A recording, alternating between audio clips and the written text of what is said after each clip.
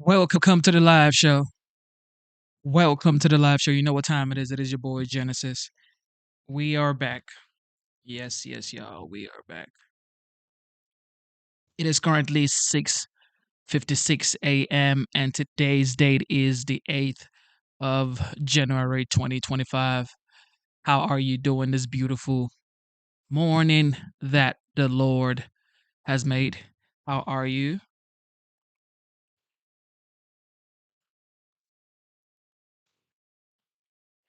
Yes, y'all. It's a lot going on. It's a lot going on in the United States. And some of it is scary and some of it is like expected. But look, God is great regardless of what's going on in the world. God is great. All right, so here's the deal. CNN crew escapes fire in Santa Monica area. Check this out. I've never seen anything. Fires were this close to the cars. People left their cars on Palisades Drive, burning up the hillside, the palm trees, everything's going. And the wind and the firemen are great, but you can only do so much. But back to our breaking news this hour. Los Angeles is under a state of emergency as firefighters race to stop two fast-moving wildfires. Strong winds in Southern California, they are making the Palisades fire spread at an alarming rate. And the concern is that it's going to get even worse on Wednesday, according to fire officials on the ground. Local officials adding that at least 30,000 residents have been evacuated from their homes already. And there's concern that there'll be need for more evacuations. The Los Angeles Fire Department is even asking off-duty members to potentially help push back some of the flames. In the meantime, the Eaton fire roared to life just a few hours ago, quickly burning an area larger than 150 American football fields. Both fires are at 0% containment so far. CNN has several crews across the region trying to work as safely as possible to bring you the very latest pictures on the ground and the stories of those affected, including from inside the areas torched by the wildfires. CNN's Natasha Chen and her team captured some of this video leaving their location in Santa Monica, California earlier today. With a lot of experience on board, she says that it was, quote, the most terrifying exit that we've made from any assignment in a long time. Here's more of what she saw. We were there from about noon until about just after 6 p.m. local time when we had finished our last live shot. And I guess what we hadn't quite surmised was exactly how bad it had gotten south of us on Pacific Coast Highway. And that's the way we came in to get to our spot to cover the fire. And we knew that we had heard reports that the flame jumped the highway, but I guess we had not seen with our own eyes just exactly what that meant and what that looked like for us getting out of there. So at the end of the night, we pulled up to a fire truck and kind of waved at a firefighter and said, "Hey, where do you think is the best way for us to leave, to get out of here?" He kind of shook his head at us and said, "Well, I guess you go south." And so that's what we did. Pretty quickly realizing that there were flames on both sides of the highway. There were embers flying over the lanes of the highway. I spotted an emergency vehicle and decided our best bet is to just follow that car, to follow right behind him as closely as possible. If he's driving, then he's probably knowing the best way out. So as we're driving behind this emergency vehicle, I'm hearing an explosion on my right. There are houses on fire right up against the road on the left. And as I mentioned, embers flying. And so at this point, Rosemary, I'm just holding my breath. And I can feel the heat from inside the car, just watching the embers fly across the windshield. So not ideal. In that kind of we get put on a lot of of risky assignments, and in this situation, we had to make a calculated risk for the best way to leave. And I think, thankfully we got out of there, and we got a real look at just the level of destruction and really the fear that a lot of those residents might be feeling if they're looking at those images on the news, if they've evacuated. I can't imagine. They're wondering if their house is the next one on fire, if they have anything to go home to. Our thanks to Natasha and her team. Joining me now is Ariel Cohen, meteorologist in charge at the National Weather Service in Los Angeles. Ariel, we are so lucky to have you right now. We know you guys are extremely busy, but if you could just help us and our viewers around the world really understand what this combination of different factors has been that made this fire get so bad in the first place and affect tens of thousands of residents. First of all, I want to say that this is a very heartbreaking situation. It is incredibly sad to see what society is going through during this exceptionally destructive event. I can't emphasize it enough. On behalf of the National Weather Service, our hearts go out to everyone who is being impacted by these fires.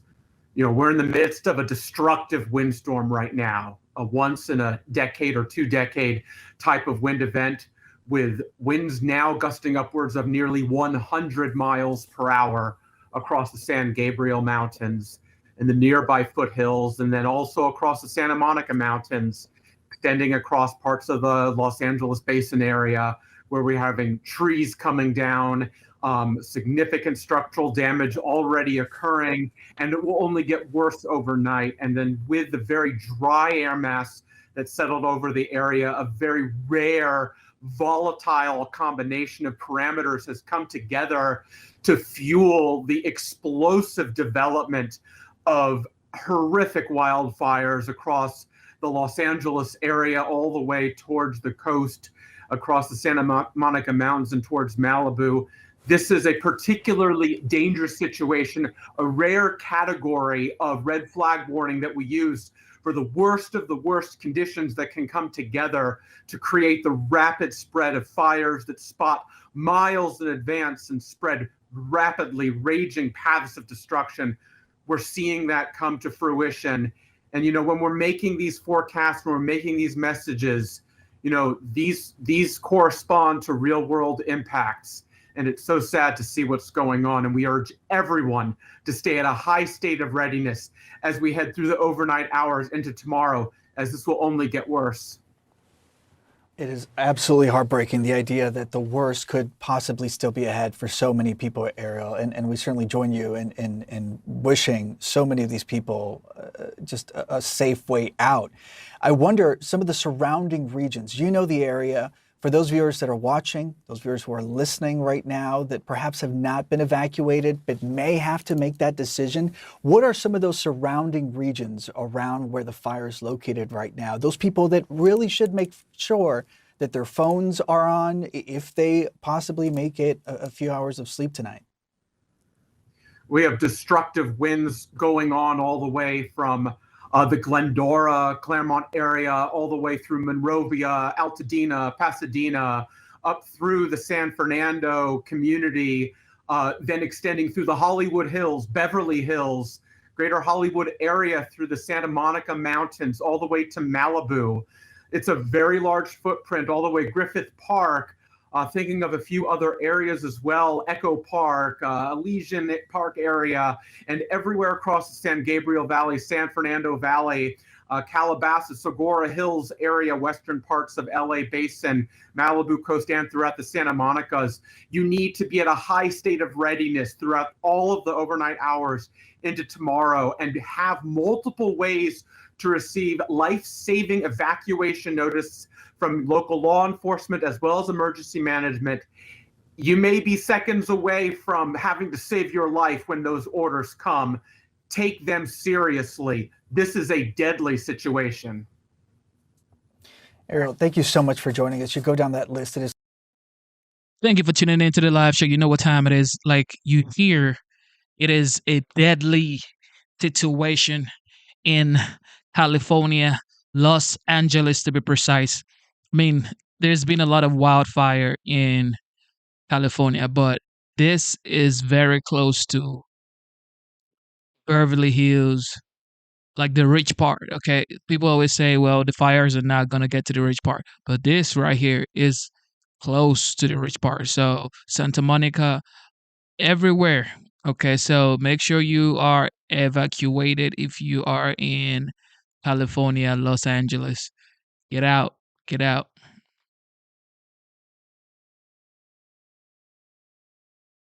Hello, I'm Paulo Sandoval live in New York. We are following breaking news out of Southern California where dangerous and fast-moving wildfires are currently raging in Los Angeles. They are threatening thousands of homes and lives. The fire chief there says at least 30,000 people have been ordered to evacuate so far. A powerful windstorm is what's really fueling the flames and has prompted officials on the ground to declare a state of emergency that's in effect. And the situation is only expected to get worse in the coming hours ahead as the winds are forecast to grow even stronger, which is hard to imagine. Residents fleeing the fires describing these harrowing scenes you're looking at. This is the worst fire I've ever encountered. I've been within 3 within a mile, and I've never had to get evacuated. So I was really surprised that the fire moved so quickly this time. We were running down, you could see palm trees, just like random palm trees on fire. So I'm sure leaves are burning and falling down, and it's literally apocalyptic. And hellish as well. Hundreds of firefighters are on the front lines right now. They're trying to battle the flames. The largest fire now, nearly 3,000 acres in size, and it's burning around the coastal neighborhood of Pacific Palisades. It's one of LA's most affluent communities. California's governor urging residents right now to heed the evacuation orders and warning these types of events are becoming far too common. Whoa. Hell of a way to start a new year. We were here not too long ago, the Franklin fire. A few weeks prior to that, the Mountain Fire. November, December, now January. There's no fire season, it's fire year, it's year round. CNN's. Okay, so now is Gavin Newsom going to allow the OG, the legend, Donald Trump, actually pass some water into California, into Los Angeles? Because this man right here, he wants to block Donald Trump from actually passing some water into California. Like, is this going to be the right time now? But I know what time it is because Trump ain't going to let all this happen. Because he's going to say, you know what? I am going to stop the funding. So this is happening, what, 13 days before Trump becomes the president of the United States?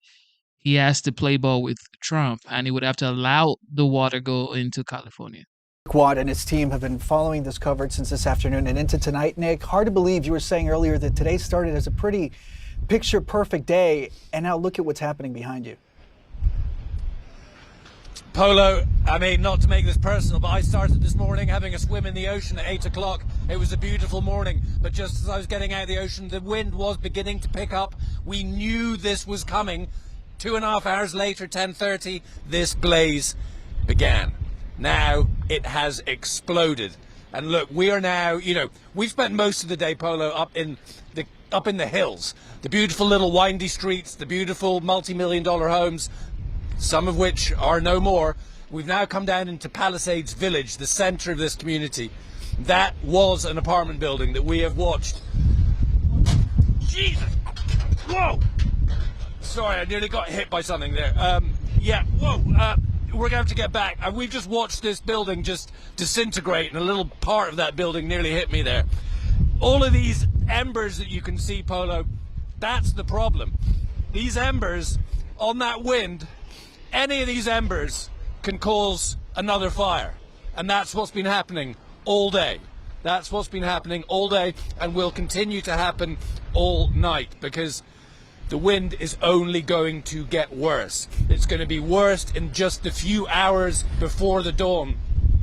So, 250 firefighters who have already been fighting for hours, doing what they can to try to contain this, but it's nigh on impossible, particularly up in those hills, those little roads, tightly packed houses, and just so much fuel. We haven't had rain in LA for months, so there is just dry vegetation that is just fuel.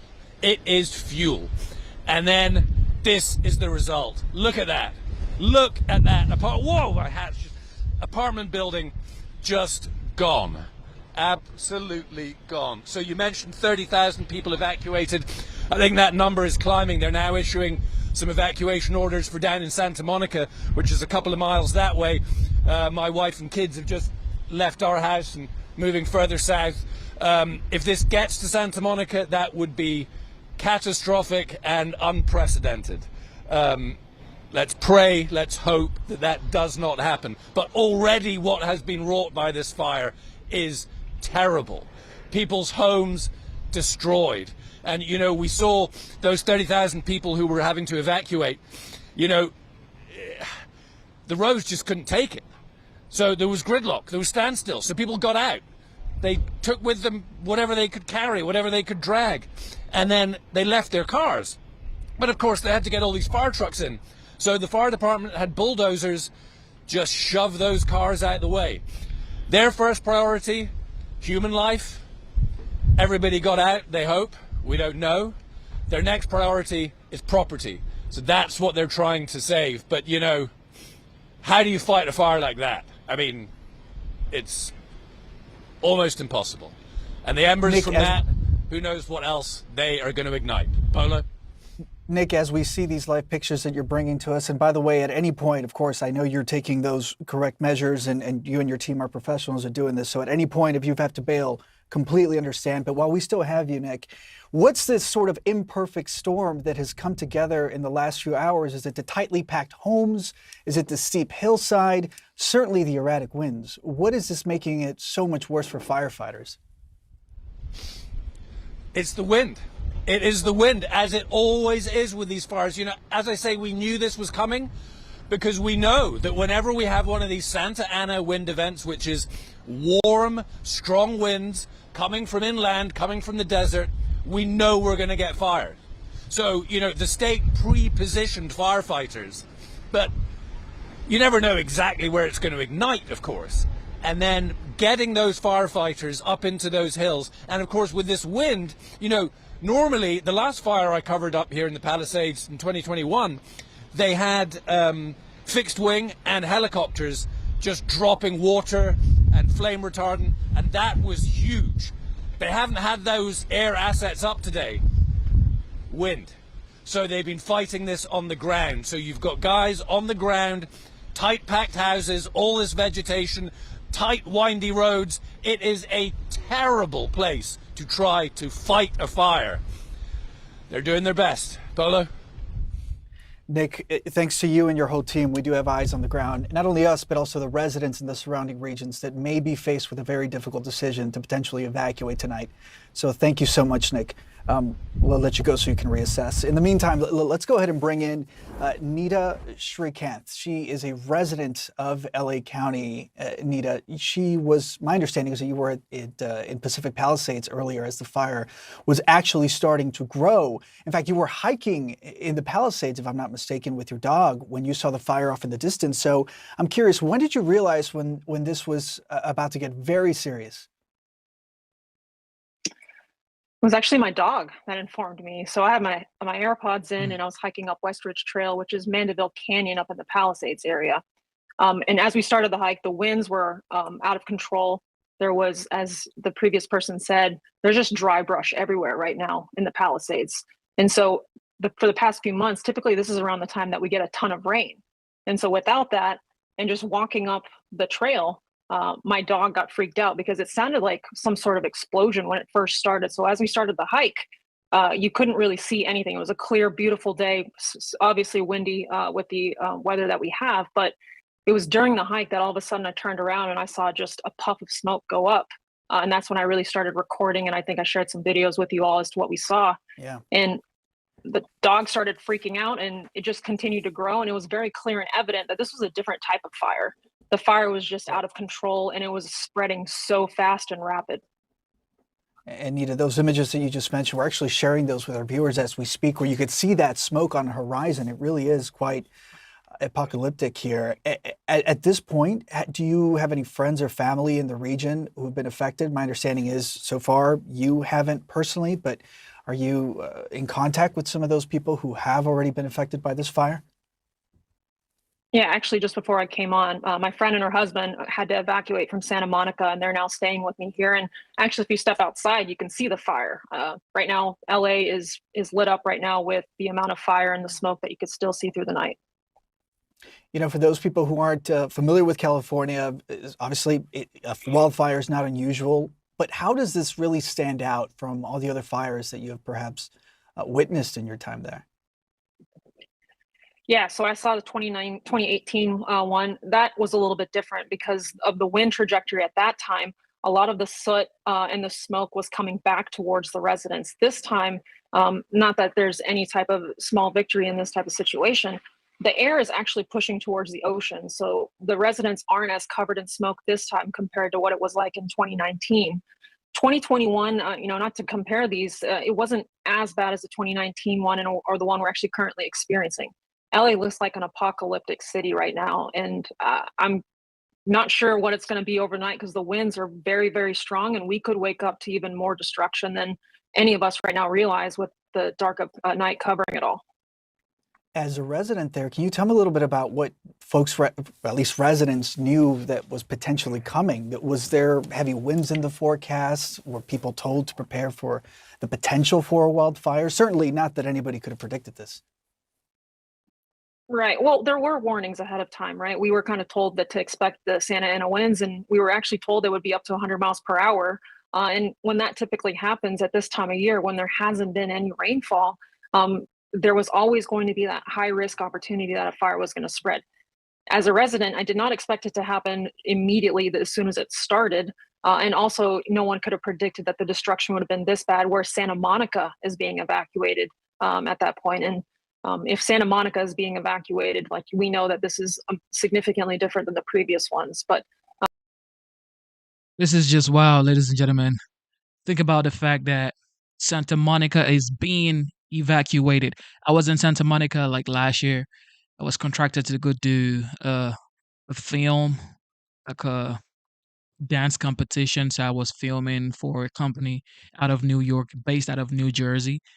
And it was so much fun to now hear that Santa Monica is being evacuated. This is just absolutely sad, unheard of. However, wildfires have been going on in California for a long time, for years, probably decades. Okay. But now Trump has been talking about, well, during his second term, now is the 47th. He says he wants to divert some part of the Pacific Ocean into uh, Los Angeles. But, the media is saying it's not true. It can be done. However, if Trump says it can be done, I believe it can be done. Just let him do it. Just say, all right, do it. Do it, Mr. President. That's all they need to say. All right, what we got? From her home in the Pacific Palisades after the fire spread to her backyard. And Rachel, thank you so much for joining us in what I imagine to be a truly traumatizing situation. Thankfully, you are safe in a hotel now, but tell us what happened and what you saw that led you to evacuate. Understatement. What I saw was something that I don't think anyone ever dreams of seeing, even in their dreams, I think. It was just literally a perfect day in Pacific Palisades. We live in a dream community, which unfortunately doesn't exist, I think, anymore. My daughter went to her first day of preschool. After the break, everyone was excited. I came home, put on classical music, typical, I think, of Titanic. I put on classical music, tried to start working. And as soon as I started working, the notification came in saying, there was a fire. And I can't even tell you how quickly I walked to the front of the house and saw that the fire had come to our gate. We live in a gated community there in the Palisades. And that was the moment I realized, surreal, surreal, surreal. It's real. And after being born and raised in the Palisades, having seen numerous evacuations, having been through earthquakes, fires, whatever you can say, we've been through it all. This was something I was never expecting. And I'm very happy to say I'm okay. But after what we've been through, I don't know why. I don't know why I have to be in a hotel room. I don't know why this had to happen to this extent, but we'll get to that at some point, I think. Rachel, how tough was it to get out of the Palisades with so many others trying to do the exact same thing? We've seen these images of cars stranded because they just couldn't go. There was traffic. They couldn't move, so people just abandoned their cars. How tough was it to get out? It was worse than what you saw. It was unbelievable sitting there in one lane, basically going in and out of places where there should have been some forethought, I think. We sat in just people were getting out of their cars to run away from the fire. So I was in a position that I don't think any one of us, we've seen war zones on TV, we see fires on TV. This was the first time this little community who sort of kind of keeps to itself and is happy has had to face something like this. But you bring up something that was, I think, more difficult than seeing the fire. It was really, how do I get out of this? That was baffling to me. Yeah. Oh my gosh, and that's so scary. And we have seen the images of cars that are left on the highway, and because people had to run because there was just so much traffic, and then those cars had to be bulldozed so that first responders could get in and respond to the fires. I mean, from an emotional standpoint, Rachel, I can't imagine what you're going through right now. You're a lawyer. You've worked hard all of your life to build, your dream. I'm sure your home is a beautiful place. It's your sanctuary, and for it to just be potentially gone in a blink of an eye is just such a worst case scenario. Do you know if your house is still standing? And just from an emotional standpoint, like I said, how are you feeling right now? It's a great question. I think for those of us that have children, or for those of us that have other people who are relying on you, we put on a tough face and we move forward. We have to pretend like nothing's happened. I don't know if our house is still there. What I can tell you is I have a photo of our neighbor's house, which is gone. Oh. I have a photo of the neighbor's house across the street, which is gone. I don't know if our house is there, but I can tell you that we're okay. And all I know is that the people that are in the Palisades, I hope that they are safe. But we have questions. We have questions. I know where I am right now, but I don't know where my mayor was when this was happening. Rachel, the other thing... And I do know now where she was, but I'm born and raised in Los Angeles. I spend my life worrying about when the earthquakes come, when the Santa Ana winds come. I plan my trips around this. If I'm in charge, I'm going to figure out how people need to get in and out of a city like Pacific Palisades. If I'm in charge, I'm going to tell you. I care about you. I'm going to tell you where the roads are to get from here to there. Nobody told us. Nobody told us where to go, what to do. I didn't even have an evacuation order. The video that you, I hope, see, we did not have an evacuation order at that time. So I love the fire department. I love our fire personnel. We need more. Where were they? Rachel, you are raising... I don't know where they were. And I can tell you, I'm on group chats with my daughter's preschool parents. Probably 7 out of the 15 in our classroom all lost homes. Wow. And so you ask about emotional toll. I can't even answer that question yet. I can still sit here with a smile because I don't know what's going on. I can still sit here, but I don't know. The answer to what's the emotional toll that I'm going through right now, I don't know. And 50 Rachel, years, 49 for me of being born and raised in the Palisades, hardworking family. Everyone who lives in the Palisades is there because they love the Palisades. And for someone to be in charge of my town, where were you? Playing golf. Where were you when the decisions should have been made on how to get in and out of places? When the fire, I wish she were sitting across from me to answer these questions. She's not. And so I don't have an answer for you what my emotional toll is today, because I can tell you what the weather patterns are. Your meteorologist can tell you. If you live here and you run a city, figure it out. If you want to be the mayor of a city like Los Angeles, you're in charge of some really important things, and you just let it go. On a screen right now, we're looking at one of the other fires there, this one in Sylmar, significantly to the north of you there, Rachel. But I want to talk about something that you mentioned before you discussed the questions of the mayor, which certainly are valid. We need answers. But you mentioned the community.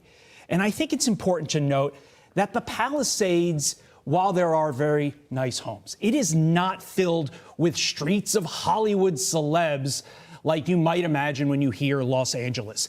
You made this point. It is a special community. It's a little enclave. It's regular Americans like you with families working hard every day. My best friend had to evacuate last night. He told me his sister's house is gone. And they're one of those Palisades family, like you mentioned, like you are, that's been there for generations. They grow in this community, their kids, their grandkids. Describe more of this sense of community in the Palisades that you know, the Palisades that you love. So, born and raised there, 49 years, to parents who are immigrants, who became success stories. Myself, I've done well, only because of where we come from. And it is the Palisades, it's the people there. My daughter is able to grow up in was able to grow up in the Palisades. She's 3 years old. She's going to a school that is the oldest institution in the Palisades, Methodist preschool. It was across the street from the elementary school I went to. All I can say is the people that I know that are either in a hotel or in one of the fancy houses or in one of the non-fancy houses or what, that's not what the Palisades was ever about. We were a community that was made up of people who loved being there. And if you happen to be a celebrity, well, great. No one took your picture when you came to the Palisades. You were just like every one of us. We're not interested in who you are. We're interested in what you do for us as a community. Our mayor, Steve Gutenberg, was driving cars, pushing cars out of the one lane that we have to get in and out of a particular enclave in the Palisades. We fought. We all did. We helped each other. We will continue to help each other. I know we will. I know, because the people I'm talking to at 2 o'clock in the morning, we're still helping each other. Yeah. And I hope anyone who needs help knows who to call, where to call. The Palisades, you know who we are. Please come to us right now, because I've never seen us look like this before. Yeah. And I can tell you another thing. The people who live in the Palisades have helped people who live across this country, who've lived across the world. Please come and help us. I've never seen this town full of such great people, such contributors to the world I don't know how we're all going to come together, but we're going to. Rachel, we have to. You were a great message there, and it is so true. I mean, California is, of course, used to wildfires, but this is on another level, something else entirely. You were just talking about a lack of response from local officials, the mayor of Los Angeles. There are also reports of water pressure issues, that firefighters were trying to put out fires, but there was a lack of water because of water pressure, which is an infrastructure issue. Have you heard that locally? Does that surprise you? What's your reaction to that? It doesn't surprise me that you say that. We had a horrible weather situation last year where we were out of power and electricity and phone lines for about 30 days. Why is that happening? Why did that happen in the first place? I don't know if the water supply was what you're representing, but I believe it. And I'll tell you why, because it goes back to, you got to know the community that you are representing. If you don't get on an airplane and come back here. Don't come back and help us if you can't help us. What was in West Africa that required you to be there when the weather was shifting the way it was? And if the water pressure is what it is, why are these poor firefighters risking their lives because government officials who somebody elected or some people elected, why are those poor firefighters not given the tools to fight the fires for us? To be clear, you're referring. I wish I could have this conversation with her. I just can't. You're referring to her being the mayor of Los Angeles, Karen Bass, who's currently of Los Angeles. She's currently in Ghana on a trip to the inauguration of another leader there. And you do mention the water pressure, like Carly said. Remember, a few years ago, UCLA, right around UCLA, they dumped so many thousands, millions of gallons of water. And there was a pressure situation, but the point was it destroyed pressure in the pipes for this very kind of need when you need to fight fires. Exactly. Yeah, and it makes no sense why they did it. There were a lot of people questioning at the time. Rachel, we can't imagine what you're going through, but we are praying for you, your preschooler, your entire family during this horrific time. We will be watching. Please keep us posted. Yeah. We're praying. And we for hope you. Thank you for tuning into the live show. So I was checking the houses in Palisades and the prices, and the lowest that I saw was like $3.8 million. Actually, $3.9 million. So everybody in the Palisades, they're bucks though. Oh, actually, I see one bed, one bath for $410,000. And I see one for 2.8, 3 bed, 2 bath, $2.8 million. Very small. However, um, it's a sad story for Los Angeles as a whole, man. A lot of people are saying the rich folks getting some Meantime, fire. let's bring in a resident of neighboring North Santa Monica, Gabriel Gelati, along with search and rescue expert, retired Navy Captain Armin Kurdian, and the national correspondent Jeff Paul, who has covered many, many fires and knows exactly what these things can and cannot do. To you first, Gabriel, you're living just a stone's throw from where these flames are burning right now. What's your plan should this get worse? I mean, yeah. Well, my parents were evacuated. The house I grew up in is right on the cusp near San Vicente, and they're out. I have an aunt who's in Brusty Canyon. She's out. My cousin in the Palisades, they're out. So we're just kind of keeping an eye on things. When you say out, Gabriel, where are they going? Well, my mom's at my sister's house. My parents are at my sister's. Okay. And my cousin is at another cousin's house. So, yeah, family for now. And do they have somebody that can keep them in the know about what's happening in their neighborhoods, what's happening to their property? Is anybody staying back, or is everybody pretty much getting out? Everybody's getting out. Yeah. No, they're I mean, you know, like the rest of us, they're on chat threads and getting information where they can. Yeah. And what about you? Do you have like a timeline?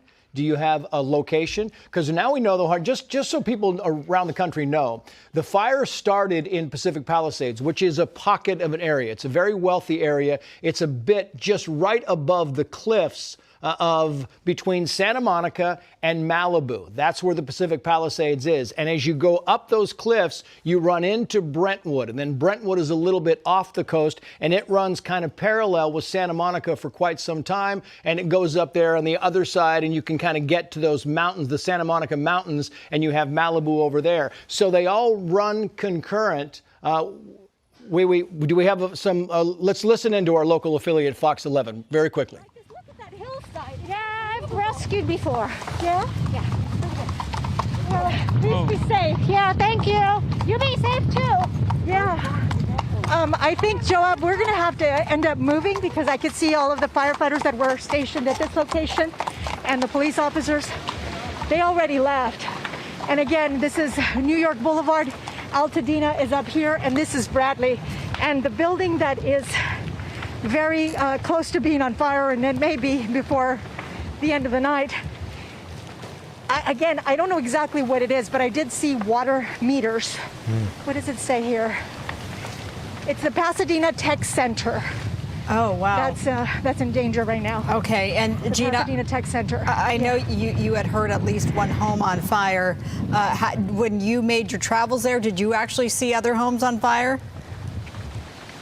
No, we didn't see any homes on fire. What we did see was the large orange glow from the 210 freeway and that black smoke up there in the sky, and it just was so ominous. It was just, you know, when you look at it, you're like, oh no, this cannot be good because it's spreading so fast. These winds are just unbelievable. We couldn't stand straight when we were in Upland.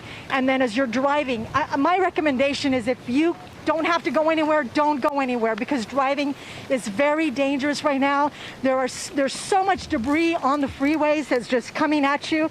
It's just not, it's horrible driving conditions. So we need just to get out of there. broke into programming on Fox 11. So if you were just joining us, welcome to our coverage. Alex Michelson, Marla Tejas, Gina Silva is joining us right now from Altadena. All day we've been talking about this fire that we have been watching in Pacific Palisades. That's still burning out of control. That is our team across the street at Fox 11. That is Alex Michelson there. Alex has been on the show a number of times. They have been on wall-to-wall coverage here in Los Angeles because of this fire. The pictures you were just seeing is a KTTV Fox 11 reporter who is in Altadena. That is near Pasadena, and that is the Eaton fire. And I just want to bring Jeff Paul in very quickly here, the national correspondent. Jeff, because now we're hearing this Eaton fire is growing quickly as well. I mean, it sounds like reportedly it's up to 400 acres, and what gives me a little concern is that earlier today, the Palisades fire was 200 acres, and we were kind of closely watching it, and then it just exploded. So to see this fire, I think earlier in the evening it was somewhere around 40 acres. Now it's 400 acres, and then the strongest winds are starting in the next hour or two, and going to continue to 5 a.m. I'm really concerned about what this fire is going to do, being that it's already at 400 acres. Yeah, I mean, Jeff's exactly right. That when I came into work, the fire in Pacific Palisades was at 200 acres, a little over 200 acres, some 260. Now, they only update every few hours. We have not gotten an update on the acreage burned in Pacific Palisades for the better part of 2.5 hours. And at last checked, it was 2,900 plus acres, almost 3,000 acres. So if the timing is any kind of gauge, that fire from the time that I came into work until they gave the last update grew 150+%, because it was up to 1,200 acres. It grew from 1,200 to 2,900 acres in the better part of 2.5 hours. It's been 2.5 hours since we've last been briefed. There is a very good possibility that this fire has grown immensely in that amount of time. We're not going to get another update on the size of the fire, Jeff Paul, until sometime around 8 o'clock tomorrow morning. That's after all these massive winds come in. That is going to be a possibly stunning update. And if anyone's ever been to the Pacific Palisades, and if you haven't, it is a very curvy area, like lots of twists and turns. Houses sort of built on top of each other. And so you think about a fire happening in this area, not only really dangerous for the people trying to get out, but think about the firefighters try to go in there, maybe drop some containment lines or something. And then on top of that, you've got all that fuel. It's dry conditions. You've got houses next to houses. So one house catches on fire.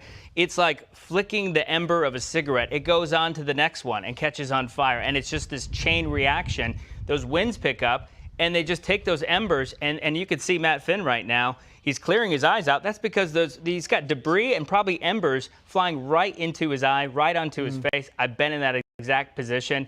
It's not fun, and it's extremely dangerous. And it's worth noting that Jeff Paul and myself and Matt Finn, we have gone through these fire training exercises covering fires for many years. I mean, you have to go through them once, a couple of times a year, just so that you are current, just so that you know when you go out to the scene, you know how to behave, you know what to wear, you know where to go, and you know who to listen to and who not to listen to. But as you look at the live pictures from our Fox affiliate KTTV, you get a better idea of the scope of this fire and how big it is, because it was in the Pacific Palisades at 200 plus acres. It then exploded to 1,200 acres. It then exploded to 3,000 acres. And now we're getting information that this thing has pushed into or close to, I don't want to scare anybody, into and close to the Santa Monica border, which is next to the Palisades, next to Brentwood. And it is pushing, as our previous guest told us, it is pushing into the Brentwood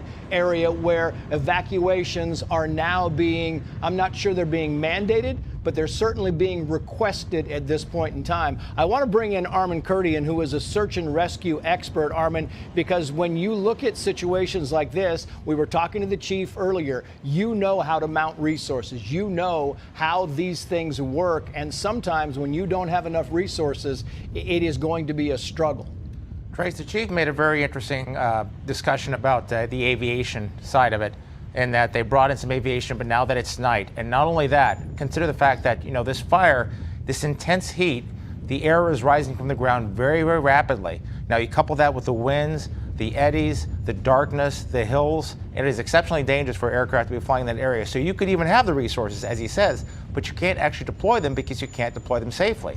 And the last thing you want is you want your helicopters, you know, crashing into the ground. So the best thing you can do is you want to get them in place, you want to get them ready, you want to manned up, get that retardant full, get the water bombers full of water so that they can start deploying those resources, deploying those retardants in areas to try to build those fire breaks and at least slow the fire down, because time is not on the side of the firefighters, as he said. And I think it's worth kind of explaining, and if you can, great, Armin. If not, maybe Jeff can jump in here. The reason they call these things firestorms in many occasions is because the fires make their own weather. These fires are so robust. They are so hot. They are so intense. They literally create their own weather, their own vortexes. You've even seen them on TV like a Firenado. So basically what's happening is that hot air is rising so fast and rapidly, and you already have strong winds coming off of the desert. So now you have cool, moist air on the water. You have the hot, dry air coming in from the desert. You have this rapidly rising heat source. And basically what happens is this firestorm, it creates its own wind. So a wind that would normally maybe be 25, 30 miles an hour, that's why you're seeing these hurricane-force gusts of wind at 70, 80 miles an hour that just come out of nowhere. The wind will be soft and all of a sudden, boom, it'll knock you over. So this kind of thing will continue to occur. And as you mentioned earlier, you talked about the growth in the fire, this exponential growth. You know, a fire could double in size every set period of time, and it's not necessarily in every direction. It could double in size in one particular direction, growing and expanding very, very fast in one direction. These fires can move at the speed of like 40, 50 miles an hour, so it's nothing to be nothing to toy with. And not to scare you, Gabriel, but clearly, I mean, this fire is moving in different directions that nobody knows about because the wind is kind of moving in different directions that nobody knows about. It is mainly coming from east to west, but in that capacity, it is also shifting and moving, and it's kind of moving and spreading north and south as well. I mean, I guess the comforting thing for you is, you know, like anyone else, we've got to sleep with one eye open, basically, and keep an eye on things. And yeah, we've got family and places to go if need be. But it's just amazing how fast it's moving. Yeah, it really is. It's amazing, Jeff, because they talk a lot about the 2007 wildfires in California, the 2003 wildfires. I covered both of those fires in San Diego and Los Angeles County. At one point, there were dozens of fires, and there were thousands and thousands of homes being consumed in those fires, and it lasted as long as the wind lasted. And when the wind died down, the fires were very quickly eradicated. But the fires last, like the chief was saying, as long as the wind lasts, because the wind is what's propelling these things primarily. Absolutely. And you think about all those homes burning right now, that's what they're going to do right now. Those homes are just going to burn. And that's the unfortunate reality of the situation we're in, is this doing anything to try to protect these homes right now would only put these officials, these firefighters in danger, and it would just be a waste of resources because, like you said, the real fight happens once those winds knock down. And one thing I did want to bring up, that order from Santa Monica is a mandatory evacuation order. Yeah, they put it out on social media saying this is a lawful order. This is north of San Vicente. But I got to tell you, Trace, I live in Santa Monica. I'm not too far away from there. My partner works right there on San Vicente. I mean, this is hitting really close to home. Yeah, it really is. And it's interesting, Armin, because when I talk about these fires of past years, you know, the firefighters literally would give up neighborhoods because they couldn't fight them. So because thousands of homes were burning, once a neighborhood primarily caught fire, they wouldn't go and protect the rest of the homes because they couldn't. There was no chance of saving. They would go to the next neighborhood and try and play defense there, and the next neighborhood, and it kept going and going for days. There are so many analogies and similarities to military tactics. You know, the firefighters, they're the Army. They're the ones who are out there on the front lines. And at some point, they have to say, you know, if I try to put this fire out in this location, I can't get my resources there. I'm not going to be able to do it. I have to make that judgment call, which is obviously very painful for some people in some neighborhoods to know that your house has to be sacrificed. But in order to save, you know, say 90% of a city, you have to say, okay, here's where we're going to set our line. We have the time to set up this line. We have the time to set up fire breaks. We have the time to set up an area where we're going to deprive the fire of its fuel. So at that point, it makes the fire slower, you know, fire breaks, flame retardant, earthen walls, whatever it needs to be. But the firefighters need that time to set up those barriers, and they can't do it if they're always right up against the front lines. Let's go back to the scene very quickly, Armin. Thank you for tuning into the live show. You know what time it is. Hollywood seems to be on fire. The fire obviously unclear if he was even able to tell first responders. Yesterday, in the thick of it, when this was all happening, Bob and Brooke, there were people calling 911 from their swimming pools. I heard that. Bob and Brooke. They were sheltering inside the water of their swimming pool because the fire was all around them. Yeah. I mean, how How dramatic is that? To see families and mothers literally carrying their babies and running down Palisades Drive to get out just because they couldn't even get into their cars and go. It's so shocking. So to know that someone actually got injured, you're also grateful that these people got out and they got out safely. But and heartbreaking that we can't get the air assets up just yet. So hopefully we'll get a respite from the winds. Okay, Gigi, those still some very dramatic pictures there. Still a big effort to save life and property. Yes, thank you, Gigi. Bob, you know, you were just talking about like what we were watching all day yesterday, like people getting out of their cars. You saw people with babies. You saw people with giant horses, actually, just like walking through neighborhoods. You saw people with their pets, and also seeing video of people who were just out of sorts. Because of all of this, you know what I mean? They're running down the street through all of this smoke, and that was really jarring for me. Is that you kind of lose it a little bit as you're in a panic trying to get to safety. And you know, some people have planned. You can plan as much as you can, and still, when you're in that moment, you know, panic sets in, and you just try to do what you can to try to save you and your family's life. We do want to show you this evacuation map and a Palisades map, pretty widespread here. This is provided to us by CAL FIRE, and you can see this spreads over a very large area. Right. And so this is stretched all the way basically down to the coast in the Palisades area. This started at Piedra Morada Drive, and then now is expanded eastward. So there's a little concern this morning for Brentwood. That area, the Palisades Village area, was also impacted as well. So everybody within this region pretty much is going to be impacted there. And of course, as we said, parts of Sunset, PCH, Topanga Canyon, all closed at this hour because of this fire. Live look as we continue to get live looks in from our partners on this Wednesday. We know the traffic jam on Palisades Drive prevented emergency vehicles from getting through, and bulldozers were brought in to push abandoned cars to the side to create a path. Video provided along the Pacific Coast Highway showed widespread destruction of homes and businesses along the famed roadway, and you can see at this hour how that continues to burn. We continue just to show you all these compelling images that come in real time. A resident who lives out there in the Pacific Palisades, her name is Kelsey Trainer. She told the Associated Press that the only road in and out of her neighborhood was blocked. She also goes on to say ash fell all around her while fires burned on both sides of the road. A third wildfire started around 10:30 p.m. and quickly prompted evacuations in Sylmar and San Fernando Valley communities. That's the northernmost neighborhood in Los Angeles. The causes of all three fires remain under investigation this morning, and you can see again how first responders are working around the clock to figure out the very latest how these fires started in the first place. But I can tell you, people at this hour, honestly, not even concerned how they started. They're just trying to make sure their families and loved ones get to safety. Power winds and dry vegetation are helping several wildfires burn out of control on this Wednesday morning in Southern California. This as structures are demolished and more people are seeking safety. The destruction also knocking out power and leaving thousands in the dark. Fox News correspondent Marianne Rafferty joining us from Los Angeles with the very latest.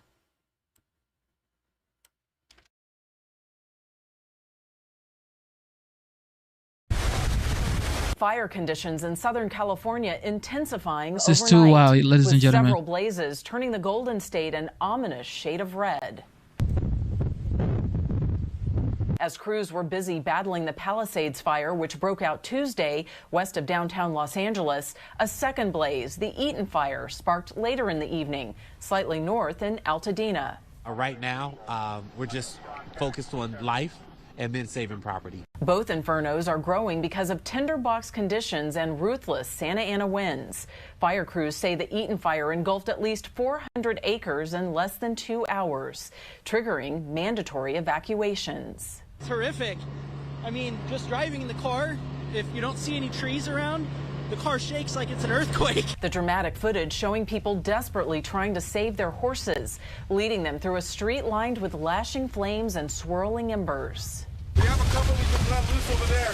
We're trying to get as many as we can out. A frantic scene also unfolded as teams rushed to evacuate a senior center from the encroaching Eaton fire.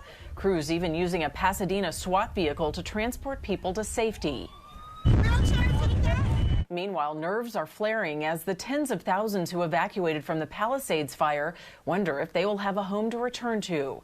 With more than 13,000 structures under threats as of Tuesday night. California Governor Gavin Newsom has declared a state of emergency. In a statement, President Joe Biden has offered any federal assistance needed. In Los Angeles, Marianne Rafferty, Fox News. Marianne, thank you so much for that detailed report. The time now 5:03 here on the East Coast, and we continue to get more compelling images into our Live Now from Fox Studios. This one, you're getting a live look there along the Palisades. And again, you can see how fires continue to burn, but also the smoke and ash, which is causing a lot of devastation for people in and around the area. You heard Marianne mention that Hearst fire. Well, here's a live look at that fire in real time. Continues to burn as well. Right now, I want to take you out to Pasadena, California. Here's a different angle of fires that continue to burn, and you can see homes completely demolished. Thankfully, many people able to get out in real time and get to safety. As you heard mentioned in that article from the Associated Press, many people leaving their cars on the roadway, getting out of their cars and just running to try to get to safety, to the point where first responders and officials had to send in bulldozers to actually move those vehicles out of the way. And we'll actually have video of that later in our newscast right here on Live Now from Fox. The time now 5:05 here on the East Coast. I'm Jeanne Francine. We'll continue to cover this major breaking news throughout the morning. We're going to go ahead and go to our first 2-minute commercial break of the hour. We'll be right back.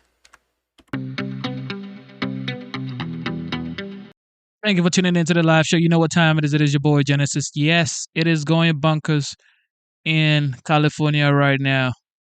Hopefully everything cools down very soon because a lot of people have lost their family. No, lost their properties. This is on Sunset and remind me here where this is. It's near the Riviera area, Amalfi. So near the golf course there, which interesting to me is because if you had this fire that was breaking out in the Palisades area in the hills, and the fire moved to the west, to the south, to the west, to the north, it was very erratic. You would think that those Santa Ana winds, which pushed westward and west and south, would have pushed this toward the ocean. Now that did in fact happen, and we saw those fires moving, and I think with daylight we're going to see all of the damage that this fire had caused as it moved so quickly through some of Malibu, jumping Pacific Coast Highway, hitting a large part of Pacific Coast Highway, even on the ocean side of Pacific Coast Highway. We'll see that this morning. But to see this as it traveled sort of southwards and now threatening the Brentwood area. You know, these are areas to sort of the east and towards the south, and you think that those folks would feel a little safer in the sense that they were not in the direction of the winds, Samada, but now we're looking at these winds being so erratic and so strong that these embers, you know, the spotting can certainly happen almost anywhere within this 2 to 5 mile vicinity of where this fire is burning. Absolutely, Bob. Did you see those embers? We talked about the possibility of long-range spotting, and that just applies to, with the strong winds, it can drive embers miles down. And to your point, with the chaotic wind conditions and the quick change in wind direction that could pose a hazard to areas that you would think would not be in the path of fire. But with one little spark, it could create a separate fire, a whole separate issue. And we have been dealing with, unfortunately, erratic winds. Hence, the National Weather Service has not only issued high wind warnings and red flag conditions for a particular area, but this is widespread. With the dry fuels, one little spark, any fire ignition source could lead to explosive unpredictable fire behavior. I saw this modeling once where someone showed me exactly what we were dealing with this fire, and they said they likened it to if you had thousands and thousands and thousands of individual matches, and you took those individual matches and you blew them under a high wind tunnel and just threw them into any sort of area.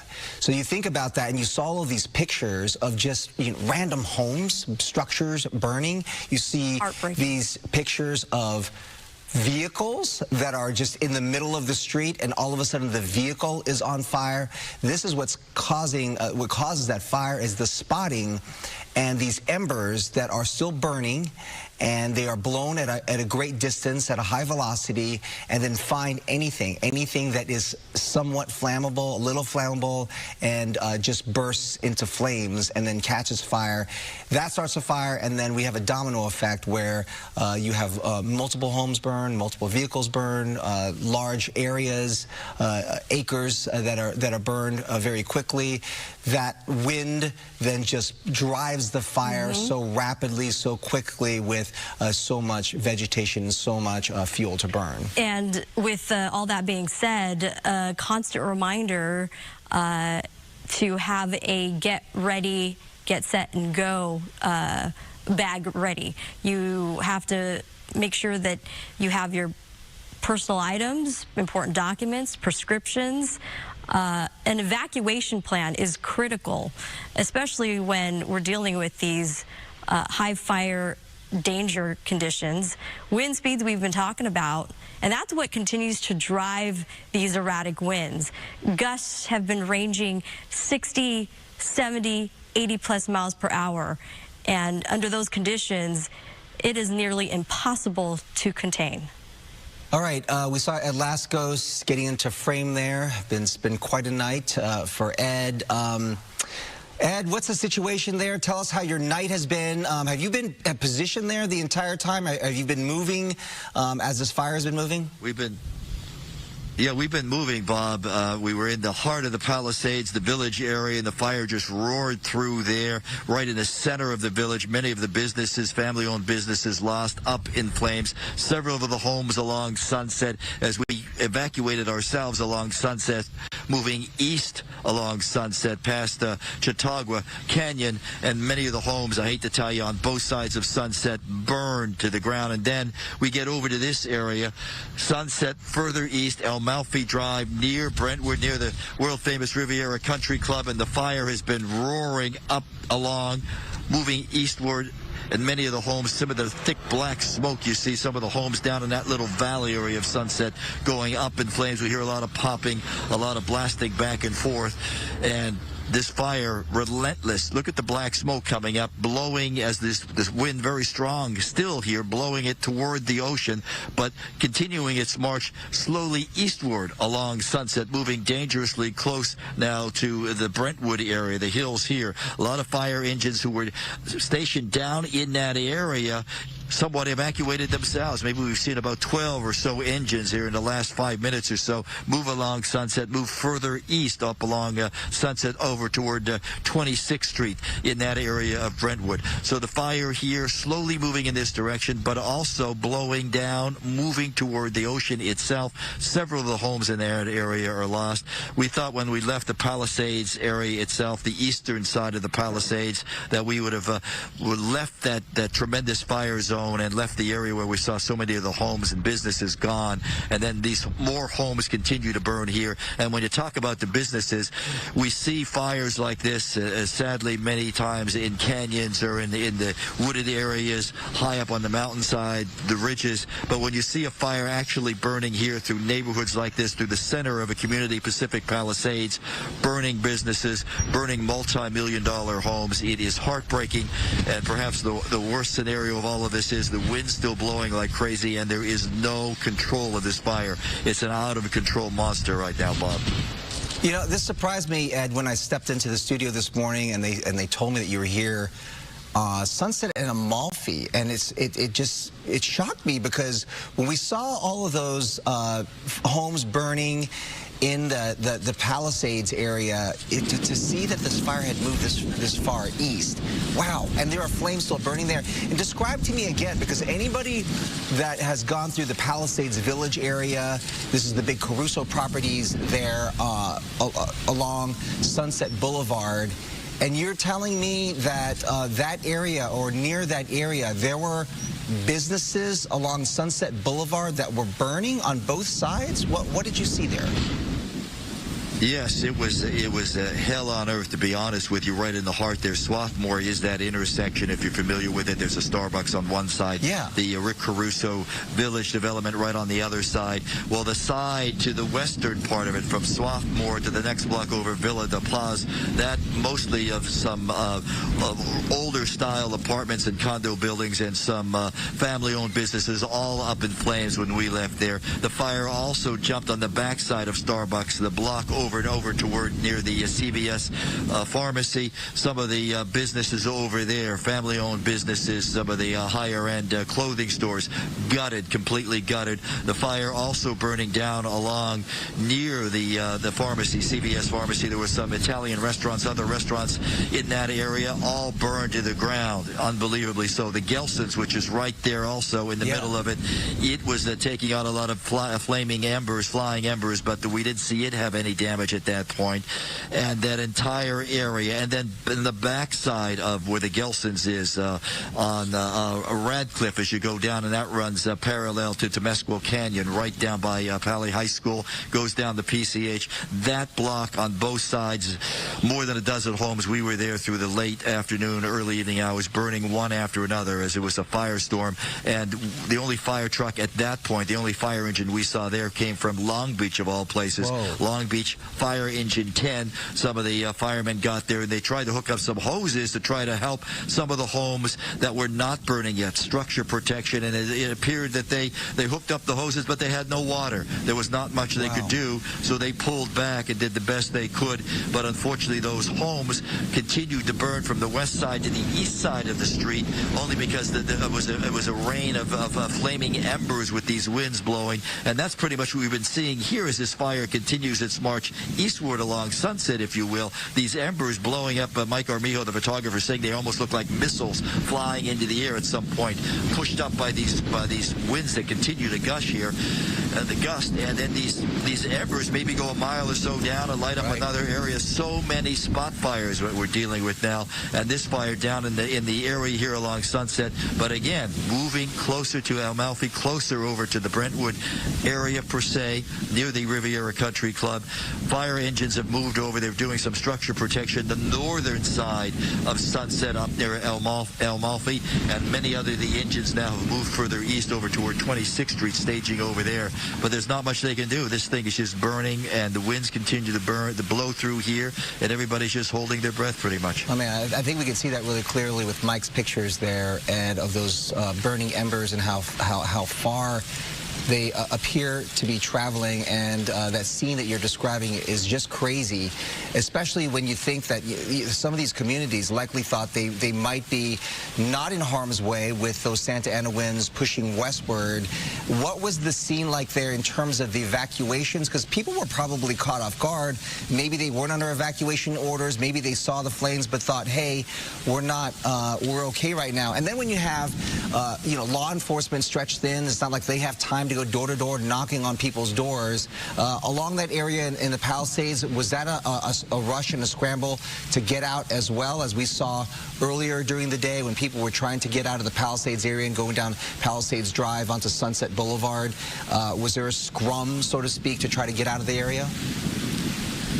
Yeah, very much so. About an hour or so after what you're describing, when the fire first broke out, Palisades up in the Highlands area, as they call it here, burning down Palisades Drive. You had all the vehicles, and many of the folks just abandoned their vehicles, started running down Palisades Drive, the Sunset, and the ocean.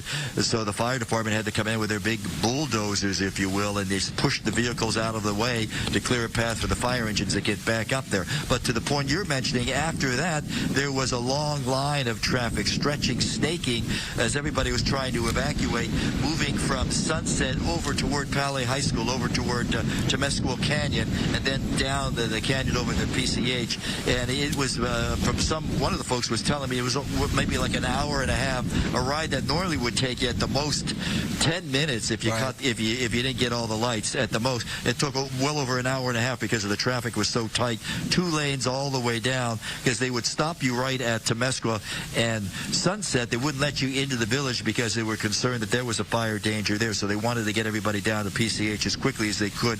They finally did that, and then by late afternoon there really wasn't much of an evacuation at all.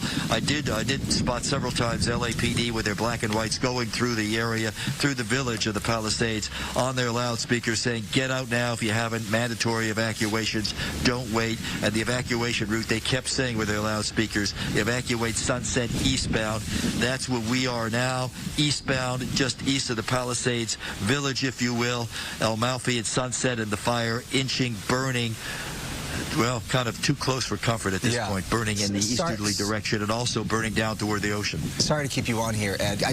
Honestly, I do want to get your perspective on this, because we've covered, multiple fires over the course of decades, right?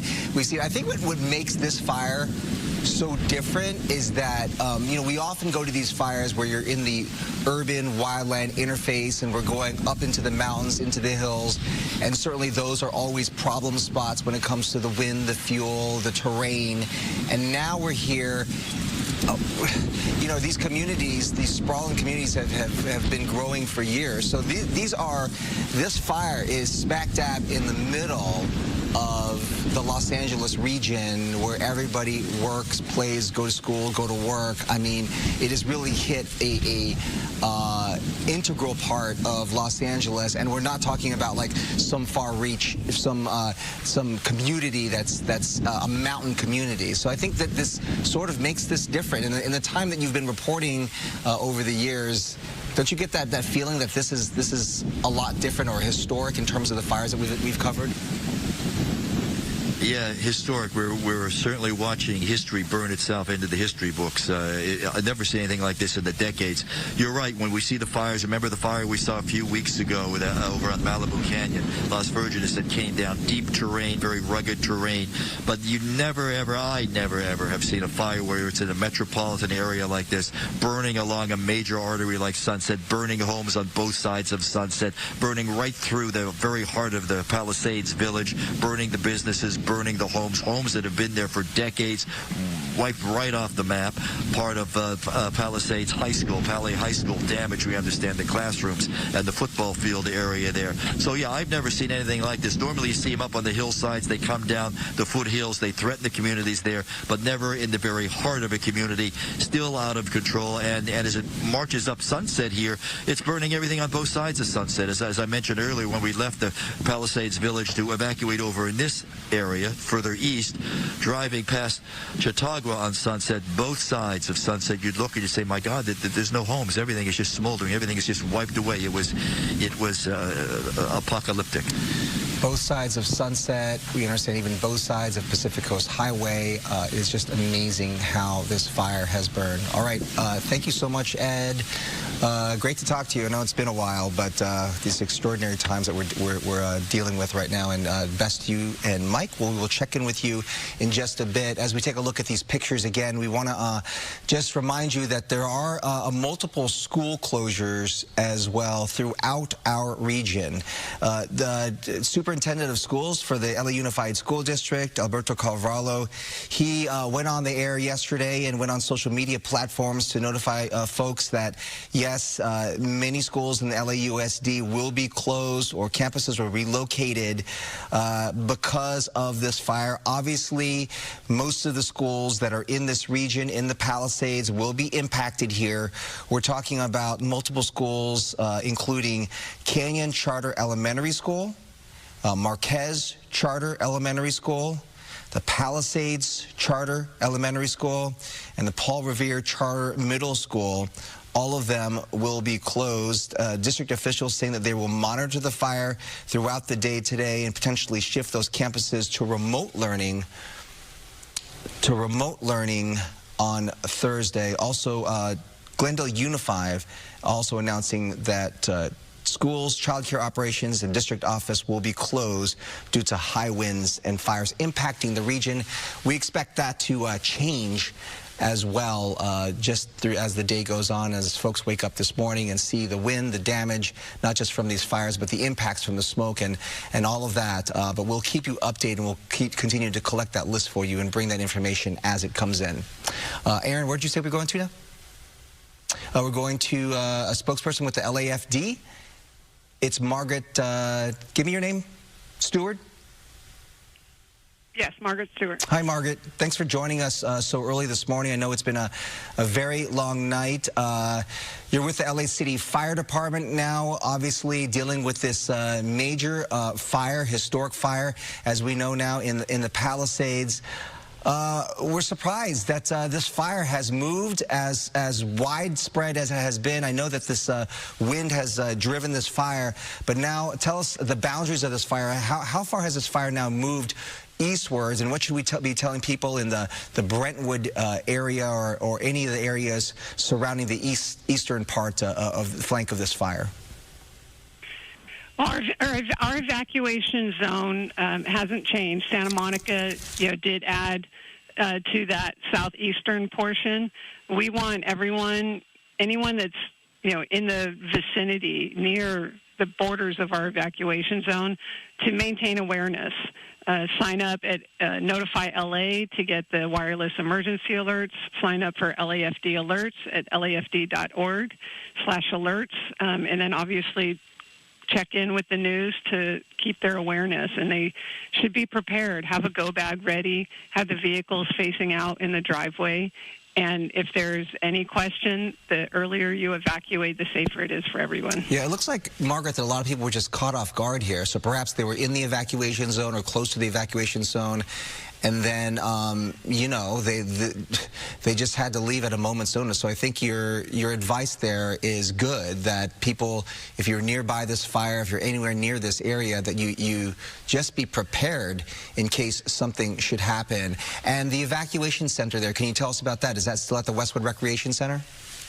It is. The Westwood Recreation Center is a shelter for overnight, as well as just an evacuation center, so people can remain there overnight. They accept small animals. Any large animals goes to the LA Equestrian Center. And I just want to emphasize what you mentioned about being prepared.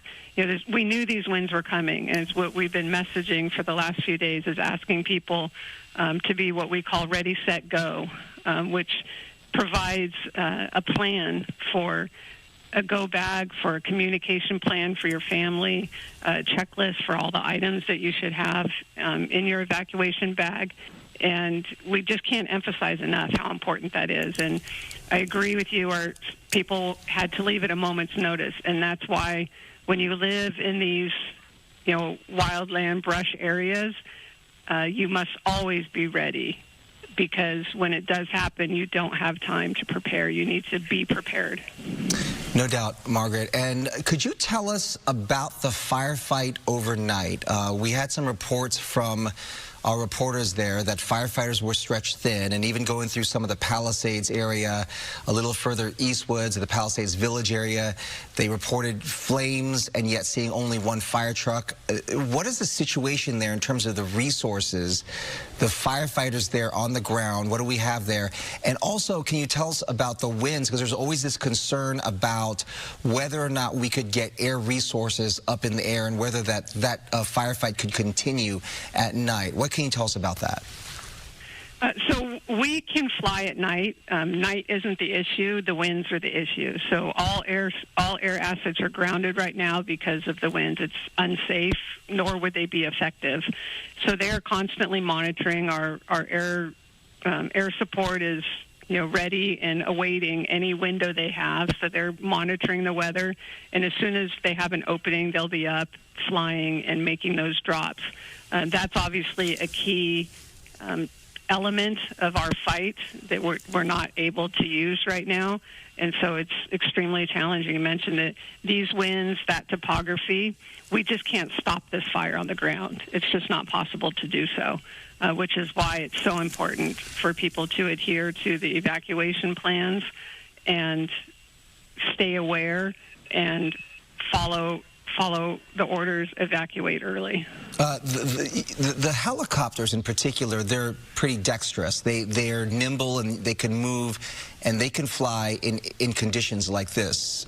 I'm sorry, not in conditions like this, but in heightened conditions. So what is the biggest concern there when we're having aircraft flying in winds this erratic and this strong? You just can't. We've got winds gusting over 80 miles an hour, and that's unsafe for any aircraft. They're not going to be able to function in that kind of wind. And then they drop in over top of the fire where the wind is even stronger because the fire creates its own weather.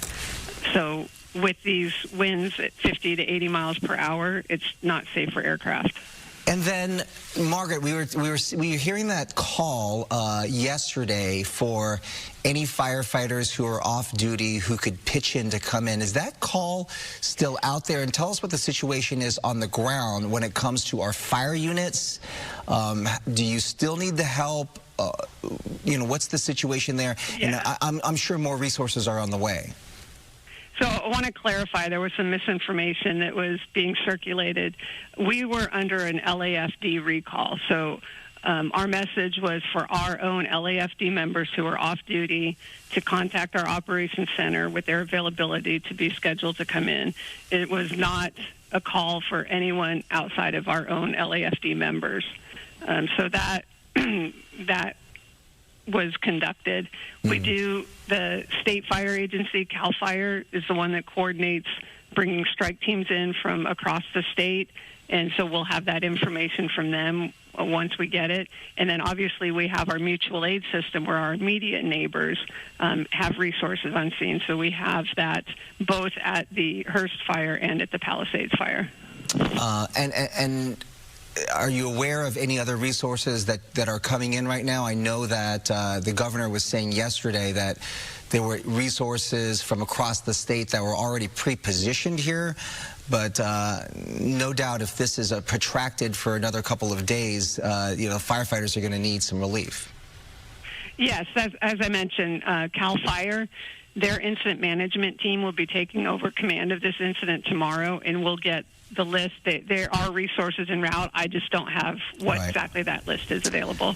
Margaret, we really appreciate you talking to us this morning, and as we continue to notify all of our viewers out there that have been impacted by this devastating fire, we appreciate you, Margaret. We will check in with you, if you don't mind, a little later when we get when we need an update. We appreciate it, Margaret. Thank you. Let's go to Mario Ramirez. He is at the location of the fire in Sylmar. This is being called the Hearst fire. Mario, you just got there on the scene. What can you tell us? What are you seeing there? Yeah, and I will say the fire is still raging. Sam Dubin behind the camera. I want to show you the flames that are making their way downhill here. We're at the Oak Ridge Mobile Estates community, a private community, and there are still residents here in the area that are evacuating. I have one family here. They're actually turning around. I asked where you're headed. They said they don't know, but away from here. So walk me through what this has been like for you all. Let me ask you guys in the back. What has this been like for you all? I know your mom's a little stressed up front. I mean, it's nerve-wracking. You got people out here losing their homes. You got family, under constant little stress. It's really scary. You got people out here. You wonder if the neighbors are out. They're getting out of their homes okay. So right now we're just trying to get up out of this area. We're just trying to get to someplace safe, and we're praying for everybody. Was there any sort of alert or any type of emergency alert on your phones to leave home? There's constant alerts that's coming through over the phone. We just hope that everybody's getting them, especially the people who didn't go to bed early, the older people who don't know. We just hoping that everybody gets out safe.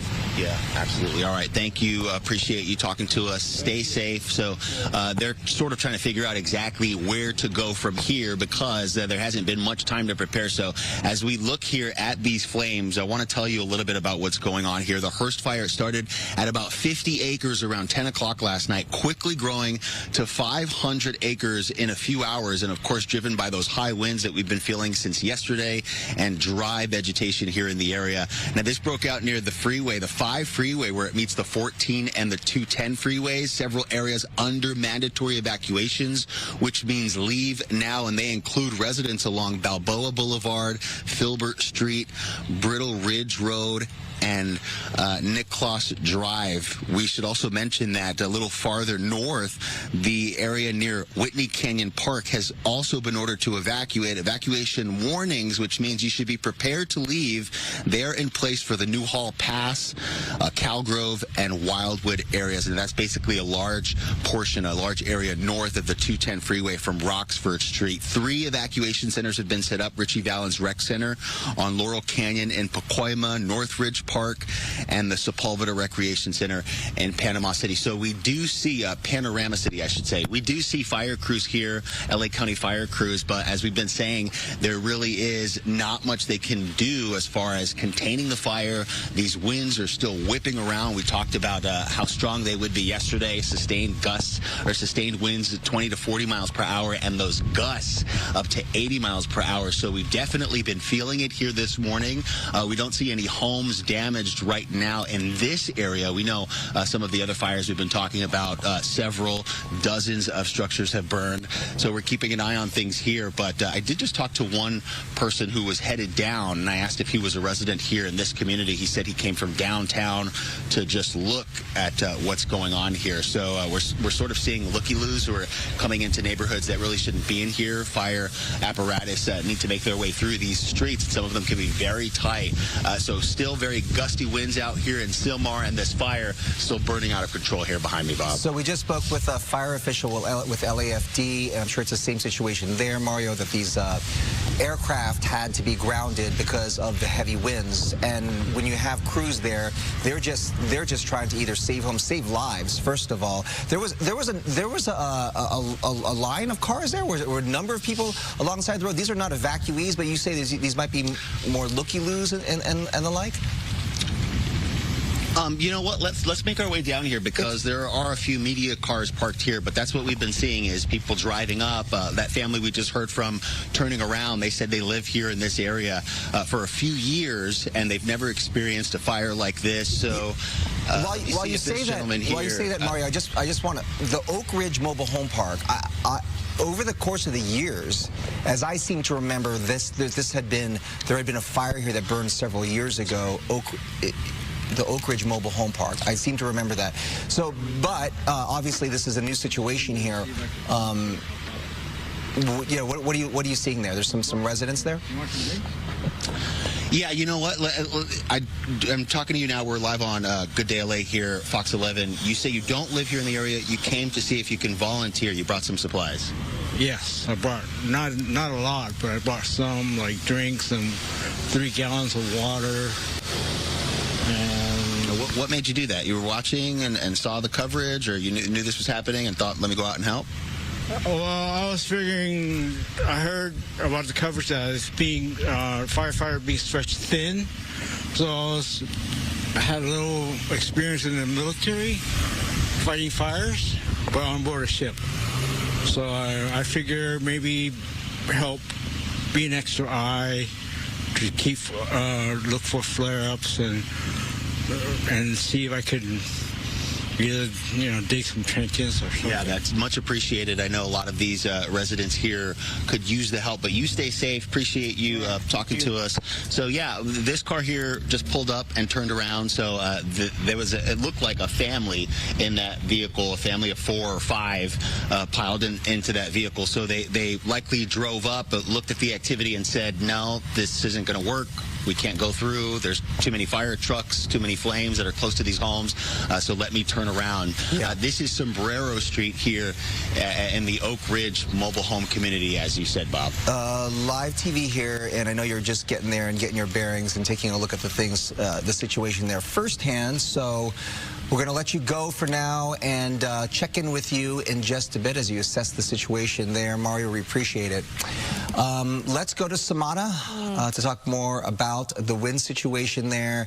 And we were talking to that fire official who said, you know, you're talking about winds gusts up to 80 miles per hour, and like any aircraft couldn't fly in that. So absolutely not. There's basically nothing they can do in terms of the air assets, which we need so desperately. So at the same time, you have these crews on the ground. They're just trying to save life and property at this point. And they're working very hard the gentleman that Mario had just interviewed. Now, his heart is in the right place, but he's in the wrong place. This is what you don't want to be doing. You want to stay out of the fire zone if you don't belong there. I know he wants to help, but it's a constant reminder that because we're dealing with erratic winds and the brush fires surrounding the area, it makes it a dangerous situation, and not just for him, but for the fire crews that are working very hard to try to contain that fire. The winds, unfortunately, continue to be very strong. If you're just now waking up with us, you're just now joining us, or maybe you have been with us since yesterday, we certainly do appreciate you, and we're trying to give you the most up-to-date information. And we are in the thick of the peak winds for at least the next several hours into the early part of the morning, where sustained winds continue to be the range of 20, 30 to even 50 miles an hour, gusts 60 to 80 plus. We had been advertising this since the beginning of the week, and unfortunately everything is coming together. The reality is that it continues to be very dangerous. We did clock in, or at least an observation site at Magic Mountain Truck Trail, Bob, clocked in at 86 miles an hour. That is hurricane force winds. Locations outside of the San Gabriel Mountains, the Santa Ana Mountains, Fremont Canyon, also had similar wind gusts of up to 80 miles an hour. And the danger continues to be in place. The high wind warning will remain strong, at least again through midday, I would say, before things back off, not until later tonight. But there is some good news. Later this evening, as I showed you earlier, our wind futurecast, winds will slowly start to subside, but that doesn't mean that we're out of the danger zone in terms of fire ignition. Red flag conditions do continue possibly into Thursday for areas of the Inland Empire communities in Orange County. This continues to be a particularly dangerous situation, PDS, when you combine critical fire danger and those damaging winds with low relative humidity. Any brand new spark can create, unfortunately, again, the explosive conditions that we have seen already with 3 active fires currently burning across Southern California. We have the Palisades fire, just heartbreaking images coming in, as well as the Eaton fire and the Hearst fire that broke out just recently, just a few hours ago. And we have tabs on all 3. And we continue to closely watch our wind conditions. Here's a look at the futurecast.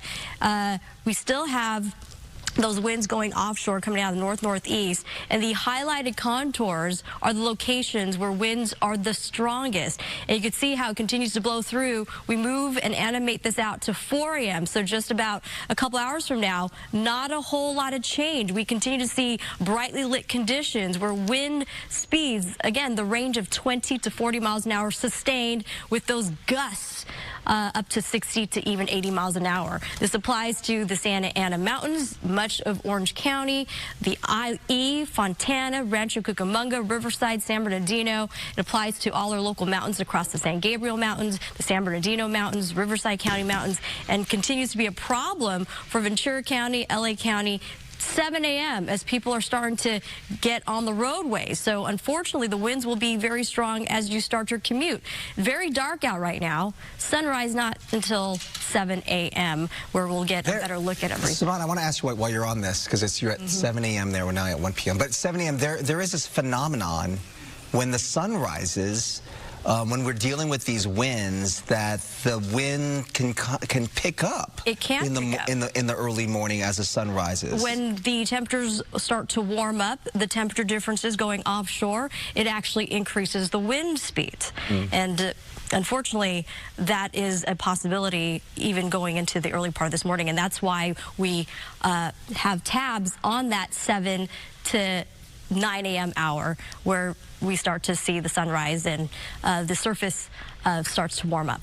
So a lot of information there, but just to summarize for folks that are sitting at home and they're wondering when can we see a relief in terms of the high winds, it's pretty much through the day today, but we'll see it tapering off later on this afternoon. At least we won't get those like 80-mile-per-hour gusts. They'll be a little not as forceful. Correct. It will still be windy, it will still be gusty, but not as ferocious as what we're experiencing now. We've been talking about how winds expected to peak, and the time frame was late last night through the overnight hours, which we are in the middle of now, into the early part of the morning, to your point, before winds may get a little better right around your lunch hour today. So there's a glimpse of good news as we get into the later part of this evening. Yeah, we'll take what we can get, right? All right, so let's get through this morning and through the early afternoon. Samantha, thank you. Let's take a look now. Again, this is the Mount Wilson camera, and we're looking at heavy flames there still in the mountains. This is a fast-moving brush fire, the Eaton fire in the Altadena area. This has destroyed buildings. It's forced evacuations, prompted widespread school closures. This is a fire that was first reported after 6 o'clock last night. It was spotted near Altadena Drive and Midwick Drive, the San Gabriel Mountains. The Eaton fire consumed 1,000 acres by midnight, and again, there are mandatory evacuations that took effect for areas north of New York Drive, east of Altadena Drive, west of Sierra Madre Villa Drive, and eventually expanded to parts of Arcadia and Pasadena. San Gabriel Valley heavily impacted by this. Crews evacuated a senior center in the path of the flames. From what I understand, this was more like a also a convalescent home there, so it was very difficult to try and get some of those residents out. They had to bring in buses to help get these folks out and to safety, but a major evacuation taking place there for that senior center. There was also another McDonald's in that area that was burned to the ground.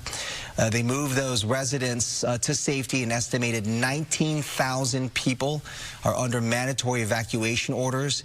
8,200 structures are now at risk. No injuries were reported so far. This is the good news. But we don't know how many buildings or homes have been destroyed so far, but no doubt there is still a lot of destruction in that area with daylight. And as we get our crews there, we will bring you some of those pictures over the coming hours. Brooke Thomas now joining us here on the set here. Good morning. Good morning. How are you? For our coverage here, we're going to go to Ed Lascos. He is in the Riviera area, just east of that Palisades Village area on Sunset Boulevard, to give us a look at what's happening there. Ed, how are we doing?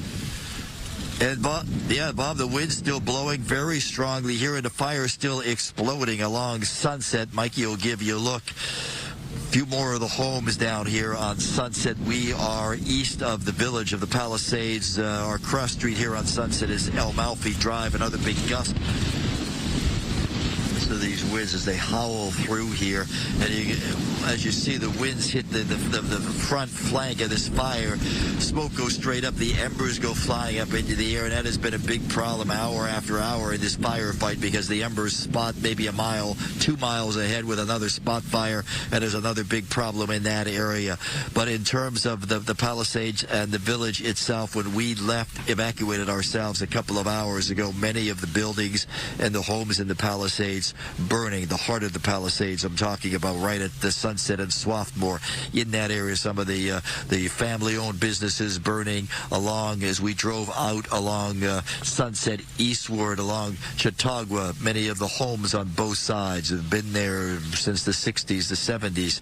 Many of them were gone. It looked like a war zone, to be frank with you. So we got all the way over here thinking we would really ahead of the fire, and all of a sudden the fire marching further east along along Sunset, and they're trying to put a stop to it here because the concern was with these winds blowing that it might actually start to threaten the western side of Brentwood. Hasn't happened yet. I can tell you we've seen maybe about a couple dozen fire engines, mostly LA City fire engines, moving east on Sunset toward Allenwood, toward 26th Street in that area, setting up fire protection, we assume. But this area here, just to the west of El Malfi, wasn't burning about an hour ago, and to give you an idea just how quickly it moved through down the hillside, one home after another going, kind of exploding. We would hear the popping of the gas canisters inside the home. Even sounded, to be frank with you, like there was some ammunition popping at one of the homes that was deep inside that wooded area. CHP patrol going down into the fire zone on Sunset right now. The entire area under evacuation. There's hardly any power, I know, in the Pacific Palisades area. Power's all out. Cell service is all out. It's a ghost town there, except for the firefighters moving through. And this area pretty much all isolated, too, with the evacuations. A couple of hours ago, particularly, we had LAPD going through saying, evacuate now, eastbound Sunset the only way. So, Bobby, I'll throw it back to you. But the fire very much out of control, burning continuingly, but at least at this point, looks like it's moving further down toward the ocean, further down toward PCH. Continue to stay safe out there. You and Mike, we appreciate your coverage. Ed, thank you. All right, it's 3 o'clock this morning. I'm Brooke Thomas. Thanks for joining us. Good morning. I'm Bob DeCastro. Welcome to Good Day LA. It's been quite an extraordinary night here in Southern California. We have multiple fires that are burning across LA County. Homes have been burned. Thousands more are threatened. Fires are burning out of control in several areas, notably Pacific Palisades, Sylmar. We have a fire near Altadena. At 8 o'clock this morning, we expect to get an update on all of these fires, dozens of school closures this morning to tell you about as well. For now, crews continue their best to save lives and property. You're watching an early edition of Good Day LA. We're actually going to get started here in Sylmar, where we have Mario Ramirez at the Hearst fire. Mario, what can you show us? Hi, Brooke, Bob. We can tell you that fire is still raging. You can see here some of the flames picking up and the embers that are being carried by the winds. This is a little calmer than what we saw even 15, 20 minutes ago, but these flames are still burning out of control here in this area. So we're at the Oak Ridge Mobile Home Community, Mobile Home Estates, and we're on Sombrero Street, and we continue to watch county and city fire crews make their way here into this area, and we've been watching a few people evacuate here from this neighborhood. I want to see if I can talk to a family here. Good morning. I understand that you all are evacuating from this home here. That is correct. How has this whole process been? I imagine stressful looking at all this. No, definitely. It started at about 10 o'clock, and, you know, we haven't slept, so right now we just came back to see this. And is everybody okay? Were you able to get everybody out safely? Yeah, everybody's good so far. Thank God, but hopefully these winds die down and we'll be back. And what do you think as we're watching some of these flames make their way closer to these homes here? It doesn't appear that any have been touched by the flames, fortunately, and everybody that we've talked to has, you know, gathered their things and are getting ready to leave. What do you think? I think these guys have been doing a great job keeping it right over the ridge over there, and, you know, hopefully everything will be all right, man.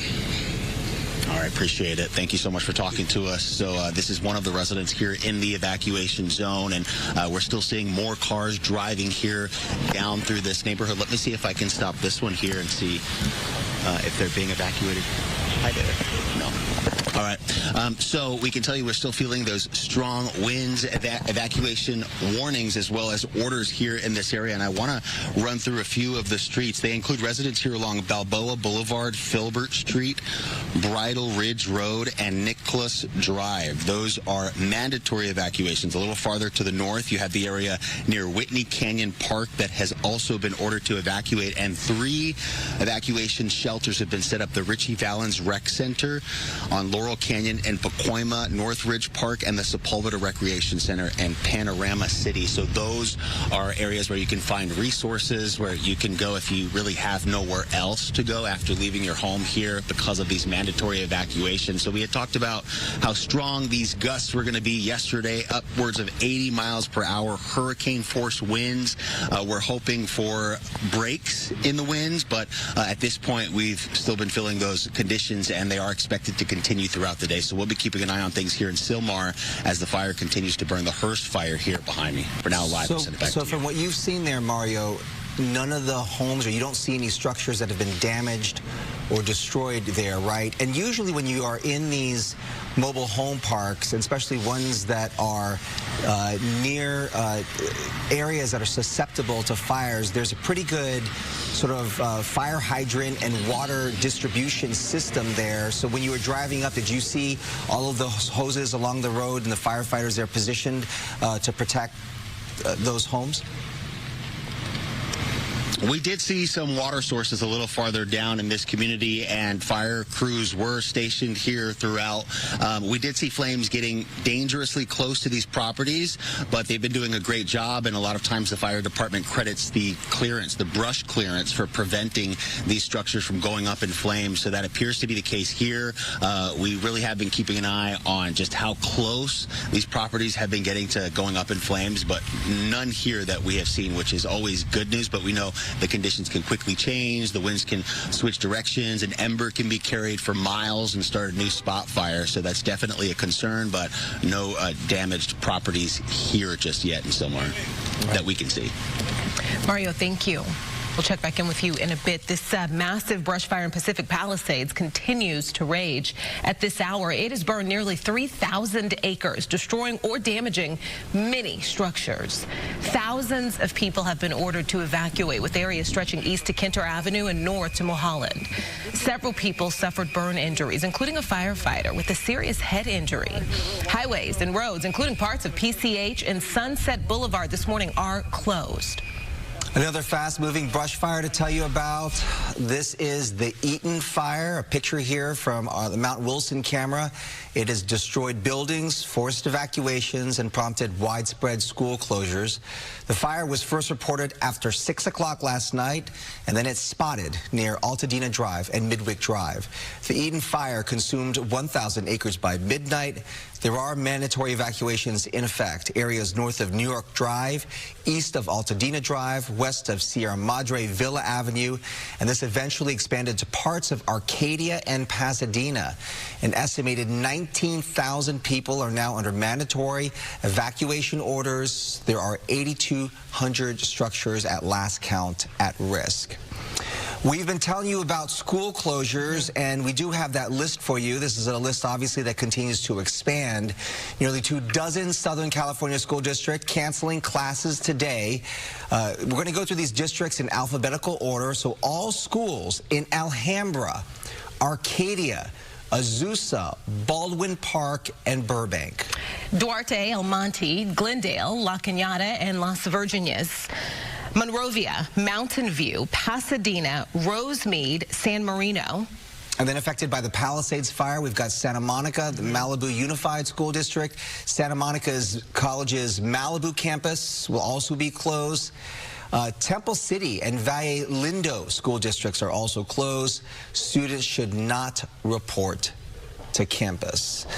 As we said, with daylight and as the hours go on, no doubt these school closures will likely expand as people and families and communities not only impacted by the fires, all of the closures of all the streets around these areas, but in a bigger sense, we've got the smoke that people are dealing with, all of the ash.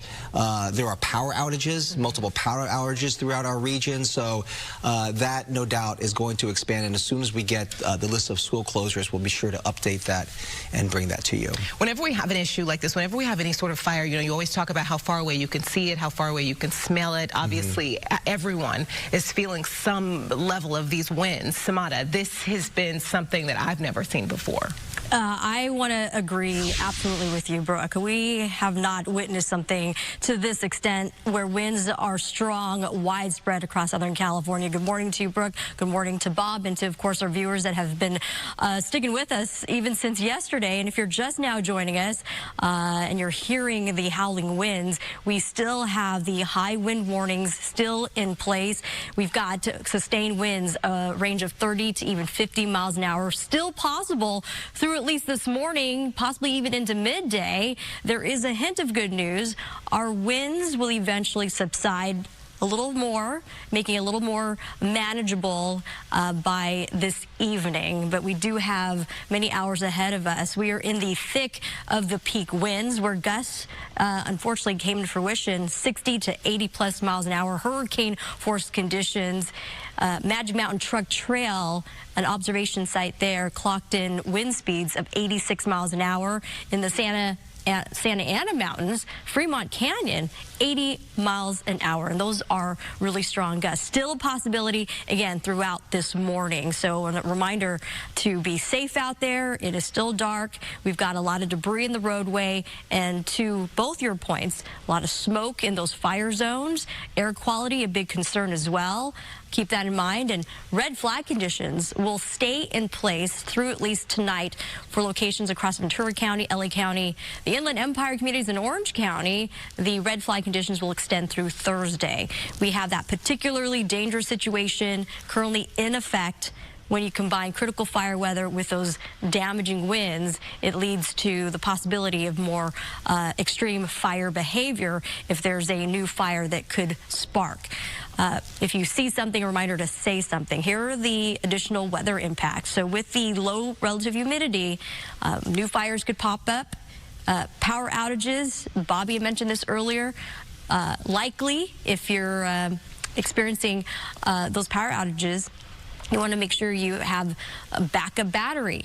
If you have to leave in a moment's notice, make sure you have a ready, set, go bag. A couple of reminders. Traveling, big rigs, campers, watch out for the blowing dust and debris. Those crosswinds are extremely strong, especially if you're traveling through some of our local corridors, through the 210, the 5 freeway, up and down through the Grapevine, the 14 freeway, the Cajon Pass, up and down that 15 stretch, and through the San Gorgonio Pass as well, along that 10 freeway, downwind of our local mountains and through some of our foothill communities. And look how widespread this wind event is. This has become very critical. We talked about how this is potentially could be life-threatening, and that, unfortunately, we are facing that reality. The highlighted contours are the locations where the winds are most strongest, and that takes us into 4 a.m. In another hour, not a whole lot of change there. Ferocious winds continue to blow offshore into the 7 a.m. hour, where finally we'll get to see, again, the sun rise at that point, but a lot of people are going to be back on the roads. If you don't have to travel today, I would avoid it if you can. And if you can't avoid it, you want to make sure you leave home extra early, pay close attention. There's a lot of debris along, again, the local roads. Into 10 a.m., we get winds a little bit more on the relaxed side, but still not out of the danger zone. It won't be until afternoon, 2 p.m., and bigger improvements going into tonight. So there's that hint of better news for our fire crews that continue to work on containing these local fires. There's 3 active fires currently. The Palisades fire from yesterday, the Eaton fire near the Altadena Pasadena area, and our latest fire, which is the Hearst fire, where Mario Ramirez has been giving us the up-to-date information. So we will continue to see these conditions, widespread wind damage, windstorms still going to be in place through much of the day today.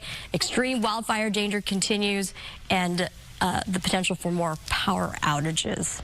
We also have you covered traffic-wise. Some of the fire zones, wanted to bring your attention to some of the closures near the Palisades fire. PCH, both directions closed from Temescal Canyon Road to Las Flores Canyon Road to Panga Canyon Boulevard. From Mulholland Drive to PCH shut down due to the red flag conditions.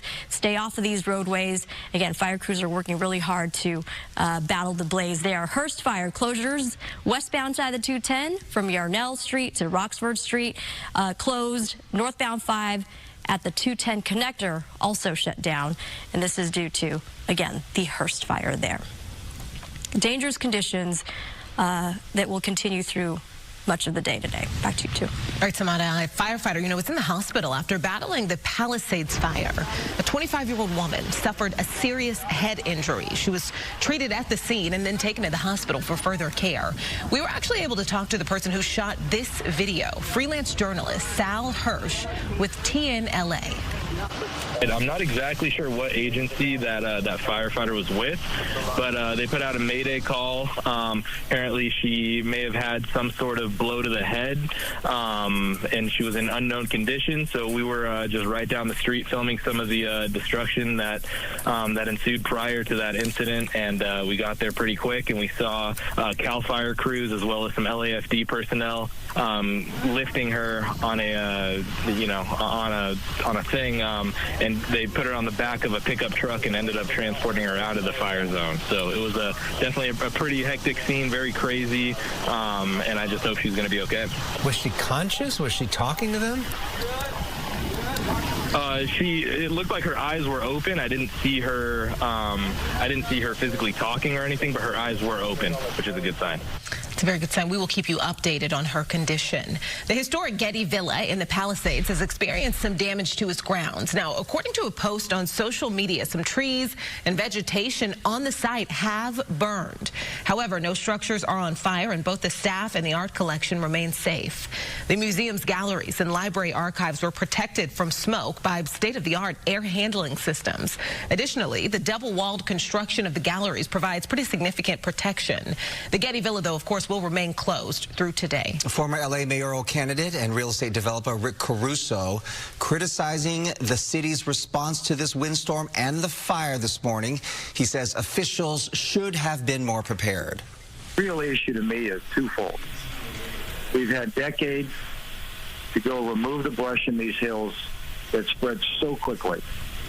And the second is you got to have water. And my understanding is the reservoir was not refilled in time and in a timely manner to keep the hydrants going. So that's a failure, whether on DWP's part or another city agency. But this is basic stuff. This isn't high science here. And it's all about leadership and management that we're seeing a failure of. And all of these residents are paying the ultimate price for that. Well, despite what you heard, no firefighters have told us that they are running out of water. Federal aid is on the way for local wildfire efforts. Governor Gavin Newsom says President Biden quickly approved funding after a text message request. And the impact of these swirling winds and the embers and the number of structures that are destroyed, not a few, many structures already destroyed, and the fact that people were still not evacuated, still did not heed the warning, we're just coming down the canyon, is a reminder of how serious this moment is and how important it is you listen to these evacuation orders. FEMA has granted federal assistance to help cover firefighting costs. The White House says Biden has been briefed and directed his team to stay in contact with state and local officials.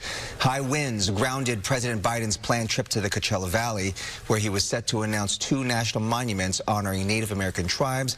Those announcements and those signings will happen now at the White House. An evacuation center has been set up for fire victims. Evacuees can go to the Westwood Recreation Center. Okay, it's on 1350 South Sepulveda Boulevard. Another evacuation center is open at the Dream Center in Los Angeles.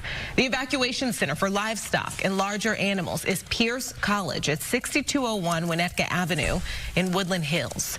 Any smaller pets like cats and dogs, they can be taken to the LA County Animal Shelter at 29525 Agora Road in Agora.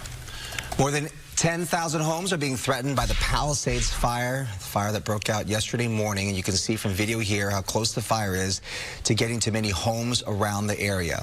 Listen to this.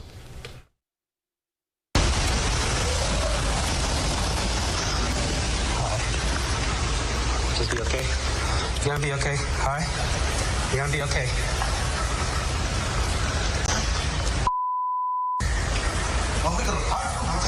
Don't worry about that, man. Look at that. There's so many questions here. Yeah, this is a video that's gone viral. The fire just moved so quickly. People perhaps were trying to evacuate or getting ready to evacuate. We could only glean from the video that was taken here and was provided to us that this person was able to escape safely with that dog. But you can see how quickly this fire's moved, pushed by those strong winds right up to that house. An evacuation center has been set up for folks in the Palisades area. That is at the Westwood Recreation Center on Sepulveda Boulevard. All right, we want to tell you about school closures now. 13 campuses under the LA Unified School District will be closed today. These include Brentwood Magnet Canyon Elementary School, Diego Rivera Learning Complex, the Kenter Canyon Elementary Charter School, and the Marquez Charter Elementary. Palisades Charter Elementary School, Palisades Elementary, Paul Revere Charter Middle School, Topanga Elementary, Charter University High School, and Woodland Hills Academy. Okay, so 3 fires now burning throughout Los Angeles County. One of them is in Sylmar. It's being called the Hearst Fire. We're going to go to Mario Ramirez, who's live there at the scene. He's been talking to residents. Mario, good morning. Good morning, that's right. And we've been watching, even in the last few minutes, more families, residents here in this mobile home community evacuate because of the Hearst fire. And you can see some of the flames just a few minutes ago. They were really raging, getting close to the fire, or I should say power lines just up above. Another concern here in this area. Now, we want to mention that this fire started at about 50 acres around 10 o'clock last night. It quickly grew to 500 acres in just a few hours, driven by those high winds and dry vegetation here in Sylmar, and it broke out near the 5 freeway where it meets the 14 and 210 freeways. Evacuation orders, mandatory orders, and warnings are in place here in the Sylmar area. And we're along Sombrero Street here in the Oak Ridge mobile home community. And I want to talk to Eric, longtime Sylmar resident. You born and raised here. What do you make of this fire? Not your first that you've experienced. Yeah, it's not the first one, but fortunately enough, this one hasn't hit any of the homes yet.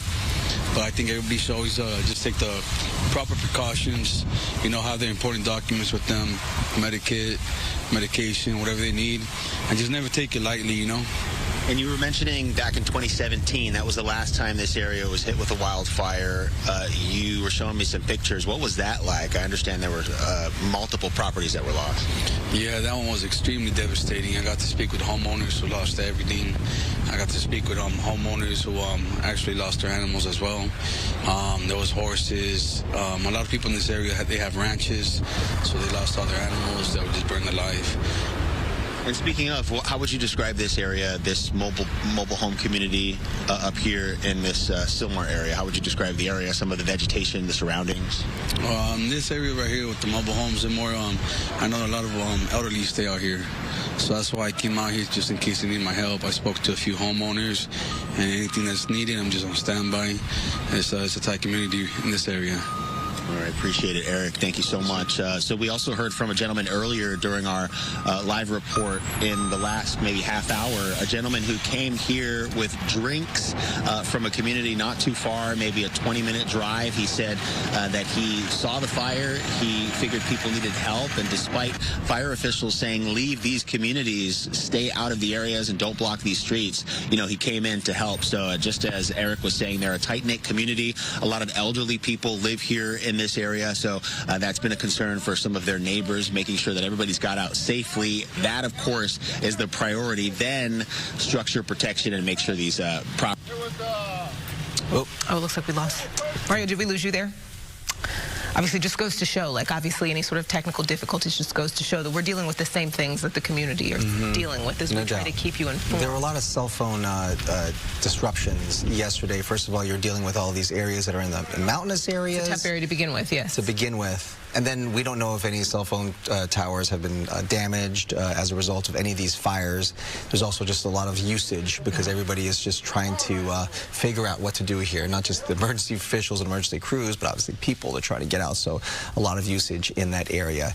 This is a live look at the Mount Wilson camera, and we're still taking a look at another fire. This is the Eaton fire, San Gabriel Valley and Altadena. This has impacted a lot of people and has also impacted any of the areas, nearby communities, Sierra Madre, Pasadena, also impacted by this fire. Lots of evacuations taking place there as well, and there was a senior center, a convalescent center that had to be evacuated, but we do know that homes have been burned at this in this area. We haven't had any sort of a count yet. Right.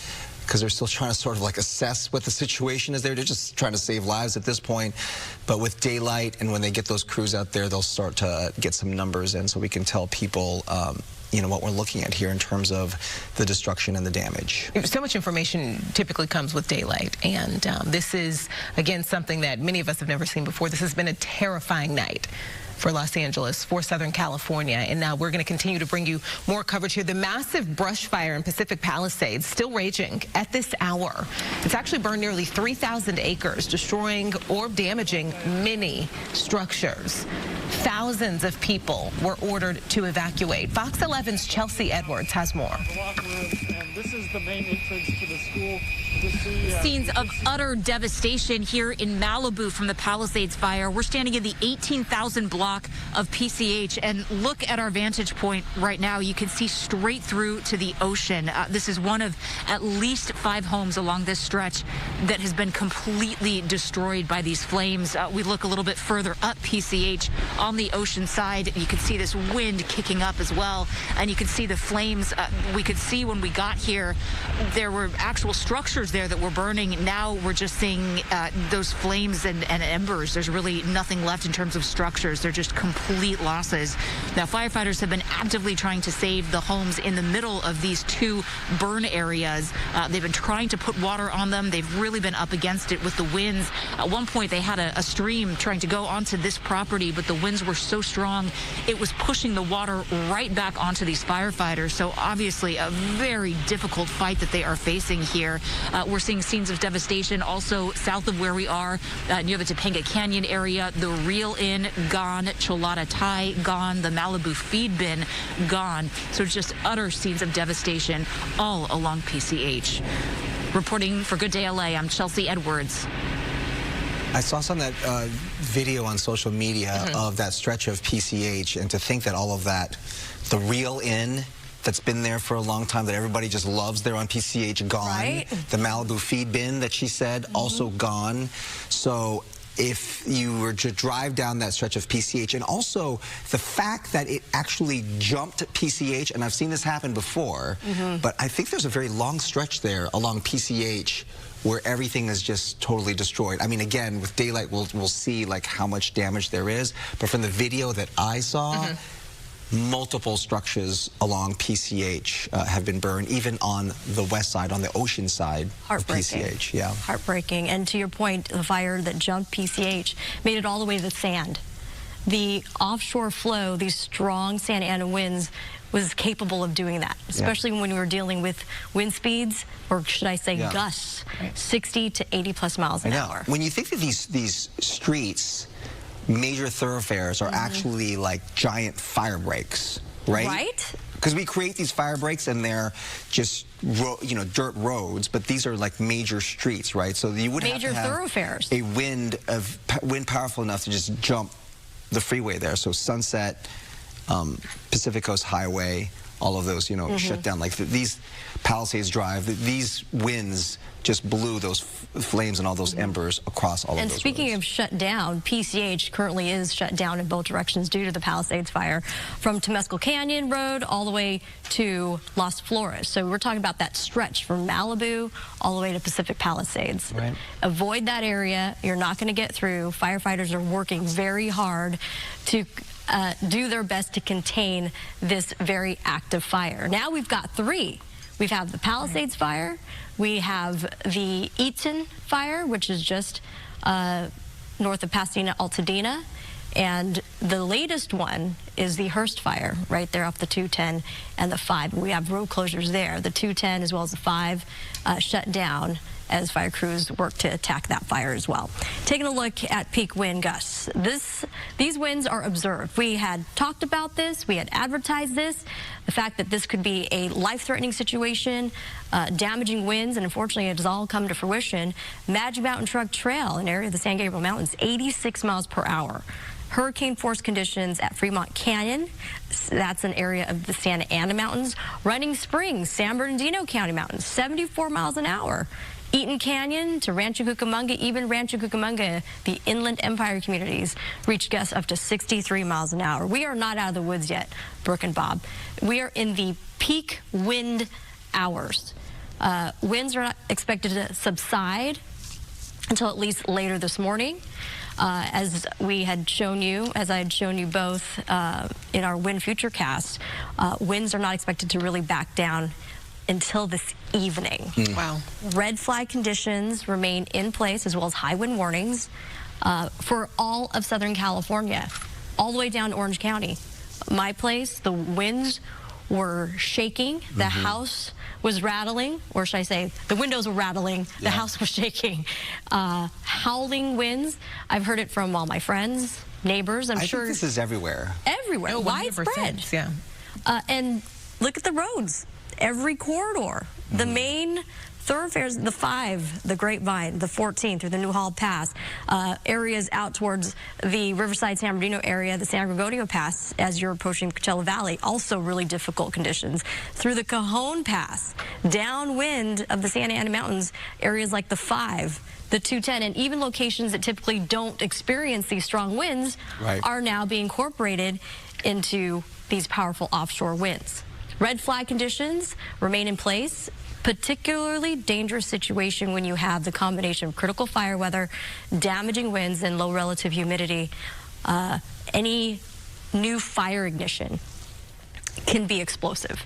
We've seen that happen with yesterday's This is a new weather term that I've heard of. This is new as of a dangerous couple years situation. ago. Yeah. And that just wants to drive the message home that this is a life-threatening situation. The National Weather Service has deemed this Santa Ana wind event a particularly dangerous situation, and the red flag conditions for Ventura County, LA County will stay in effect through 6 p.m. tonight, and that's tonight, which means that things will slowly improve by later this evening. The conditions out towards the Inland Empire communities in Orange County, that has been extended into Thursday. So you're not quite out of the woods yet there.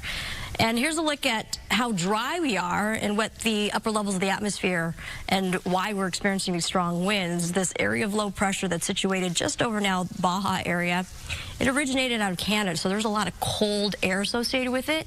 And that cold air is what's helping to bring support to the offshore conditions. High pressure out over the ocean, and that pressure gradient very tight as it makes its way downward, so descending winds making its way through our canyons and passes and now widespread.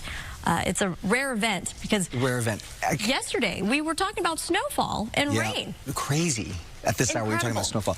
Can I ask you about another phenomenon that they're talking about, especially along those corridors like the 210 and the 118? They were talking about, the National Weather Service was talking about mountain waves and how that phenomenon could also push winds. But you have these Santa Anas and the force of the winds sort of push down and descending. Then descend. When you have an area of high pressure going to an area of low pressure, and the descending conditions is what's helping. It's like squeezing air in a tight area. Like a channel. Exactly. Like a fire hose. If you put your thumb over a fire hose and you're dealing with those descending winds from the mountaintops down to the surface, it squeezes and it becomes stronger. It's a good descriptor. It's crazy, and that's why you see these fires, the Eaton fire, the Hearst fire along the 210 corridor. Absolutely. The prevailing winds are coming out of the north-northeast, the very typical Santa Anas. It drives those winds, as I mentioned, north-northeast going to south-southwest. So anything downwind of these strong conditions, that's where the most vulnerable locations are. Pacific Palisades, prime example. Through the Santa Monica Mountains, areas near Eaton Canyon fire, the San Gabriel Mountains, downwind of that. Sylmar, these also being impacted. Mountain waves is what they were calling them. Very dangerous conditions. And take a look at our current winds, 21 miles an hour in Camarillo. These are sustained, 30 miles an hour for Malibu. Interior locations, winds are on the lighter side, but it is, as I mentioned, through those corridors. The 15, downwind of the Santa Ana Mountains, through Orange County. We're looking at winds sustained right now 22 to 25 miles an hour. And these conditions will stay in place through, unfortunately, much of the morning. Weather impacts, fire danger continues, power outages still possible, and travel a huge problem, especially when we get into the main bulk of our commute. As people are starting to get to go to work, bring kids to school, you want to be extra cautious. Speaking of traveling, we do have roadways, traffic conditions. A reminder, PCH continues to be closed due to the Palisade fire. Temescal Canyon Road to Las Flores Canyon Road, Topanga Canyon Boulevard from Mulholland Drive to PCH. Avoid this stretch from Malibu all the way to Pacific Palisades. The areas near the Hearst fire, closures there. Westbound 210 at Yarnell Street to Roxford Street. Northbound side of the 5 at the 210 connector continues to be shut down as well. Please, again, be safe out there. If you're hitting the roads, it's dark out, you can't see. There's a lot of debris. There's a lot of debris. Fronds. Listen, and not just, you know, vegetation, things like that. Obviously, I saw patio furniture tarps. I saw a tarp from a barbecue pit just driving through neighborhoods coming in. Obviously, patio furniture flown over in people's yards. And, you know, you can peek into someone's backyard and see these things happening on balconies. So, absolutely. Yeah. Want to keep it safe out there. Obviously, a lot of damage, but when you get to these communities where these fires have broken out, the wind has created havoc and chaos in these neighborhoods, widespread destruction here. This is a live picture in Palisades. Do we know exactly where this is in the Palisades? But these are obviously structures that are burning at this hour. Let's just listen in for a second. It puts it in perspective, I think, as you can hear. Gigi's at the scene there. I think she's showing us some of these pictures. Gigi, where is this? This is on Sunset Boulevard at Rustic Lane. What you are watching, unfortunately, are multiple homes that are now burning and are going to be a total loss. These are just some of the homes that are burning here in Palisades. You can see Rustic Lane, a private road, and there are multiple homes on this lot right now. We're watching more convoys of firefighters, Brush Patrol, LA City Fire arrive. They continue to flood the area. The fire, well over 2,900 acres, and that number is expected to grow even higher. Firefighters telling us there are erratic winds, and they are causing what they call erratic behavior. These embers that are being blown by the wind, they can fly as far anywhere from 1 mile to 4 miles from here, and that's what they're doing, causing spot fires, causing firefighters to go from one neighborhood to another neighborhood as the fire continues to grow. Let's talk about injuries. We're getting word that an LA City firefighter suffered a very serious head injury. We actually heard the firefighter down call. It is a mayday call, and it is one of the worst calls that firefighters can hear. That firefighter, one of several people taken to the hospital yesterday, and overnight, a man was found on PCH. His clothes were basically burnt off. He had burns to the majority of his body, and we can confirm this on Good Day LA. You are hearing this first. That man in extremely critical condition, obviously rushed to the hospital. Was barely conscious, and whether or not he's going to make it, well, our prayers go out to that man and his family, because he was in very dire circumstances. These are just some of the injuries that we're hearing about. And the house count, the home count, well, there is no official number because no one can get into these neighborhoods right now to do a count of the loss, but it is going to be great. Homes have been burning since yesterday. And keep in mind, this is only one fire that is burning. Looks like we lost our signal there in the Rustic Canyon area, the Palisades fire that continues to burn. We're actually going to go back to our own Mario Ramirez covering another fire in the area. Mario.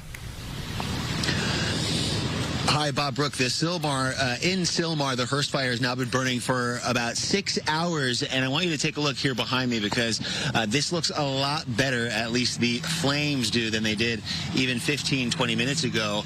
We're still feeling those strong winds, and there still is a concern that a lot of these hot spots you see here on the hillside above the Oak Ridge mobile home community could be carried by a gust of wind and start another spot fire, 1, 2, maybe even farther distance as far as miles go, and that is, of course, a big concern with these conditions. This started around 10 o'clock last night, and it quickly grew to 500 acres, first initially reported at about 50 acres, driven by these high winds and dry vegetation. And we spoke to a few residents here evacuating early this morning who say there is a lot of livestock here in this area in Sylmar, a lot of people with horses. Of course, you can't forget about the families with pets that we have also seen evacuating, getting into their cars and leaving here. This broke out near the 5 freeway where it meets the 14 and 210 freeways. Now, we should mention several areas are under mandatory evacuations, which means you should leave now, and they include residents along Balboa Boulevard, Filbert Street, Brittle Ridge Road, and Nicholas Drive. A little farther to the north, the area near the Whitney Canyon Park has also been ordered to evacuate, and there are additional warnings, which means you should really be prepared to leave at a moment's notice once those warnings turn into evacuation orders. And this is basically covering a large area north of the 210 freeway at Roxford Street. We should also mention that 3 evacuation centers have been set up. The Richie Valens Rec Center on Laurel Canyon in Pacoima, Northridge Park, and the Sepulveda Rec Center in Panorama City. So when we were talking to residents here along Sombrero Street a little earlier this morning, one gentleman said he was worried about some of the elderly that live here in this mobile home community and whether or not they got the alerts, the emergency alerts, to leave their homes to evacuate because of the Hearst fire. These winds that started yesterday, we've really been feeling them all night. Howling winds, sustained winds up to 20 to 40 miles per hour, and those gusts up to 80 miles per hour. And that's really what's been driving these multiple fires, including the Hearst fire here in Sylmar. So we have LA County and LA City fire crews on the scene, and right now they're stationed here throughout this neighborhood, basically working on structure protection. We have local police officers here outside some of the homes, at least 2 patrol vehicles here on this street, just making sure that the flames aren't getting too close to these homes and that these residents are heeding the evacuation warnings from the fire department. So still an active situation, but things are looking a little calmer than they did even 10, 15 minutes ago. Live in Sylmar, we'll send it back to you. That is good news, Mario. Obviously, this wind event is not over just yet, so we'll keep checking in with you there at the Hearst fire, in Sylmar. Live pictures now from the Mount Wilson Canyon camera. This is a look at the Eaton fire, and this is burning in the San Gabriel Mountains north of Altadena. And this is a fire that continues to burn. There are multiple homes that have been evacuated there as well.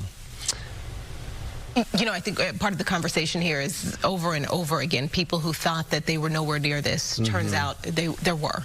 And obviously we're talking about multiple fires. So many more people in different neighborhoods are realizing that they need to be ready to go. As Samara always says, right, have your go bag, be ready to go, be prepared. Right. And that's why they have these evacuation areas that are set. A lot of times people don't heed those evacuation orders, and they just decide we're going to stick it out until those flames get closer, but then it just gets too late. I mean, we saw the video that's going viral, and obviously, as we said earlier, we don't know the circumstances of what happened with the 2 men and the dog that were in that home where the flames were, it seems, surrounding the windows of their home. But that's a bit of what Samara was talking about earlier, just finding different ways to tell people that this is serious. Yeah. That was video from the Palisades fire. We saw those homes, those flames getting really close to a home there. We want to tell you about the evacuation zone. You're going to look at the map right here. This is just kind of the footprint of the Palisades fire and just how widespread it is. It started near Piedra Morada and Monte Hermosa drives. If you drive in that area, it's you have to drive pretty high up in those hills there. But that fire quickly spread. Officials warned that worsening winds overnight could spread this fire further. We've seen this fire move eastward as well. There are multiple smoke advisories that are in effect. If you have a respiratory condition, lots of folks, even without respiratory conditions, just having trouble breathing out there. So if you have one of those, if you have a situation, you're urged to stay indoors.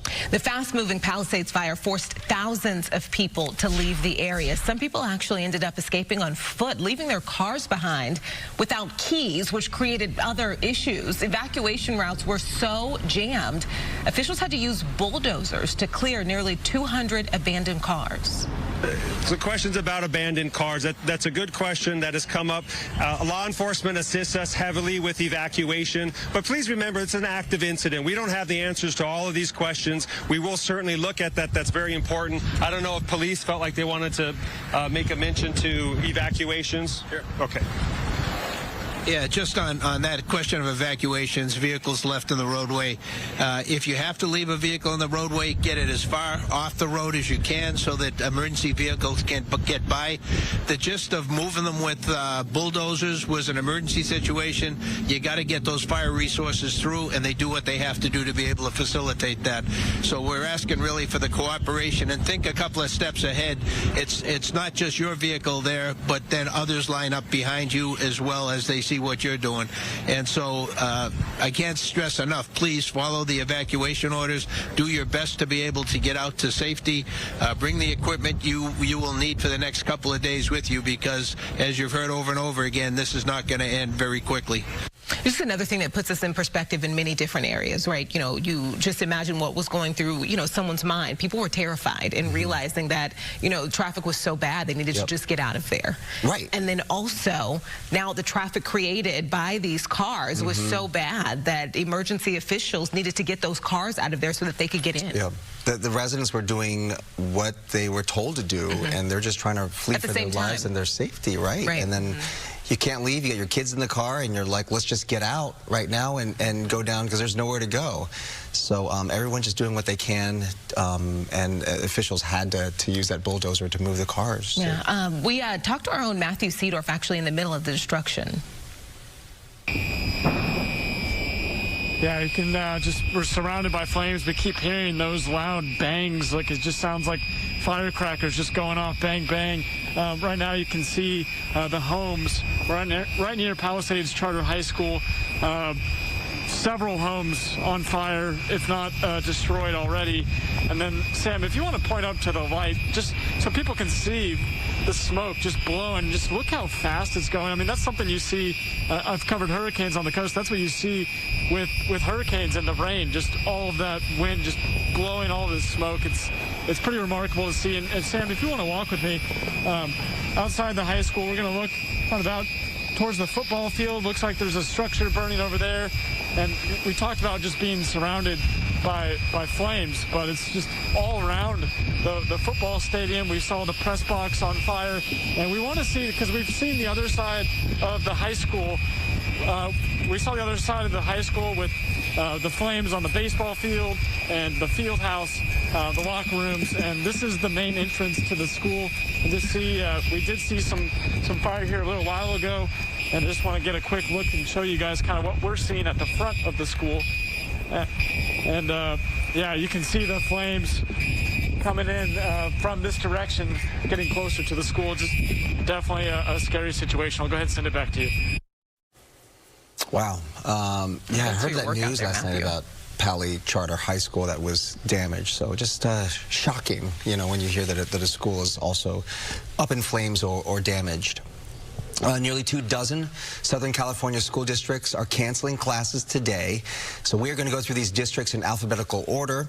We're going to start with Alhambra, Arcadia, Azusa, Baldwin Park, and Burbank. Yeah, Duarte, El Monte, Glendale, La Cañada, Las Virginias, Monrovia, Mountain View, Pasadena, Rosemead, San Marino also.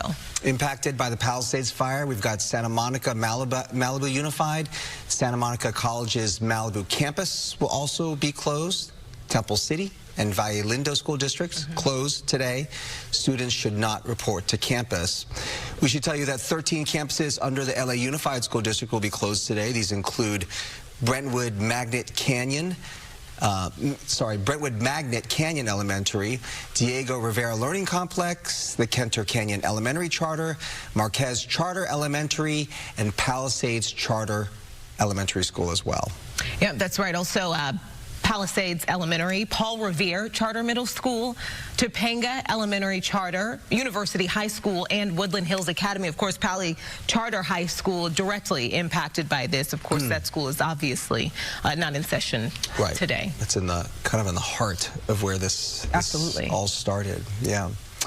So, no doubt, this list is going to continue to expand as the morning goes on. You know, the high school, we were just talking about the high school and what it's like, you know, to see the high school, a school just directly impacted. I think it puts it in, again, I keep using the word perspective, but in a bit, you need this. It's a way to just take it even more seriously. And unfortunately, we need many different reasons and ways for people to understand what we're dealing with here and what Southern California has been dealing with overnight here. But seeing some of the videos, the pictures that we're getting coming in, just even of the high school, it's terrifying. It's heartbreaking. Yes. Right? And the Pali Charter High School, one of the gems of the LA Unified School District, right? A great school there in the middle of a beautiful community. And to see a school like that damaged is completely heartbreaking. But that's right in the thick of where this fire broke out, and those flames were ferocious. The winds were powerful and erratic, and lots of structures were not spared in this fire. That is true. And, you know, LAUSD, I will say, doing a really good job of keeping people informed on this. Just as soon as, you know, we started getting news, obviously days ago, of the wind, the incoming winds. They jumped on it, and I think a lot of people were questioning why the school system was so worried. But this simply wasn't about, you know, debris during recess. They were worried about this. Yeah. Pictures here now. This is a tape from the firefight and the evacuations taking place in the Palisades throughout the night last night. So it was a very, very, very scary situation for those residents, as you know, many had already evacuated, but that was a situation there. They evacuated and the flames continued to burn, driven by these winds. Let's go to Samada with more on the weather situation that we're dealing with. The National Weather Service had said overnight that these winds would continue and potentially even get even stronger. Yes, and we are in the middle of peak wind conditions. I was just looking at our latest live video. The embers continue to blow, and that could unfortunately create new fires, new spark fires, and that, unfortunately, because we're still under red flag conditions, could be explosive as well. So we will continue to watch and monitor all the above. This is continues to be a wind-driven fire. We have 3 active major fires currently. The Palisades fire that started yesterday, and we have the Eaton Canyon fire near the Pasadena-Altadena area, and the latest fire, the Hearst fire, this broke out right around 10:29 last night. Here's the current conditions. You see the wind arrows continue to blow offshore, so very powerful Santa Ana winds continue. Wind speeds, the range sustained of 18 to 30 miles an hour, and it's those really strong and powerful gusts, 34 to 59 miles an hour. And because it's burning in some of the foothill areas, it's also a vegetation-driven fire and a terrain-driven fire with all that's been going on. Humidity down to 22 to 27%, and humidity levels are expected to even be lower, so we could be dealing with single digits as we make our approach to the rest of the day. Acreage, 500. Containment, we continue to advise folks to evacuate. Please do so. The strongest winds that we've been able to observe for the last 24 hours, Magic Mountain Truck Trail, 86 miles an hour. Fremont Canyon, an area of the Santa Ana Mountains, 80 miles an hour. These are hurricane force conditions. Running Springs at 74. Eaton Canyon all the way to Rancho Cucamonga, wind gusts that range as we had forecasted since the beginning of this week, 60 to 80 plus miles an hour. And it's still not out of the question that 100-mile-an-hour winds could potentially be possible as we make our approach into the early part of this morning. Winds are expected to subside not until later tonight as we take a look at our wind futurecast. So right now, actively 30, 40 plus mile-an-hour winds in those not only wind-prone locations, but it continues to be widespread. But by 10:30 tonight, Wind speeds a range of 12 to about 16 miles an hour. So there's a hint of a break from the winds, but we're still going to be dealing with those dry conditions, and red flag warnings will remain in place through about Thursday for the Inland Empire and Orange County communities. High wind warnings, again, widespread, powerful Santa Anas that could also lead to additional power outages. So keep that in mind also. Got you covered traffic-wise. A reminder to stay outside, away from the fire zone. Here's a look at the Pacific Palisades area. Palisades fire closures. PCH closed in both directions from Temescal Canyon Road to Las Flores Canyon Road, and Topanga Canyon Boulevard also shut down from Mulholland Drive to PCH due to the red flag conditions. And closures near the Hearst fire, westbound side at 210 Yarnell Street to Roxford Street. They are diverting traffic off of Roxford. And northbound side of 5 at the 210 Connector Road also shut down until further notice as fire crews, again, work to try their best to contain that fire. Back to you, too. All right, thank you, Samantha. We're actually going to go to Margaret Stewart now with LA Fire to talk a little bit about this. Margaret, do we have you there? Yes, I'm here. Oh, awesome. Thank you. You know, I want to get started in just first because I think we're talking so much about the importance of our community members taking heed and listening. What's the most important thing you want the community to know right now? If you're in an evacuation zone and you have not already gone, leave immediately. And we have an evacuation warning zone for the Hearst fire, which is to the south and west of the current evacuation zone. So it's the 5 freeway south down into the Gramada Hills North area. We want those residents to be prepared. They should have a go bag by the door. Their vehicle should be facing out on the driveway. Any important medications that they need, a communication plan with their family because cell service may be difficult to get.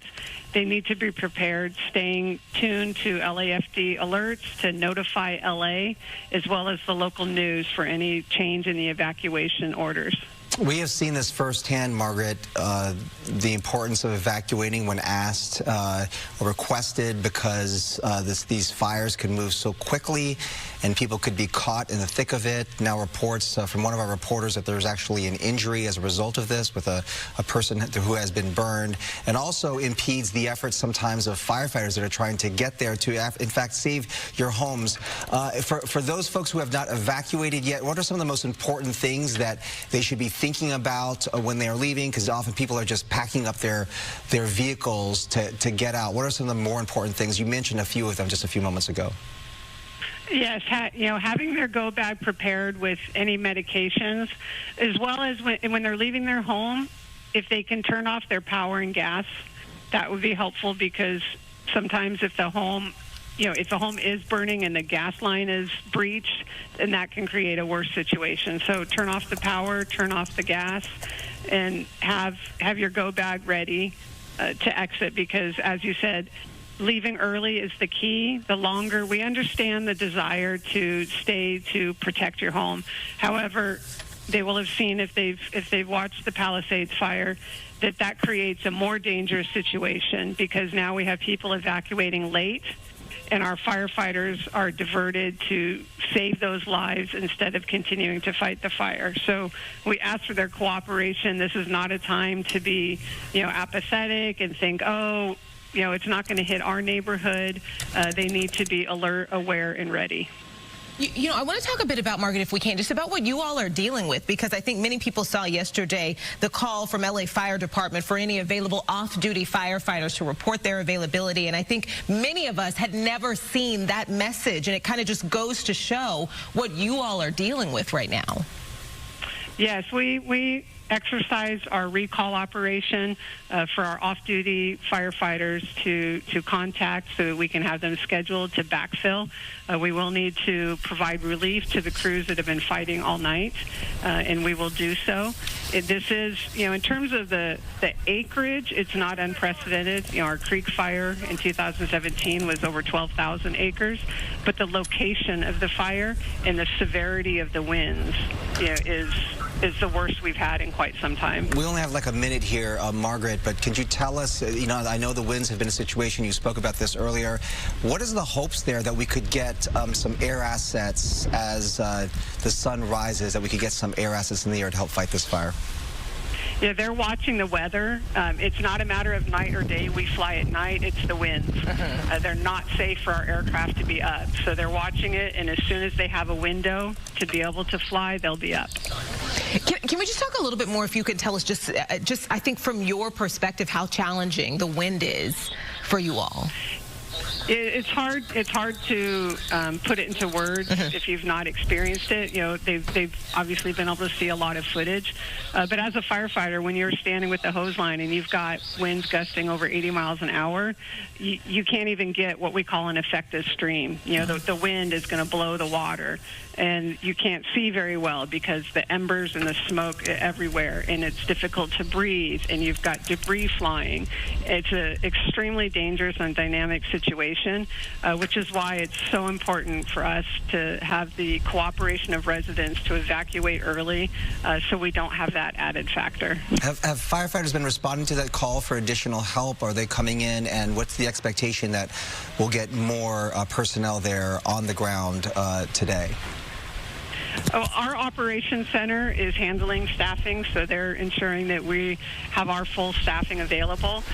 CAL FIRE, the state fire agency, is also coordinating strike teams from other parts of the state, which is, you know, the standard operation when we have significant incidents like this. Just like we send strike teams to assist, we'll have strike teams coming in.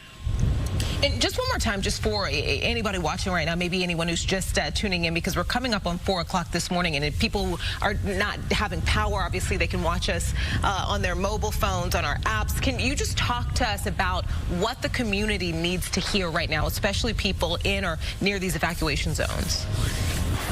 Yes, just repeating, you know, the same emphasis on being prepared, have a go bag, don't wait, evacuate early, especially that those in the evacuation warning zone up by the Hearst fire, they may not realize they're in that warning zone yet, and so as they're waking up, they need to be prepared to go. Margaret Stewart with LA City Fire, we really appreciate you. Thank you for all the information that you provided us this morning. We'd like to check in with you later. Thank you so much. Sure, thank you. Yeah, we really appreciate that. Good morning, I'm Brooke Thomas. Thank you for joining us. We're following breaking news. Obviously, overnight, some extraordinary situation with 3 fires burning in the LA County area. I'm Bob DeCastro. Welcome to Good Day LA. As we have special coverage this morning of these multiple fires burning across LA County. Homes have burned. Thousands more are threatened. Fires burning out of control in Pacific Palisades. You saw that fire break out yesterday. We now have a fire in Sylmar and another near Altadena. At 8 o'clock this morning, we expect to get an update on all of these fires and the firefight. Dozens of schools are closed this morning as well. We'll have that list for you in a few moments. For now, crews continue their best to save lives and property. Yeah, this fast-moving Palisades fire has already burned 2,900 acres, forcing thousands of people to evacuate. We've got team coverage. Gigi Graciette is live there covering the Palisades fire. Gigi, good morning. We have seen multiple homes, Bob and Brooke, on fire right now. We are on Sunset Boulevard at Chautauqua, and you can see there are more homes here burning. We just came from Rivas Canyon. Homes on both sides of the street on fire, appearing already to be a total loss. We were at Rustic Lane, multiple homes there on fire right now. Firefighters doing their best to get from one home to another, facing multiple challenges. The biggest, of course, are these winds. They are erratic, they are strong, and they are pushing the ember. The ember cast is flying anywhere from a mile to 5 miles away, causing even more fires, spot fires. We drove up Sunset Boulevard from the 405 freeway, and I can tell you both sides of the street are burning. There are trees down everywhere, making it very challenging, even for fire vehicles to go around. If you don't have your high beams on, you risk running running right into a tree. It is very dark. There is no power, and the hillsides are just lit up with flames. As Brooke mentioned, over 2,900 acres. That number is expected to go up. We will be getting a briefing later this morning, but right now they're not counting acres. They are counting the losses, and they don't know how many they're going to be, but we know there are several because we are watching as these homes just burn to the ground. We heard firefighters facing one challenge. They had no water. That is a huge issue. Also here in the Palisades that will be looked at post-fire, but right now firefighters doing their best. The units continue to come into this area from all over the state. And let's talk about injuries. We've got some breaking news. Overnight, a man was found stumbling on Pacific Coast Highway. His clothes, the majority of his clothes, had been burnt off. He had burns to most of his body. He was in extremely critical condition, obviously rushed to a burn center. Unclear if that man is going to make it and what the circumstances are surrounding how he got burnt. But that happened overnight on Pacific Coast Highway. We're hearing about an LA City firefighter. We actually heard this call go out, and it is the call that makes firefighters' hearts stop. Mayday call for LA City firefighter down. We understand it's a 25-year-old firefighter, has a very serious head injury, and that is one of multiple people taken to the hospital already. There are multiple burn patients. A lot of them were found on Pacific Coast Highway. How they got there, what the circumstances are, unclear. The priority, getting them the medical help they clearly and urgently needed. So this is not going to be a story about homes that were lost only. This is also going to be a story about some very serious injuries. Our thoughts and prayers obviously go out to that man and his family. Again, extremely critical with burns to the majority of his body. He is now in a burn center, we understand, intubated this morning as doctors work to try to save his life. That is what is happening here in the Palisades, over 2,900 acres. That number is expected to go up later this morning, and we've counted at least 8 homes that we have seen this morning that are burning. Bob and Brooke? It's heartbreaking to hear about the injuries, Gigi, so thank you for telling us about that. And, of course, we'll learn more information as the day goes on. Can you tell us what was it like driving up to there? And you're like in the Rustic Canyon area, right? Because the fire had broken out near the Palisades, in the Palisades area, and the expectation was that the winds would push this fire westward and perhaps in the southwesterly direction towards the ocean. But this is a little east of that, right? So where are you for our folks at home that are watching? They're wondering what street you're reporting from so that we can get an idea of where you are. We are on the corner of Chautauqua Boulevard and Sunset Boulevard, and this is where several homes are burning right now.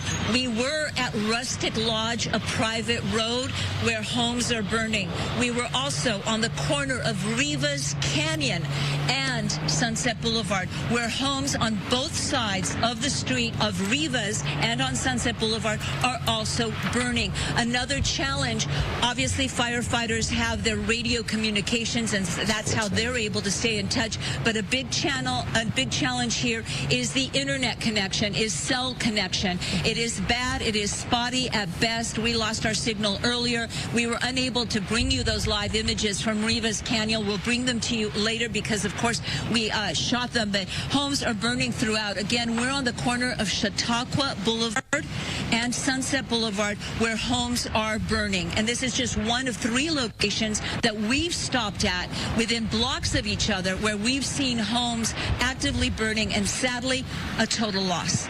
You know, Gigi, you're someone obviously who's covered many fires here for Fox 11, someone who our community really looks to when it comes to any sort of breaking news coverage. But we're talking about, for many people this morning, the differences in what we're seeing here in this Palisades fire. Any comparisons or differences compared to what you've seen before when it comes to what you're seeing right now? Well, Brooke, any firefighter will tell you that firefighting has changed dramatically in the last 10 years or so.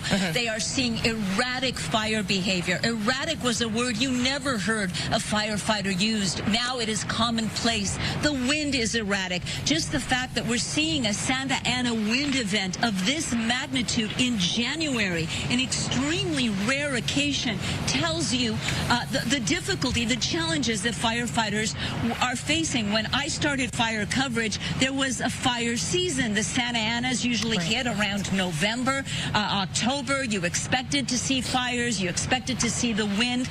Now firefighters will tell you fire season is year-round, and you are seeing it right now in January with this this is so rare, Brooke. Meteorologists will tell you, I'm sure Maria Quiban, Samara Khan will have more on how rare Santa Ana wind event is in the month of January. They're usually in November, in early December. We saw Camarillo. We saw all those homes lost there last month. That is typical of the Santa Anas. January is not typical. And this fire behavior, you're seeing those flames right now. We can feel the embers coming towards us, and we're across the street. This is a 4-lane street, Sunset Boulevard right here. That is being pushed, being fanned by the winds right now. Those embers, Brooke and Bob, they can fly anywhere from a mile to 5 miles away and start a whole new fire within the fire area. And that is the challenge that firefighters are facing this morning. You're talking about the differences, Gigi, and also what's interesting is that a couple of things. First of all, there was a new term that I learned, particularly dangerous situation is what the meteorologists are now calling it, the National Weather Service. That's a sort of a new phenomenon, at least for me.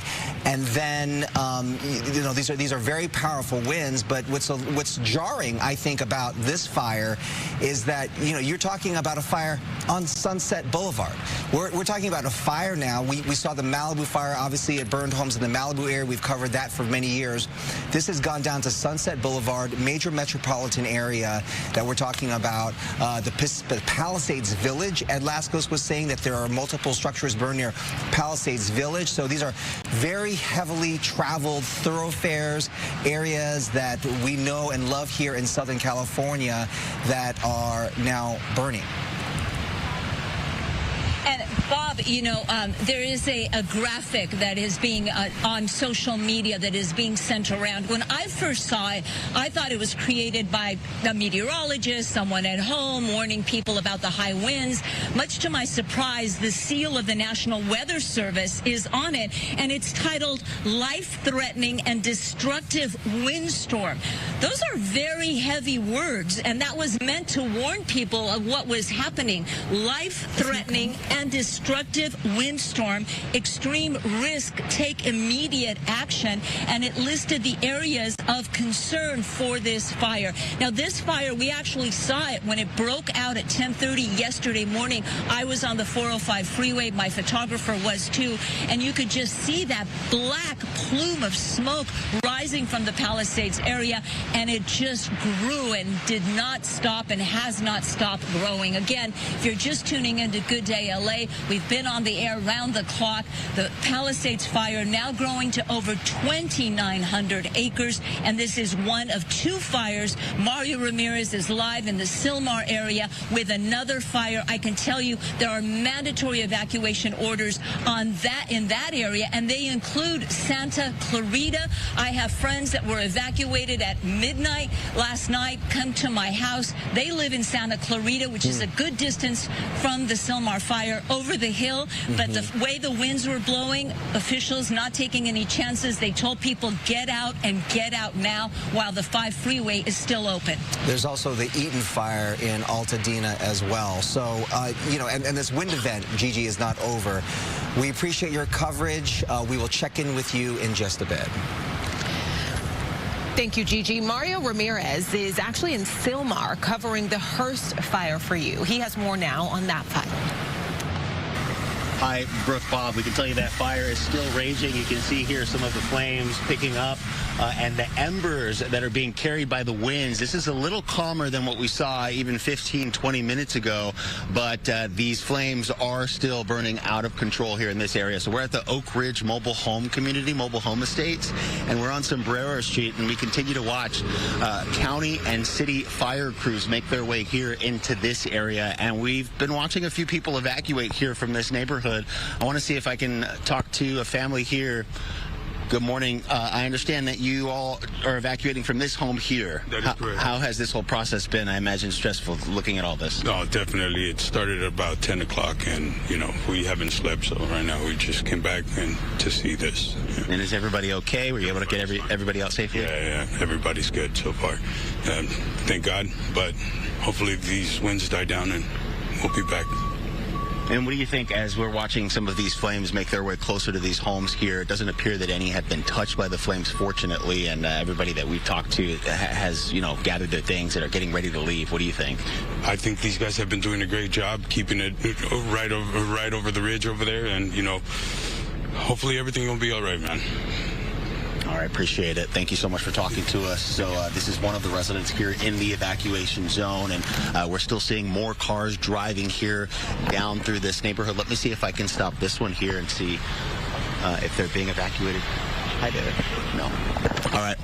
So we can tell you we're still feeling those strong winds, evacuation warnings, as well as orders here in this area. And I want to run through a few of the streets. They include residents here along Balboa Boulevard, Filbert Street, Bridle Ridge Road, and Nicholas Drive. Those are mandatory evacuations. A little farther to the north, you have the area near Whitney Canyon Park that has also been ordered to evacuate. And 3 evacuation shelters have been set up. The Richie Valens Rec Center on Laurel Canyon and Pacoima, Northridge Park, and the Sepulveda Recreation Center and Panorama City. So those are areas where you can find resources, where you can go if you really have nowhere else to go after leaving your home here because of these mandatory evacuations. So we had talked about how strong these gusts were going to be yesterday, upwards of 80 miles per hour, hurricane force winds.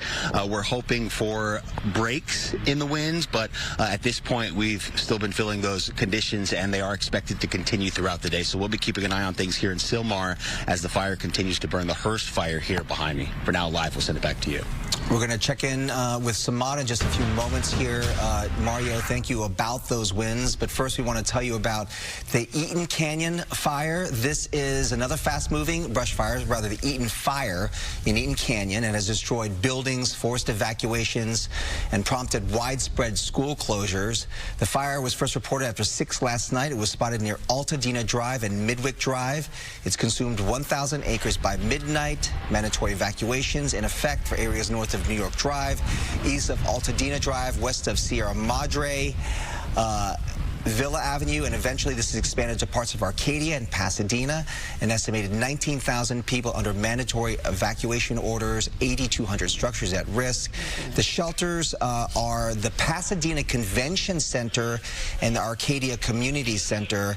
And we talked about the expanding school closures. Included now are Pasadena Unified, Glendale Unified, Alhambra Unified, South Pass Unified, San Marino Unified, La Cañada Unified, Burbank Unified School District, Arcadia Unified School District, and Monrovia Unified School District. So many school districts impacted by all of these fires. Those, of course, that were impacted by the Eaton fire.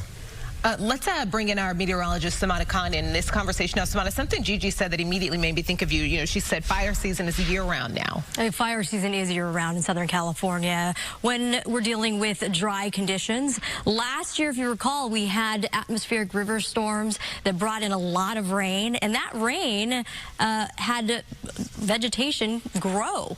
And well, during the summer months, they dry out, and then we bring in the Santa Ana winds during the cooler months, and it drives any spark that occurs those winds drive the fire conditions, and it becomes an extreme problem. And unfortunately, we're seeing that unfold. And it has been a very dry season for this 2024 to 2025 water year. We've only received about 16/100ths of an inch of rain for the downtown LA area. We are at a deficit of about a little under 4.5 inches of rain that we are missing. Right around this time of year, we should be seeing rain, but unfortunately, we're not seeing rain. We're just looking at very dry conditions that continue and those powerful, strong Santa Ana winds. This is unfortunately the perfect conditions in the upper levels of the atmosphere that's driving these really strong winds. Jet stream coming right over Southern California. The difference in pressure between area of high pressure over the Pacific and an area of low pressure that continues to spin in the Baja area, and the two combined is what's producing these very strong offshore flow. Hence, the National Weather Service, unfortunately, did suggest that this was going to be a life-threatening situation. Unfortunately, we are seeing that come into reality with all those heartbreaking images that's coming in at this hour. We have, at this hour, speaking of which, current conditions at the Hearst fire, where Mario is currently at, giving us updated information there. And those winds continue to blow out of the northeast, 18 to 30 miles per hour. Gusts, a range of 34 to 59, something that we have been forecasting as well. Temperatures going to be on the cooler side, humidity very low. Acreage 500 and containment at 0%. This is our latest fire. It broke out last night around 10:29 p.m. And going back to the Pacific Palisades, very similar conditions, because this is a widespread, powerful Santa Ana wind event. Wind ranges, wind velocities, 31 to 33 miles an hour with those gusts, again, topping 50 in some areas. Acres, 2,921, and we're expecting to get an update. We're anticipating it to be even more with containment at 0%. As we make our approach into the morning hours, we are in the thick of the peak wind conditions. It won't be until later on tonight that we'll notice winds subsiding. In the meantime, we are looking at widespread wind damage. This is not just for Ventura County and LA County. The winds very strong currently in the Inland Empire communities and Orange County as well. The extreme wildfire danger does continue. If a new spark were to occur, unfortunately, it could lead to explosive fire growth and spread, as we've seen occur with the Palisades fire, the Eaton fire, as well as the Hearst fire. More power outages is possible, as power lines may go down due to the strong winds, and more additional downed trees. So if you are if you're getting ready to travel, it's still dark out, to be extra cautious on the roadways, and rush hour coming around the corner as well. High wind warnings remain in place through tonight, where wind gusts could still reach 80+ miles an hour, and that does apply to everywhere across Southern California. Here's what we've been able to observe so far.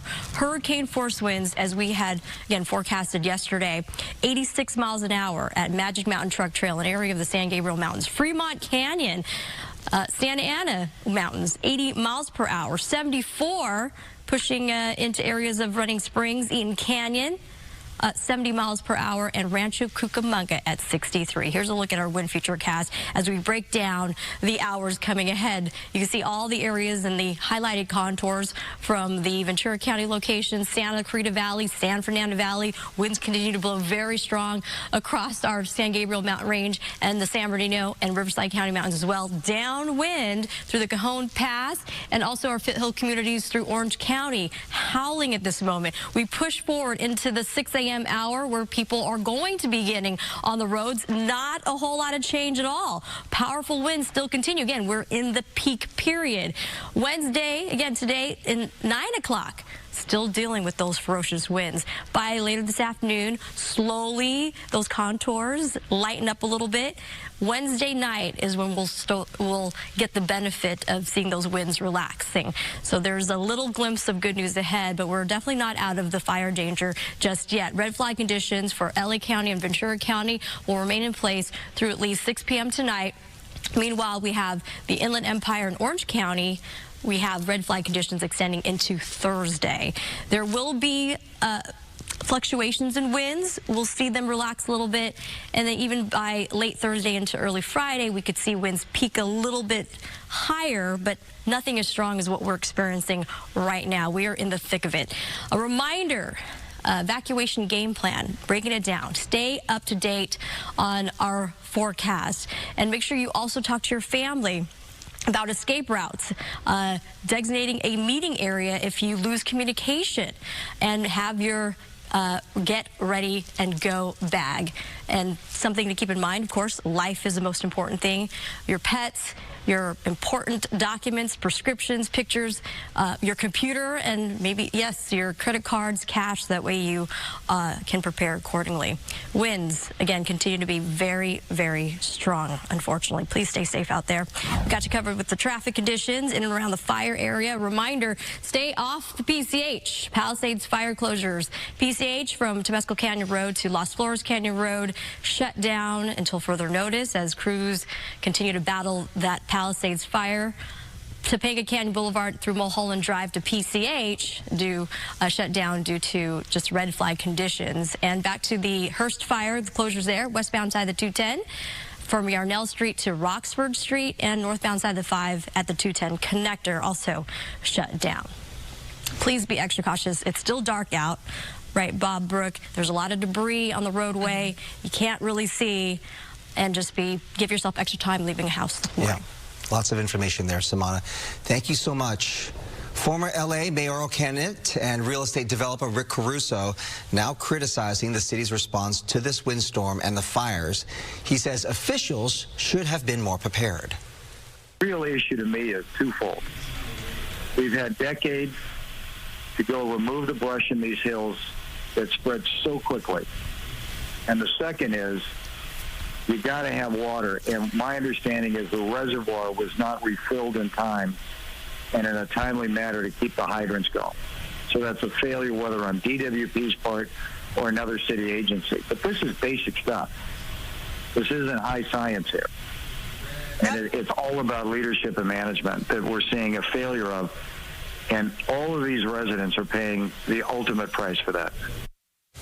Despite what you heard from Caruso, we are told no firefighters are running out of water. Federal aid is on the way for local firefighter efforts, the wildfire efforts. Governor Gavin Newsom says President Biden quickly approved funding after a text message request. I saw firsthand the impact of these swirling winds and the embers and the number of structures that are destroyed. Not a few. Many structures already destroyed, and the fact that people were still not evacuated, still did not heed the warning, were just coming down the canyon, is a reminder of how serious this moment is and how important it is you listen to these evacuation orders. FEMA has granted federal assistance to help cover firefighting costs. The White House says Biden has been briefed and directed his team to stay in contact with state and local officials. High winds grounded President Biden's planned trip to the Coachella Valley, where he was set to announce 2 national monuments honoring Native American tribes. An evacuation center has been set up for fire victims. Evacuees can go to the Westwood Recreation Center. It's at 1350 South Sepulveda Boulevard. Another evacuation center is open at the Dream Center in Los Angeles. The evacuation center for livestock and larger animals. We saw people moving their horses out or trying to, with smoke and fire all around them. This evacuation center is Pierce College, okay? It's at 6201 Winnetka Avenue in Woodland Hills. And for any smaller pets, like cats and dogs, they can be taken to the LA County Animal Shelter at 29525 Agora Road in Agora. More than 10,000 homes are being threatened by the Palisades fire. You can see video right here. Just how close the fire is getting to many homes around this area. We're going to listen into this.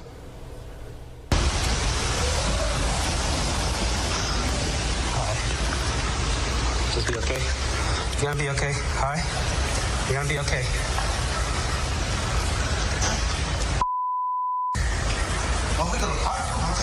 Don't worry about that, bitch. Okay.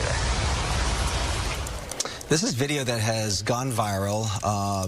video here of a home, a beautiful home in the Pacific Palisades area. An evacuation center has been set up for these folks. Again, we can only glean that with this video that he sent out that he is now safe with his dog. But I can tell you, if you are this close to the fire and you see flames that close, you can definitely feel the heat. So I can't even imagine what he was feeling at that point. And then you see how the wind is blowing the flames and the smoke in every direction there. The sound there, not just of the crackling fire that's racing toward his home and threatening his house, but also the howling winds that he was dealing with. So again, we don't know exactly what had happened to this person, but we can just hope and pray that he's okay. All right, again, 3 fires are burning out of control across LA County. We have Mario Ramirez on the phone with us as he covers the fire in Sylmar. Mario.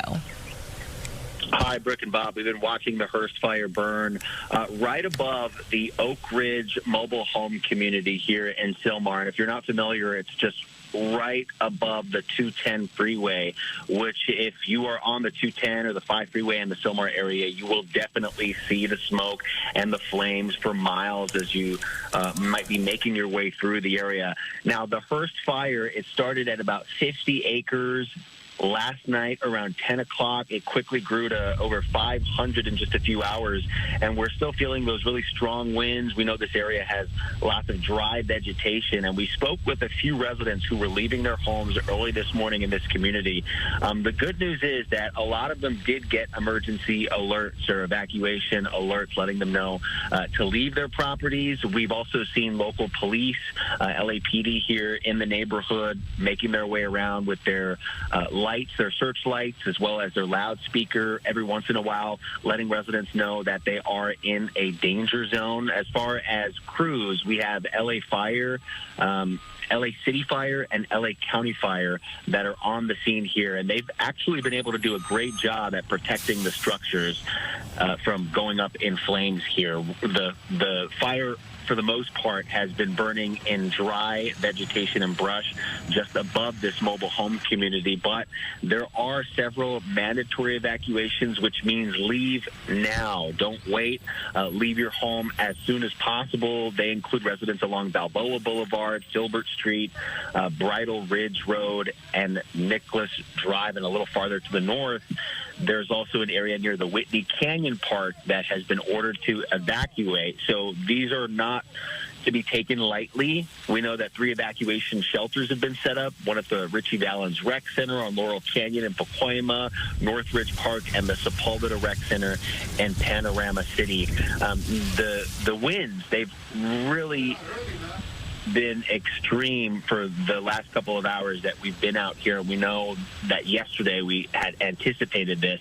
We talked about these really strong gusts, but we're seeing how unpredictable they can be. So the concern now is with these hot spots that are up in the hillsides, we're still feeling those really strong gusts. So they could carry some of these embers to other areas. But from what we can tell, no structures have been lost here in this area, which is great news. We haven't heard about any injuries, and we are keeping an eye on this area as crews seem to be making somewhat progress on the hillside here. But this wind event is not over, and we are seeing crews being shifted into some of the other areas here in Sylmar. So an indication that maybe some flames or some embers may be carried over into other areas and igniting additional spot fires.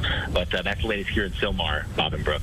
All right, that is decent news there, Mario. Thank you so much. Let's go back to Gigi Graciette. She's covering the Palisades fire. Mario had been talking about the winds there, Gigi, and we know that we are not out of the woods yet. In fact, with sunrise, sometimes they expect that these winds could actually pick up. They usually do, and that is a huge concern for firefighters here on the scene. We're on Sunset Boulevard at Chautauqua, and let me show you, let me get out of the way here and show you, homes are continuing to burn. And if photographer Tony Butita actually pans from that burning home, if you pan to the right, you can make through those hedges another structure that is on fire right now. And I can tell you, this is making national headlines. So many folks familiar, of course, with Sunset Boulevard. It's known around the country country. When people travel to Los Angeles, they head through Sunset Boulevard to head to our beaches, to Pacific Coast Highway, where, by the way, the Palisades fire actually jumped PCH yesterday and set cars that were on the beach side of PCH, set those cars on fire, and we actually saw a structure that appeared to be lost. It was unclear if it was a lifeguard tower, tower and possibly shack.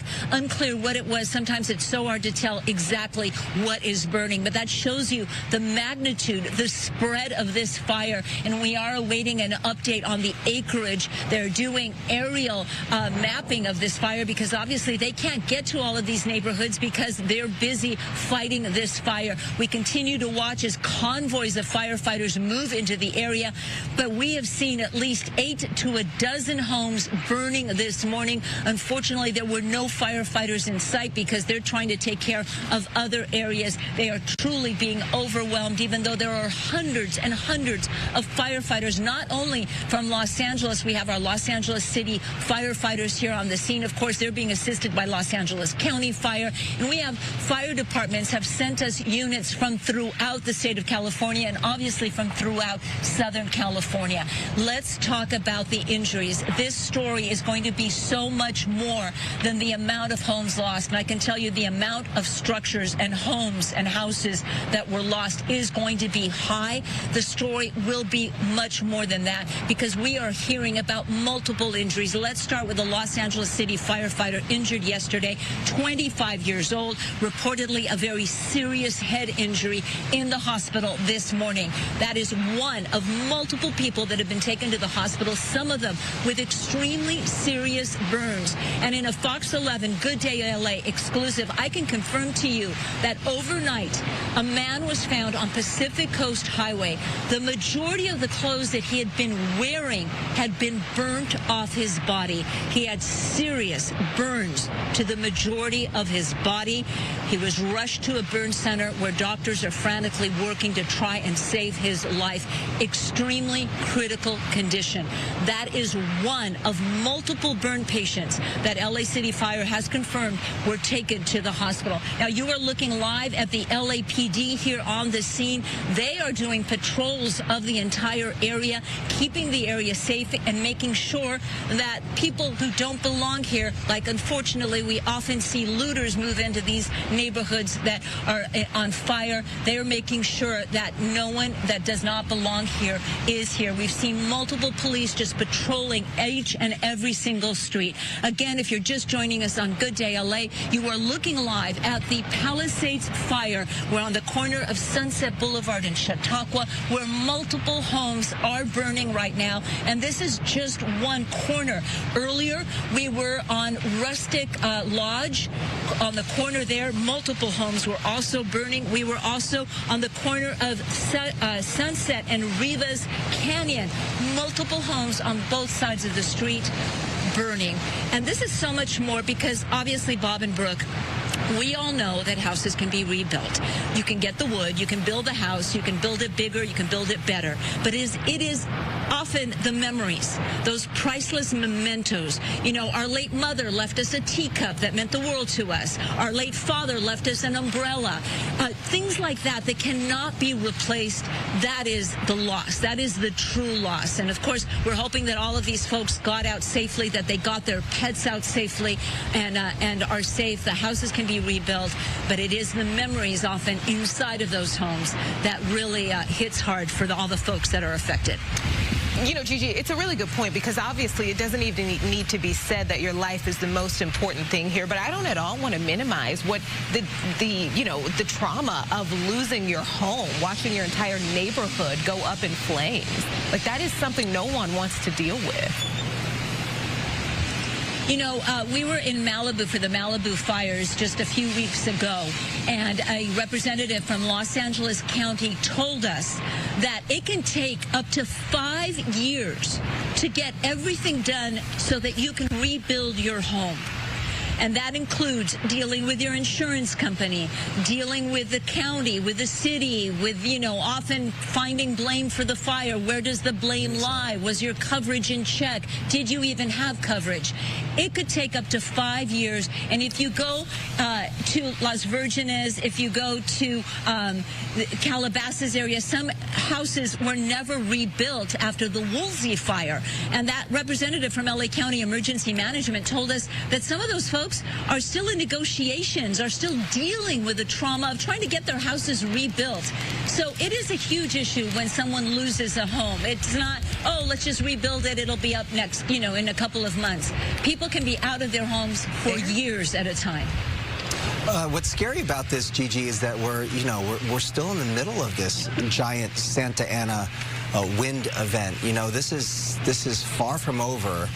And to your point, I was thinking of the video that I've been seeing, even of just these structures burned along Pacific Coast Highway on the ocean side, even these places that people have frequented for a long time, like the Reel Inn. There was reports that the Mastro's was damaged, the Malibu feed bin also destroyed. So with daylight, we're going to see how widespread and how destructive this is, but no doubt this is going to be almost apocalyptic when we see all of the damage and how much has been destroyed in this area and how much this community has to be rebuilt.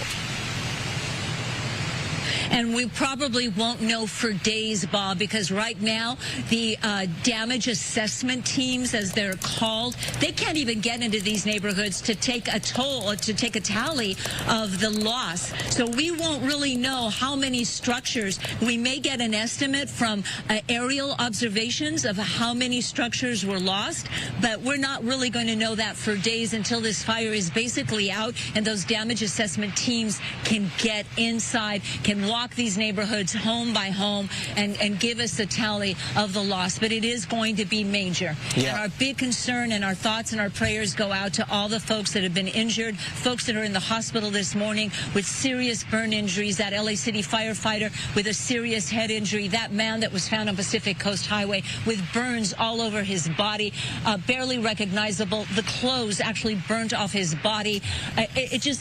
We mention that because it talks to the severity of the fire, what the circumstances were, and how he was caught in the fire. Obviously unclear, and unclear if he was even able to tell first responders.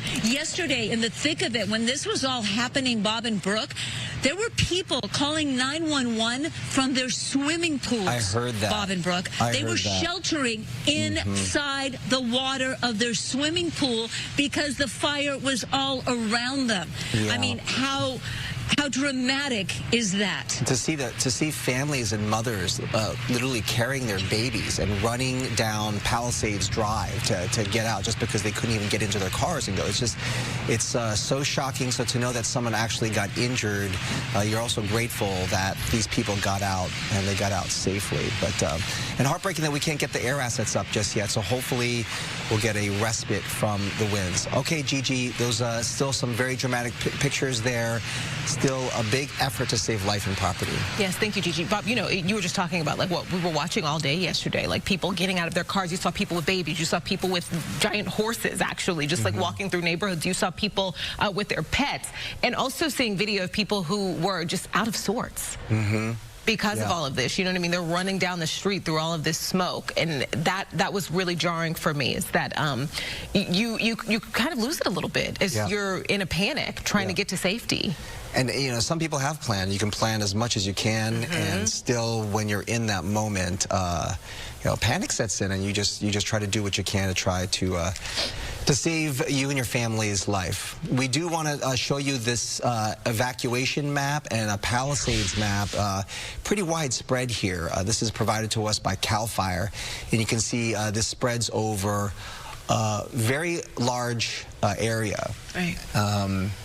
And so this is stretched all the way basically down to the coast in the Palisades area. This started at Piedra Morada Drive, and then now is expanded eastward. So there's a little concern this morning for Brentwood.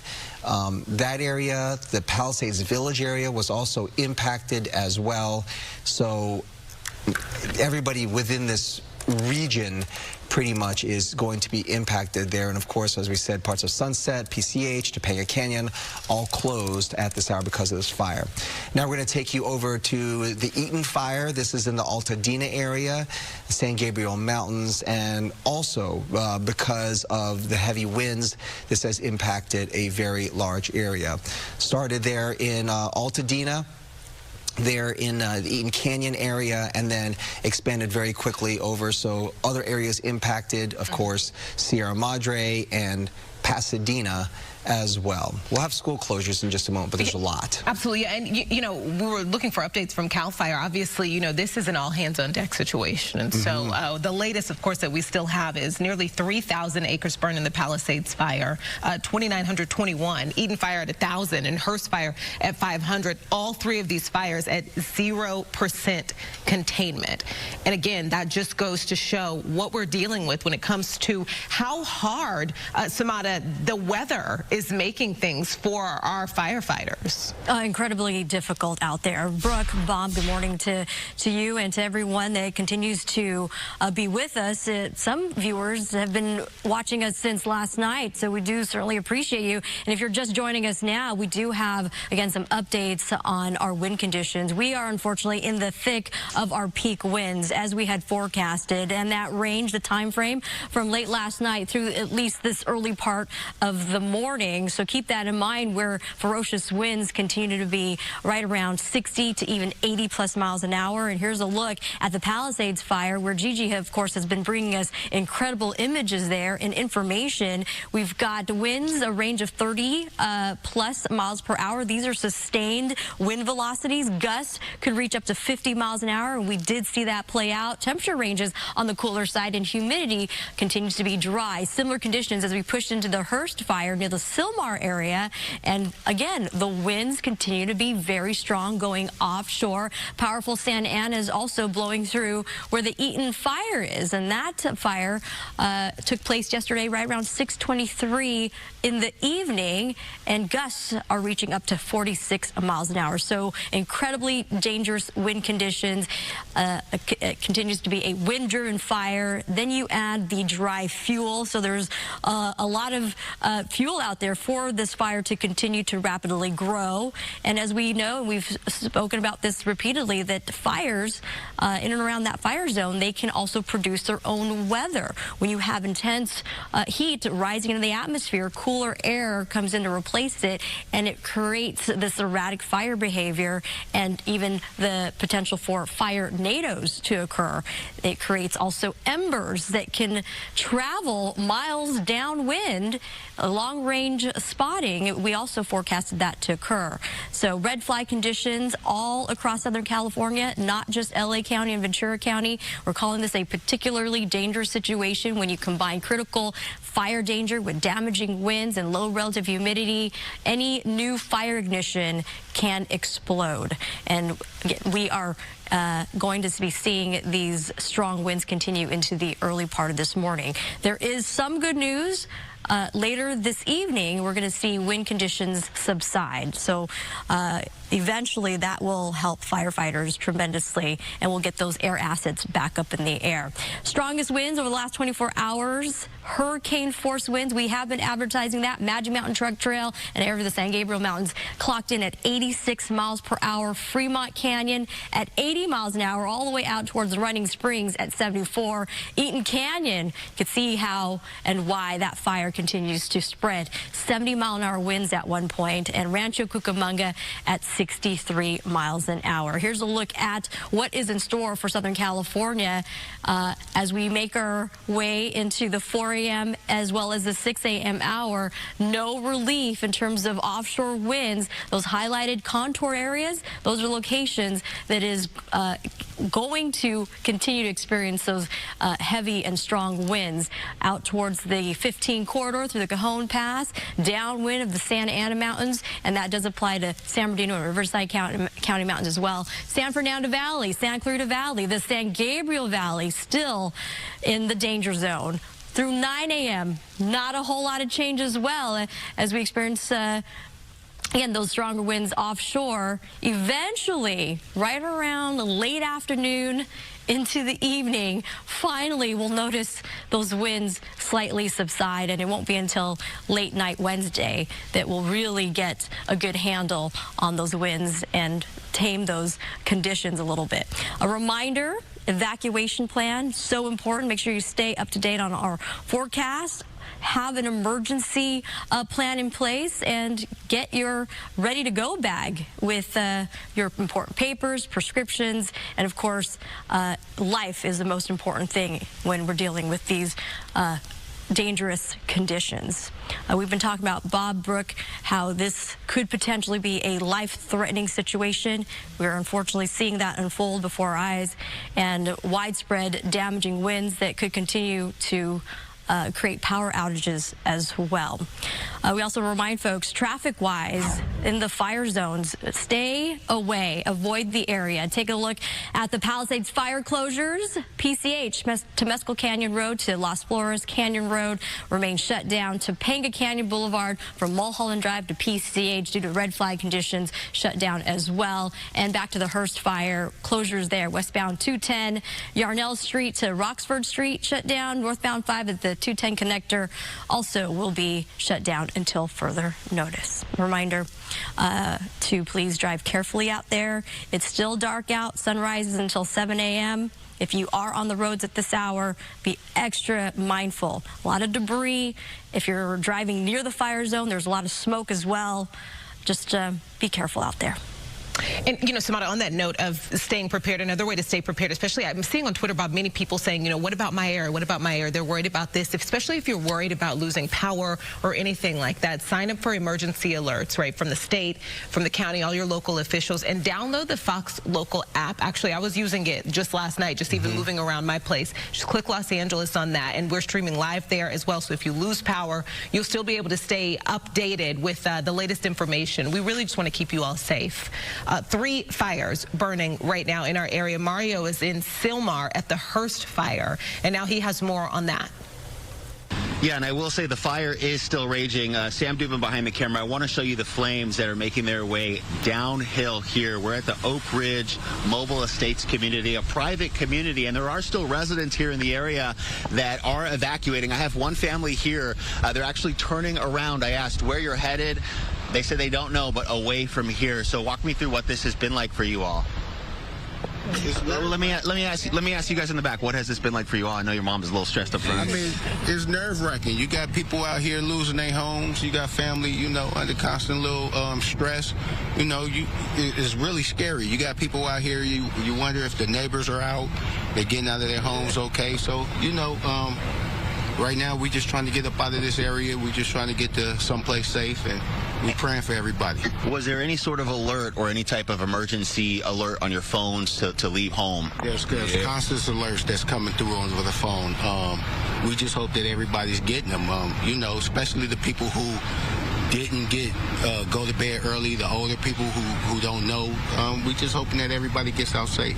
Yeah, absolutely. All right, thank you. Appreciate you talking to us. Stay safe. So they're sort of trying to figure out exactly where to go from here because there hasn't been much time to prepare. So as we look here at these flames, I want to tell you a little bit about what's going on here. The Hearst fire started at about 50 acres around 10 o'clock last night, quickly growing to 500 acres in a few hours, and of course driven by those high winds that we've been feeling since yesterday and dry vegetation here in the area. Now, this broke out near the freeway, the 5 freeway, where it meets the 14 and the 210 freeways. Several areas under mandatory evacuations, which means leave now, and they include residents along Balboa Boulevard, Filbert Street, Brittle Ridge Road, and Nick Kloss Drive. We should also mention that a little farther north, the area near Whitney Canyon Park has also been ordered to evacuate. Evacuation warnings, which means you should be prepared to leave.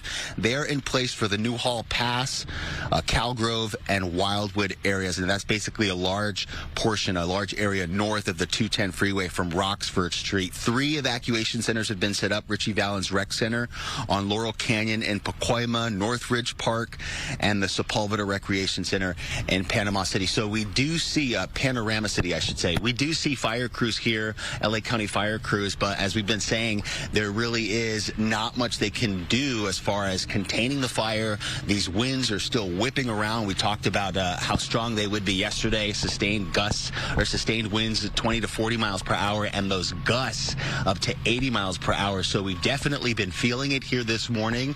We don't see any homes damaged right now in this area. We know some of the other fires we've been talking about, several dozens of structures have burned. So we're keeping an eye on things here. But I did just talk to one person who was headed down, and I asked if he was a resident here in this community. He said he came from downtown to just look at what's going on here. So we're sort of seeing looky-loos who are coming into neighborhoods that really shouldn't be in here. Fire apparatus need to make their way through these streets. Some of them can be very tight. So still very gusty winds out here in Sylmar, and this fire still burning out of control here behind me, Bob. All right, Mario, thank you. Another fast-moving brush fire to tell you about the Eaton fire. This broke out overnight, destroyed buildings, forced evacuations, prompted widespread school closures. The fire was first reported at 6 last night. It then spotted near Altadena Drive and Midwick Drive. There are mandatory evacuations in effect for areas north of New York Drive, east of Altadena Drive, west of Sierra Madre Villa Avenue. This eventually expanded to parts of Arcadia and Pasadena. Mandatory evacuations cover eastern Altadena, including areas like east of Lake Avenue and large portions of northern Pasadena. People in Sierra Madre face orders north of Sierra Madre Boulevard with voluntary evacuations elsewhere in the city. Arcadia officials also telling people living north of Foothill Boulevard and Orange Grove Avenue to leave immediately, and anyone needing a place to stay can head to the shelters. That's at Pasadena Convention Center on Green Street in Pasadena and the Arcadia Community Center on Campus Drive. A number of school closures including Pasadena, Glendale, Alhambra, South Pass, San Marino, La Cañada, Burbank, Arcadia, and Monrovia. So many different districts have been closed. Let's go back out to Gigi Graciette, live covering the Palisades fire for us. Gigi, this fire at nearly 3,000 acres and again 0% containment. This is terrifying. It certainly is, especially for the tens of thousands of folks who have been evacuated. But before I show you what's happening here, we're getting word of another vegetation fire in the Irwindale area. 5 acres and growing, Foothill Boulevard and Irwindale Avenue in Irwindale. A vegetation fire only right now. We are keeping a close eye on that fire also. Take a look behind me. I'm on Sunset Boulevard and Chautauqua, where multiple structures are burning. Photographer Tony Butita giving you a live look at what is happening right now. And Tony, if you pan over to the right, it is covered by hedges, but it'll give you an idea of how big the fire is right here just on this corner. You can see behind the hedges there the flames. That is yet another structure, and we continuously hear the sound of things exploding. There are propane tanks. A lot of folks have barbecues in the backyard with propane tanks. We hear the sound of explosions. That is another structure that continues to burn. We're also watching as more and more fire resources move into the area. It has been a very long 20 hours or so for firefighters since the Palisades fire broke out at 10:30 yesterday morning. Multiple structures have been lost. Today, we saw on different corners, Rustic Lane, on Rivas Canyon, homes burning. The toll will be high. It may be days until we know exactly how many structures are lost. But as we've been saying earlier, this story is going to be much more than just homes and houses and structures that were lost. There are a lot of people that have been injured with serious burns. We can exclusively confirm that a man was found on Pacific Coast Highway early this morning or late last night. He was stumbling. He was found. The clothes on his body were basically burnt off. He had serious burns, had to be intubated immediately. Doctors doing their best to save that man's life, but he is in extremely critical condition. And of course, our LA City firefighter with a serious head injury suffered yesterday. We were actually listening to the scanner traffic, and we heard that mayday call of a firefighter down. That, of course, for firefighters is one of the worst calls they can get. They immediately started started doing what's called personal accountability report, where each team leader checks on their members, checks on their firefighters to make sure everyone is okay. That firefighter, we're told, 25 years old, taken to the hospital with a very serious head injury. And this is in addition to the burn patients and smoke inhalation patients that were rushed to the hospital. Yesterday, by around 1 o'clock, 2 o'clock in the afternoon, you had at least 2-3 people that had already been transported to the hospital. So the story is going to be much more than just structures lost. But the damage is severe. The winds continue to fan those flames. That ember cast continues to be pushed 1 to 5 miles ahead, so they are fighting continuously spot fires. And as Bob and Brooke have been telling you, this is just one of 3 major fires that are burning in the Los Angeles area. Mario Ramirez has been live with excellent coverage in Sylmar. We have the Eaton fire, which continues to prompt mandatory evacuation orders. We don't have a count of how many people are under an evacuation order, but early this morning at around midnight, a mandatory evacuation order actually went out for Santa Clarita, the Calgrove area. Those folks told to get out now. I have friends, they all came to my house when they were evacuated. They made it through the 5 freeway, the 5, the 14, the 210. You could clearly see the Sylmar fire, but because the winds are so erratic, and firefighters use the word erratic, and it's always a little bit disconcerting when they do, but they use it when they talk about the fire behavior. It's not the normal fire behavior that you saw 10 years ago. They talk about the erratic winds, which pushes the fire in each and every direction at given times. So erratic fire behavior, erratic winds, certainly challenging for our firefighters and for all the firefighters from different agencies that are here in the Los Angeles area to help LA City Fire, to help Los Angeles County Fire in this major emergency. 3 fires burning, and we're getting word of a fire in Irwindale. It is at 5 acres. It is a vegetation fire. Units are there now, and of course we're going to keep you posted on that fire too. Bob and Brooke? Gigi, actually Sandra joined us now here. I just wanted to point out, we did talk to LA City Fire this morning, and they said that they had to ground their air assets, that first of all, the winds are so strong, sometimes gusts over 80 miles per hour, that it's just simply too dangerous for those air assets to be in the air. That had nothing to do with nighttime drops, because they do that now frequently, or they have the capability to do that. But they also said because those winds were so strong, they really wouldn't be effective. So the hope is that at some point, you can get the air assets up there. In the meantime, you have all of those ground crews here who have been working round the clock. And basically right now, it's just an effort to save lives and protect property. And they're doing their best, but Bob, we've seen at least, 8 to a dozen homes. There are firefighters staged here at Chautauqua and Sunset Boulevard, but we were up at Rivas Canyon. We were up at Rustic Lane. There were no firefighters there as houses were just burning to the ground. Unclear if the houses were just beyond saving and they had to dedicate their resources to areas where they could save homes. Unclear if they just don't have the manpower to get to those homes. They're doing the best they can under extremely challenging circumstances.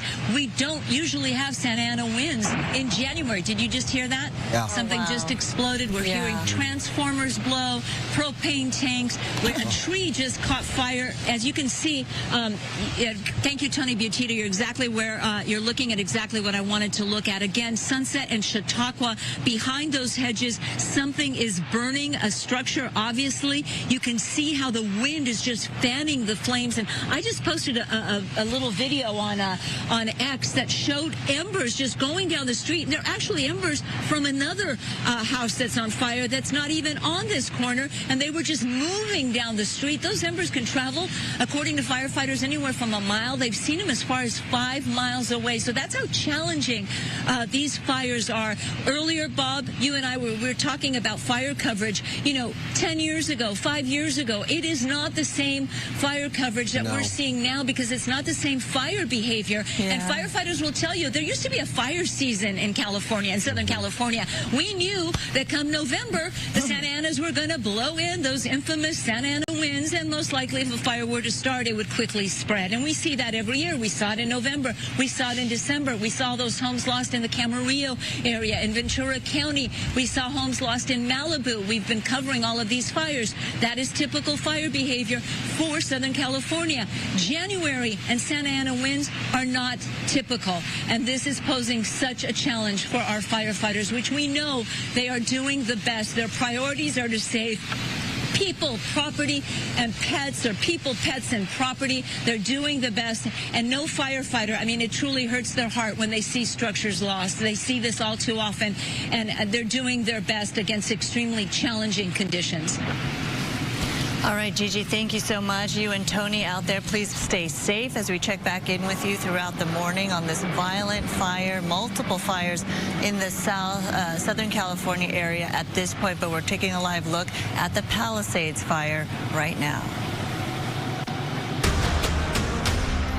And we want to say good morning to you. I'm Sandra Endo in for Brooke this morning at this point. I'm Bob DeCastro. Yeah, welcome to Good Day LA. It's been an extraordinary night with multiple fires burning all across LA County. We have at least 3 fires that are now burning. Homes have burned, thousands more now threaten. Fires burning out of control in several areas. Pacific Palisades, Sylmar. We also have a fire near Altadena. At 8 o'clock this morning, we are expecting an update on all of these fires. For now, crews continue their best to save lives and property. Nearly 24 Southern California school districts are canceling classes today, and this is a list that is going to continue to expand throughout the morning, but we'll begin to go through these districts in alphabetical order. All schools in Alhambra, Arcadia, Azusa, Baldwin Park, and Burbank. We're also talking about schools in Duarte, El Monte closed for today, Glendale, La Cañada, and Los Virgenes as well. Monrovia, Mountain View, Pasadena, Rosemead, and San Marino, those all remain closed for today.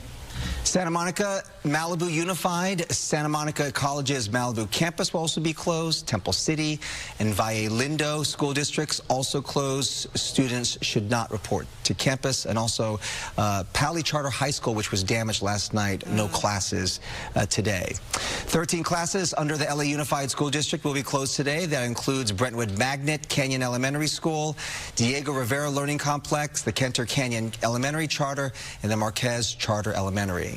Palisades Charter Elementary School as well, Palisades Elementary, Paul Revere Charter Middle School, Topanga Elementary Charter, and University High School, as well as Woodland Hills Academy. Those all will be closed today because of the damaging fires. Let's go out to Samada because she has been saying all morning long we're still not out of the worst of this. Yeah, good morning, Sandra, to you and Bob, and to all our viewers joining us at this hour. We are definitely not out of the woods yet. This is still peak winds that will continue into the early part of this morning. Red flag conditions remain in place, and we're still under the particularly dangerous situation when you combine critical fire weather with those highly damaging winds and low relative humidity, that if any new spark were to occur, it could rapidly explode. The fire growth quickly spreading as well, and we're seeing that unfold, especially in the Palisades fire area where Gigi has been giving us those very dramatic images. Our hearts do go out to all those victims in and around that fire zone. Northeast winds have been very strong. These are sustained wind velocities around 30 to even 33 miles an hour. Gusts have been topping 50 miles an hour in that area, and you can see why it continues to be a very dangerous situation, life-threatening and widespread destruction. There's a potential for downed trees and power lines, and that could lead to additional power outages. We take you over to the Hearst fire, that it's the latest big fire that began right around 10:29 p.m. last night. We have acres, 500, 0% containment, and similar wind conditions there. Out towards the Eaton Canyon fire that broke out yesterday around 6:23 in the evening. We've got gusts topping 46 miles an hour, and it continues to not be out of the question that gusts could still range between 60 to even 80 miles per hour as these winds continue to blow through Southern California. We'll slowly start to notice wind conditions subsiding a little, just a little, as we approach the afternoon hours, as high wind warnings remain in place till about 6 p.m. But after 6 p.m., more noticeable winds subsiding by later tonight. Here's a look at our strongest winds so far within the last 24 hours. We have been advertising, we have been warning people that hurricane force winds could be on its way, and unfortunately, sure enough, it became a reality. Magic Mountain Truck Trail, we had winds clocking in at 86 miles an hour, and that's an area of the San Gabriel Mountains. Fremont Canyon, Santa Ana Mountains at 80 miles an hour. Running Springs, San Bernardino County at 74. Eaton Canyon and Rancho Cucamonga, the range of 60s and 70s. This is a widespread wind event, so it's not the particular wind-prone locations. Locations that typically don't see winds as strong are now seeing it due to this very active system. We have an area of low pressure and the backside of that low working with an area of high pressure, and those winds going offshore is what's creating these very dangerous and very critical conditions. We have a wind look ahead right around now into the next couple hours. You can see here the highlighted contours. Those are locations where winds are the strongest. Not a whole lot of relief going into the next hour, where a lot of people are going to be hitting the roads, heading out to work. If you can avoid doing so, it would be probably a good idea. If you're traveling with those big rigs or campers, reroute your travel plans. Perhaps travel tomorrow or into Friday. If you have to head out along the 5 corridor or the 14, the 15, if you're heading out to the high desert communities, look at 9 o'clock this morning, still very strong, and it won't be until the afternoon that you'll slowly see those brightly lit locations get a little less dim, meaning that winds will slowly start to diminish. By 4 p.m. and through the evening, a whole lot better. This is what we're looking forward to, so that way firefighters can get a much better handle on those conditions. And we continue to remind folks, because it is still very windy, powerful Santa Ana's still part of the forecast, and red flag conditions still in place. If a new fire were to occur, again, it could rapidly spread. So stay up to date with the forecast. Make sure you have an evacuation plan. Know your evacuation routes.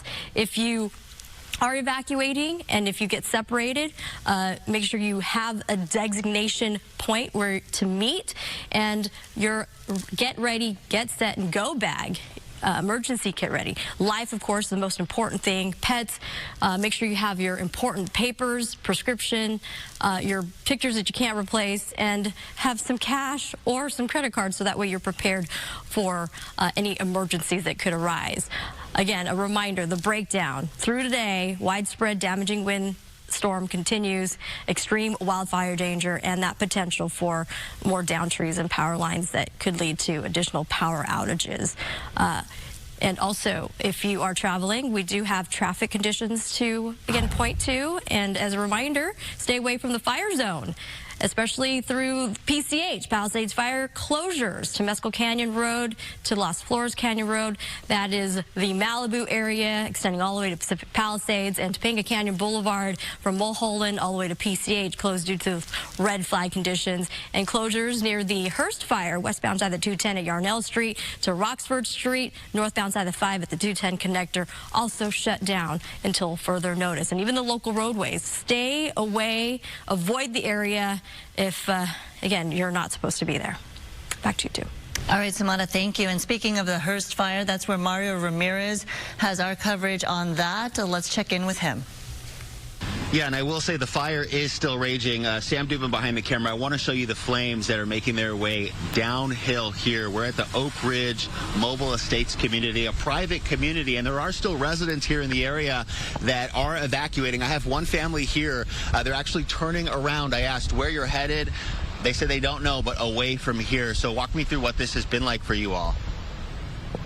Well, let me ask you guys in the back. What has this been like for you all? I know your mom is a little stressed up front. I mean, it's nerve-wracking. You got people out here losing their homes. You got family, you know, under constant little stress. You know, it's really scary. You got people out here. You wonder if the neighbors are out. They're getting out of their homes okay. So, you know, right now we're just trying to get up out of this area. We're just trying to get to someplace safe, and we're praying for everybody. Was there any sort of alert or any type of emergency alert on your phones to leave home? There's constant alerts that's coming through over the phone. We just hope that everybody's getting them, you know, especially the people who didn't go to bed early, the older people who don't know. We just hoping that everybody gets out safe. Yeah, absolutely. All right, thank you. Appreciate you talking to us. Stay safe. So they're sort of trying to figure out exactly where to go from here because there hasn't been much time to prepare. So as we look here at these flames, I want to tell you a little bit about what's going on here. The Hearst fire started at about 50 acres around 10 o'clock last night, quickly growing to 500 acres in a few hours, and of course driven by those high winds that we've been feeling since yesterday and dry vegetation here in the area. Now, this broke out near the freeway, the 5 freeway, where it meets the 14 and the 210 freeways. Several areas under mandatory evacuations, which means leave now, and they include residents along Balboa Boulevard, Filbert Street, Brittle Ridge Road, and Nicholas Drive. We should also mention that a little farther north, the area near Whitney Canyon Park has also been ordered to evacuate. Evacuation warnings, which means you should be prepared to leave. They're in place for the Newhall Pass, Calgrove, and Wildwood areas, and that's basically a large portion, a large area north of the 210 freeway from Roxford Street. 3 evacuation centers have been set up: Richie Valens Rec Center on Laurel Canyon in Pacoima, Northridge Park, and the Sepulveda Recreation Center in Panama City. So we do see Panorama City, I should say. We do see fire crews here, LA County fire crews, but as we've been saying, there really is not much they can do as far as containing the fire. These winds are still whipping around. We talked about how strong they would be yesterday. Sustained gusts or sustained winds at 20 to 40 miles per hour, and those gusts up to 80 miles per hour. So we've definitely been feeling it here this morning. We don't see any homes damaged right now in this area. We know some of the other fires we've been talking about, several dozens of structures have burned. So we're keeping an eye on things here. But I did just talk to one person who was headed down, and I asked if he was a resident here in this community. He said he came from downtown to just look at what's going on here. So we're sort of seeing looky-loos who are coming into neighborhoods that really shouldn't be in here. Fire apparatus need to make their way through these streets. Some of them can be very tight. So still very gusty winds out here in Sylmar, and this fire still burning out of control here behind me, Bob. Burning out of control. That's Mario at the Hearst fire, which is now at 500 acres burning. Now we're taking a look at firefighters who are also battling the Eaton fire near Altadena. As it stands right now, the latest update, 1,000 acres burning there. People are evacuating the scene. The fire has destroyed buildings and prompted widespread school closures, as we've been telling you about all morning long. The fire was first reported after 6 o'clock last night. It was spotted near Altadena Drive and Midwick Drive. Gina Silva was able to talk to people leaving their homes. We live in the same building together. We were told to evacuate a while ago, and we went down and dropped some stuff off, but I came back up here because I saw all these spot fires coming up here, and I can't help but feel bad for all the people who live here. And we've never had a fire like this, I don't think, as far as I've been alive, at least not down this close. So describe the wind conditions out here. Oh, it's bad. It's horrific. I mean, just driving in the car, if you don't see any trees around, the car shakes like it's an earthquake. Yeah. That's how strong it is. Luis, how are you holding up? ¿Cómo estás? It's fine. Everything is fine, yeah? So, no problem, yeah. Where's your house? ¿Dónde está tu casa? Yeah, this one. It's in the front. And it's okay? Yeah, it's fine. How long have you lived over here? About 3 years there. I think they live there a lot longer. And your house is okay right now? Is okay? Yeah, I think it's okay. Yeah. Hopefully. Yeah. So former LA mayoral candidate and real estate developer Rick Caruso is criticizing already the city's response to the windstorm and fires. He says officials should have been more prepared.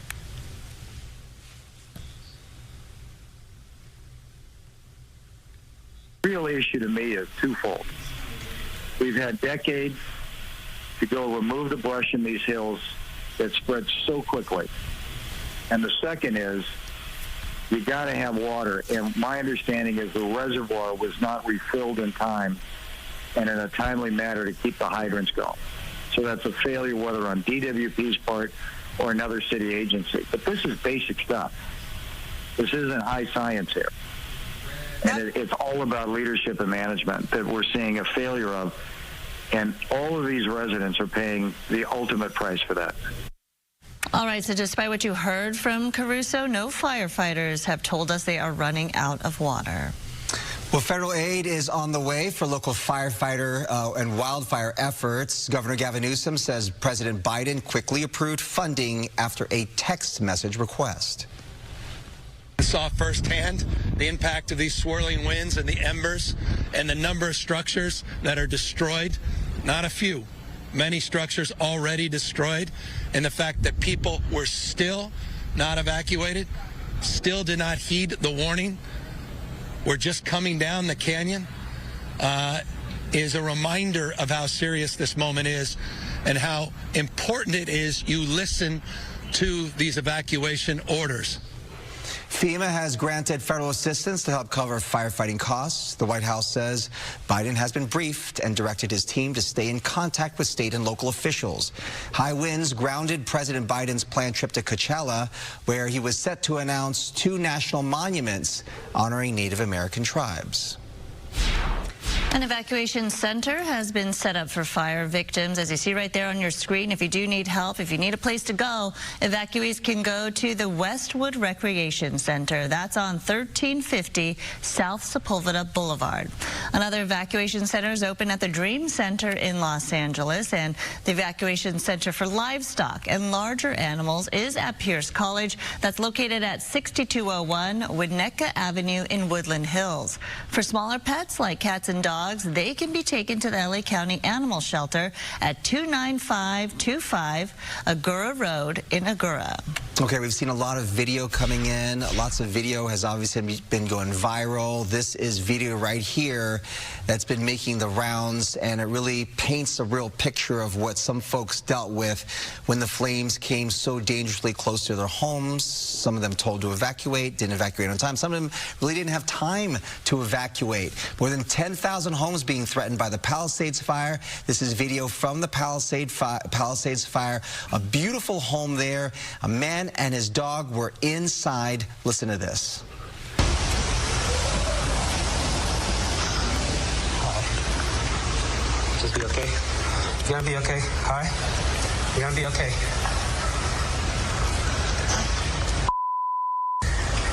Oh, we go to the park. Don't worry about that, dude. Okay. And we can only glean from this video that he released this video that he is okay. So we hope he and his dog are okay. You and I have both been in similar situations like this and covering this.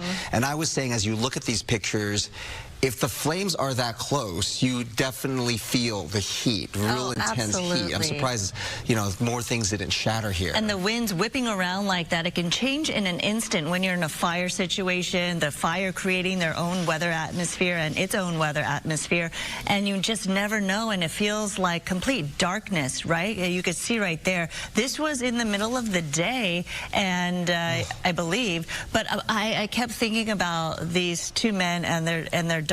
What happened to them? A lot of the comments online since this video has gone viral, people say, why didn't you get out? That's so dumb of you. Listen, at that point, there were certain areas and certain communities from 10:30 in the morning that were told to shelter in place because there were no access to roads to get out. If you remember, in the early hours of this Palisades fire breaking out, people were evacuating from all areas of that community, and roads were backed up. People were abandoning their cars, as we've been showing you, and there were certain areas that they could just not get out. So certain communities and residential areas were told to shelter in place. Now, things, again, in a fire situation like this can change on a dime, and that could be perhaps why they were caught in their homes. You don't know. So, again, all those comments online, people judging or wondering why they didn't get out earlier. It's not so easy all the time. It's not clear cut. Here's a perfect example, and it's just wild to think that people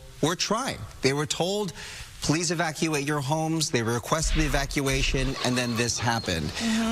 The situation caused on Palisades Drive, where there's really only one way in and one way out. There is one way to get onto Sunset Boulevard. So you have all of these people trying to get there all at once. You have fire apparatus trying to get up the street at once. Sunset Boulevard's basically shut down. You're trying to get out. People just decided, you saw these mothers grabbing their kids like you would have and said, let's just get out and walk down the street and get to safety, right? And you leave your car there. When I saw this happening, people abandoning their cars in the middle of the road, not even pulling off to the side, that just shows you the desperation. Why would you leave your car? Think about it. In LA, where we need a car to get everywhere, people don't walk. People don't carry their things, let alone small children, and walk miles. There's no public transportation to turn to. So the desperation of people saying that the best situation and the best decision to make is to leave your car and then to walk for how many miles, I don't know, to get help.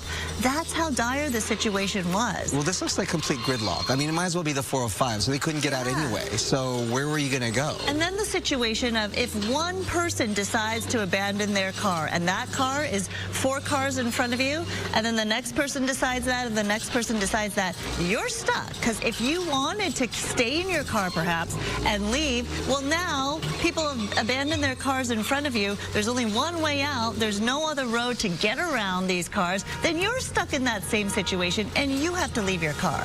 The infrastructure was just not built for something like this. And we've had homes that were built along this road. At the time, probably not as much development there. And so when something of this magnitude happens, there is just no other option. I think later, I mean, you know, in the weeks and the months and the years down the road, they'll do an assessment of how better they could evacuate this area when needed. Well, people are comparing this to the situation in Hawaii, like Lahaina, and that area, the fire, how people couldn't evacuate, right? Because of the fact that we're talking about these narrow roads, one way in, one way out, and people fleeing all at once, and the road's not designed to carry all that traffic. You're absolutely right, Sandra. When you're dealing with massive evacuation conditions, everyone's going to evacuate at the same time, and that causes traffic gridlock. And unfortunately, we're seeing what it can do in a situation where we have the strong winds and the fire conditions. At the time, I'm sure people were desperate to get away. I've heard stories where one guy in and around something similar to that, he said he did see the gridlock. He wanted to evacuate. He actually waited just a little bit, hoping that traffic conditions would subside. It actually got worse, and he had no choice but to leave his home and get to somewhere safe. I heard the scanner traffic. I was listening to the police scanners and the emergency scanners as they were dealing with this, and yeah, I heard them calling the bulldozers. They said, we have to clear a path because there's no way for these fire apparatus to even get through there. There's a home burning up there on the hillside there, and there's no way to get to it. Heartbreaking images. You have to do what you have to do. And how scary is it? Because they were saying as they were stuck in gridlock on this road that the palm fronds around them were shooting down on fire, and one car or van caught fire because of it, the flying embers. So on top of that, the scary situation of, okay, we're sitting ducks in our car, maybe these embers are going to fly and catch our car on fire. So what do we do? Oh, the threat is there.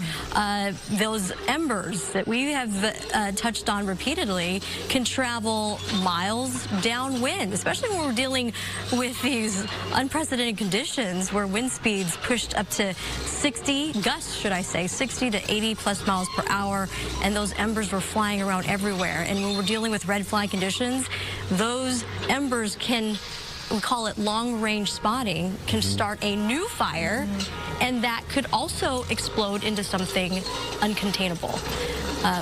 The winds, unfortunately, continue to be very strong. We are in the thick of it. This is peak wind time frame. We had talked about this since the early part of this week. We tried to warn people. We have said repeatedly yesterday this could turn into a life-threatening wind event, highly destructive, and the images prove it to be a reality. catastrophic conditions, wind speeds, hurricane force, Magic Mountain Truck Trail, 86-mile-per-hour winds, and that is observed in the San Gabriel Mountains. Fremont Canyon, this is widespread, and this is why it continues to be a concern, because it's not just a localized area like we saw with the Franklin fire just a few weeks ago. This is pertains to the entire portion of Southern California under high wind warnings through at least 6 o'clock this evening. Running Springs reached 74 miles an hour, San Bernardino County Mountains included. Eaton Canyon, Rancho Cucamonga, the range of 60 to 70 mile per hour winds. It's these winds that is hard for firefighters to deal with. Upper level aerial support, should I say. Aerial assets had to be grounded to these strong winds. Bob, you were discussing earlier with the LA City fire representative. They said simply that it's the winds are just too dangerous, that they do fly and do nighttime drops now. The LA City Fire has the capability to do it, but it was just too, the winds are too strong and too dangerous for pilots up there for them to fly aircraft. And additionally, they said even if they did do that, they wouldn't be effective because they wouldn't have the accuracy that they would need to be able to get low enough. You would have to drop it on target. Right, you have to what's the point? Calculate your point of interest, and then you couple that with wind speeds of 70, 80 mile-an-hour gusts. It is definitely hard to do, and to better be safe. We have been very dry, so there's a lot of fuel out there. Dry vegetation, also part of driving these conditions to where they are now. We had excessive rainfall last year. Do you remember the atmospheric river storms that came through the area?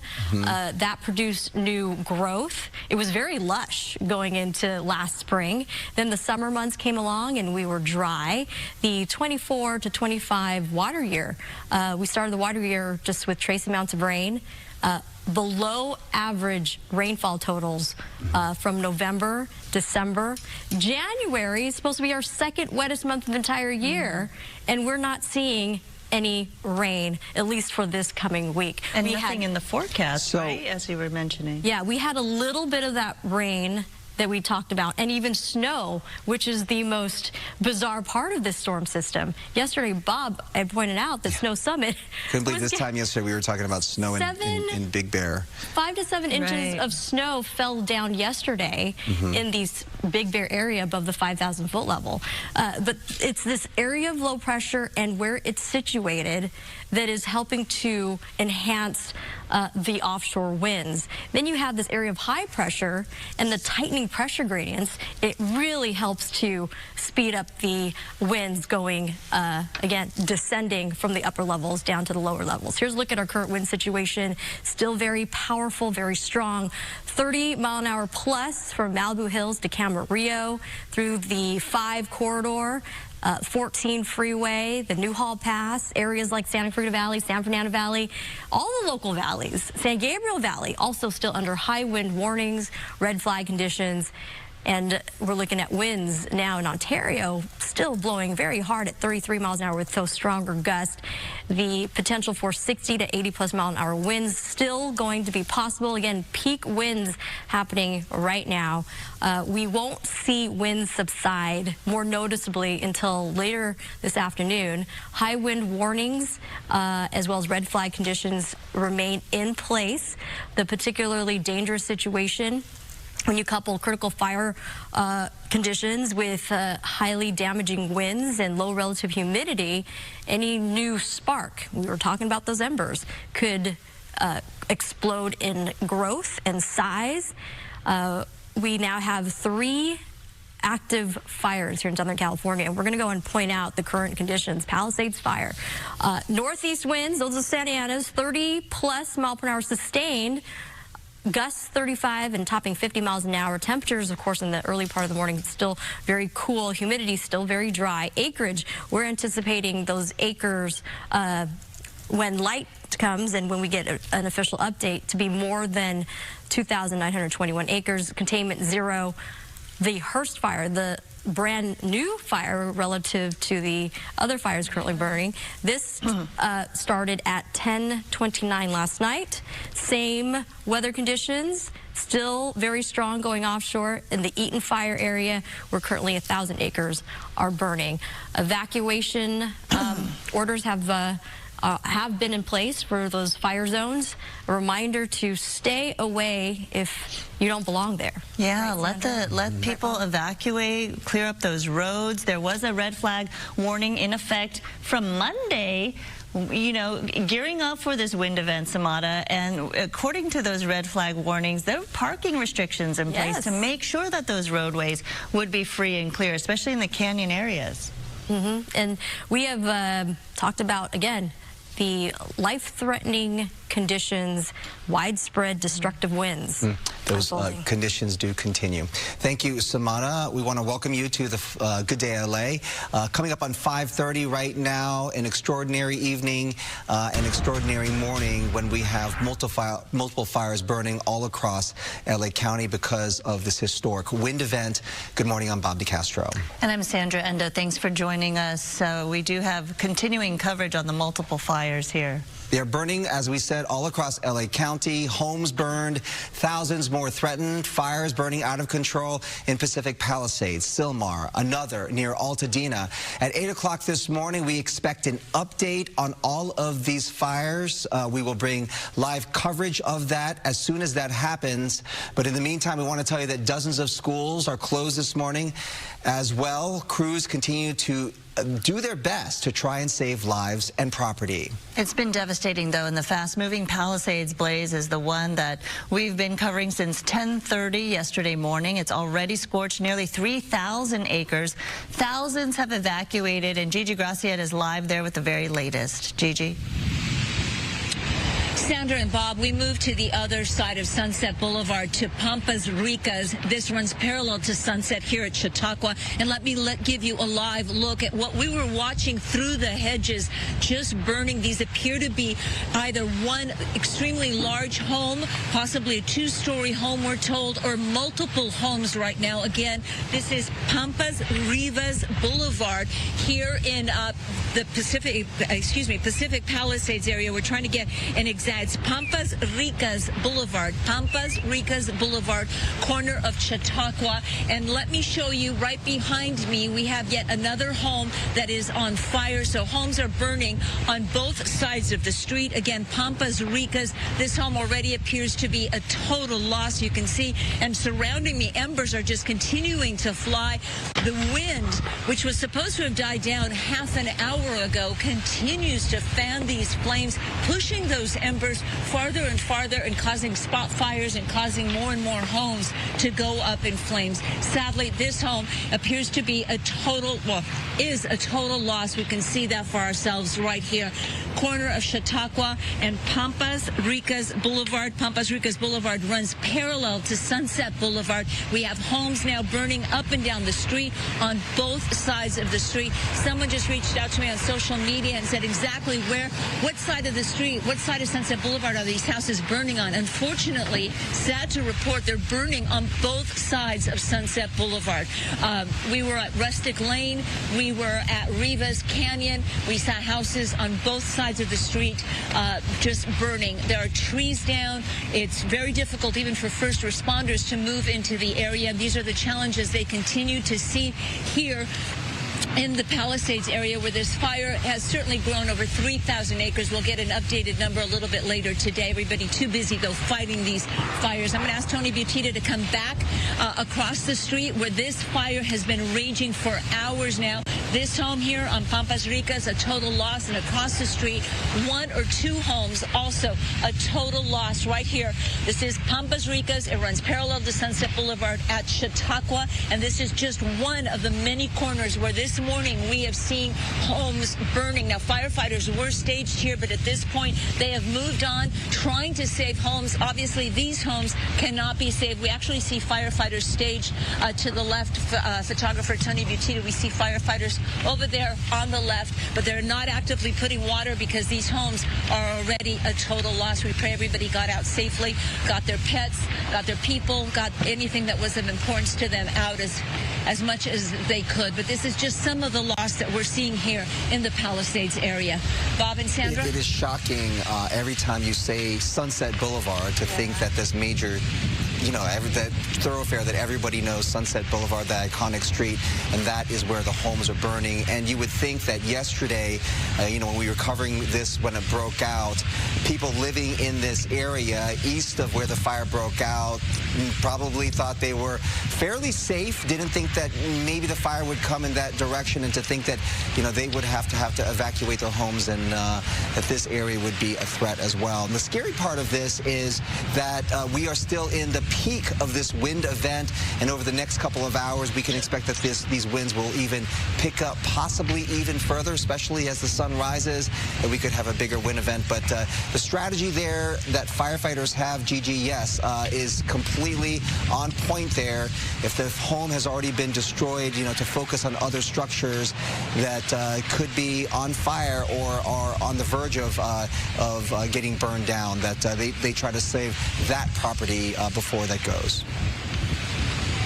Of course, their priority, people, pets, and property. But when a property is at a loss, like these properties that are basically burnt to the ground, they have to save their resources. They have to designate their resources to homes and areas that they can actually save. Water has been an issue. We heard this morning firefighters were trying to put out a fire. They had no water at a hydrant they were at. They were getting water tenders brought into that neighborhood. And keep in mind, if you're just joining us here on Good Day LA with continuous coverage of these major fires burning in Southern California this morning. This is just one of at least 3 major fires, and then there are multiple smaller fires, including one that just broke out in Riverside County. Resources are there on the scene right now, that one holding at about 3 to 5 acres, and we're monitoring all of these fires for you to bring you the latest, especially with those mandatory evacuation orders.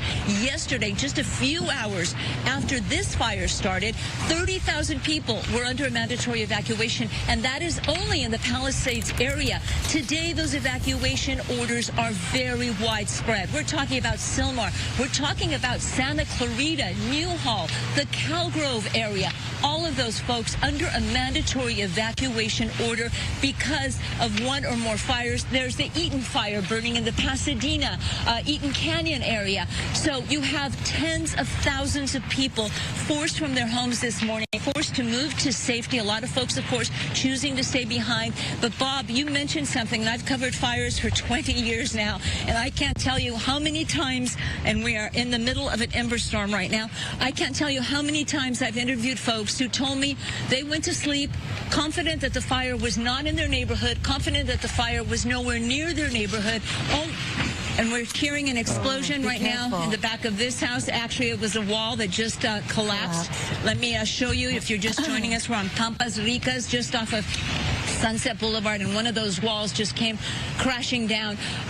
I've spoken to so many people, including just a few weeks ago in Malibu. I spoke to a gentleman who had just moved to Malibu from Texas. He told us when he went to sleep, he didn't even put his phone on the charger because the fire was nowhere near his home. He awoke in the early morning hours to see flames going up the hillside directly to his house. Wow. He had never seen anything like that. He had no idea that fires could move and spread so quickly, but they do because they are being fanned by these infamous Santa Ana winds. In an unprecedented wind event in January, that has happened before, but as Maria Quivan Samada Khan will tell you, it is very rare to see a Santa Ana wind event this late or this early in the new year. Photographer Tony Butita giving you a live look at this home right here. This is on Pampas Ricas Boulevard, right on the corner of Pampas Ricas, parallel to Sunset Boulevard, and on the corner of Chautauqua. And you may be able to see the embers flying. I don't know, Tony, if you can show that, if the camera will actually pick up. Oh, yeah, those embers can travel miles away and start new fires. Bob and Sandra? They look like little fireflies flying in the sky, something we don't want to see in this situation. But collectively, with all our years covering these fires, each fire is uniquely destructive and devastating. This one's so violent in nature. And when we talk about widespread fires like this, Gigi. Normally, we're thinking urban wildlife interface, the canyon communities. This is kind of homeowners, what they know and what they've kind of signed up for when moving into communities like this. But then you see a fire hitting the Palisades region. It's so populous. And then with evacuation orders even going down into Santa Monica, this is very unusual and different in terms of the characteristics of fires we've covered in the past. And even fire personnel begging any available firefighter to come in and report to duty. And they themselves are posting 200-foot flames from the violent nature of this fire that we're looking at in the Palisades. It's so heartbreaking, Gigi, and very disturbing to watch these properties, these homes, these livelihoods go down and be up in flames. That's right, Sandra, and we've mentioned it before. The pieces of people's lives, you know, our home is our castle, our apartment, our one room is our castle. We have usually what means the most to us there, and you're not always able to get those things out, and those things often cannot be replaced. We're talking about mementos. I've spoken to people who've lost their home, and they talk to me about the most little things. A silver spoon that their grandmother left them, a grandmother who has since passed away. She left her favorite spoon, and that meant the world to that family, and they lost it in the fire. A picture, a memento, memories that we keep inside our homes, and that is what is burning here. This is much more than just a structure. These are much more than just walls.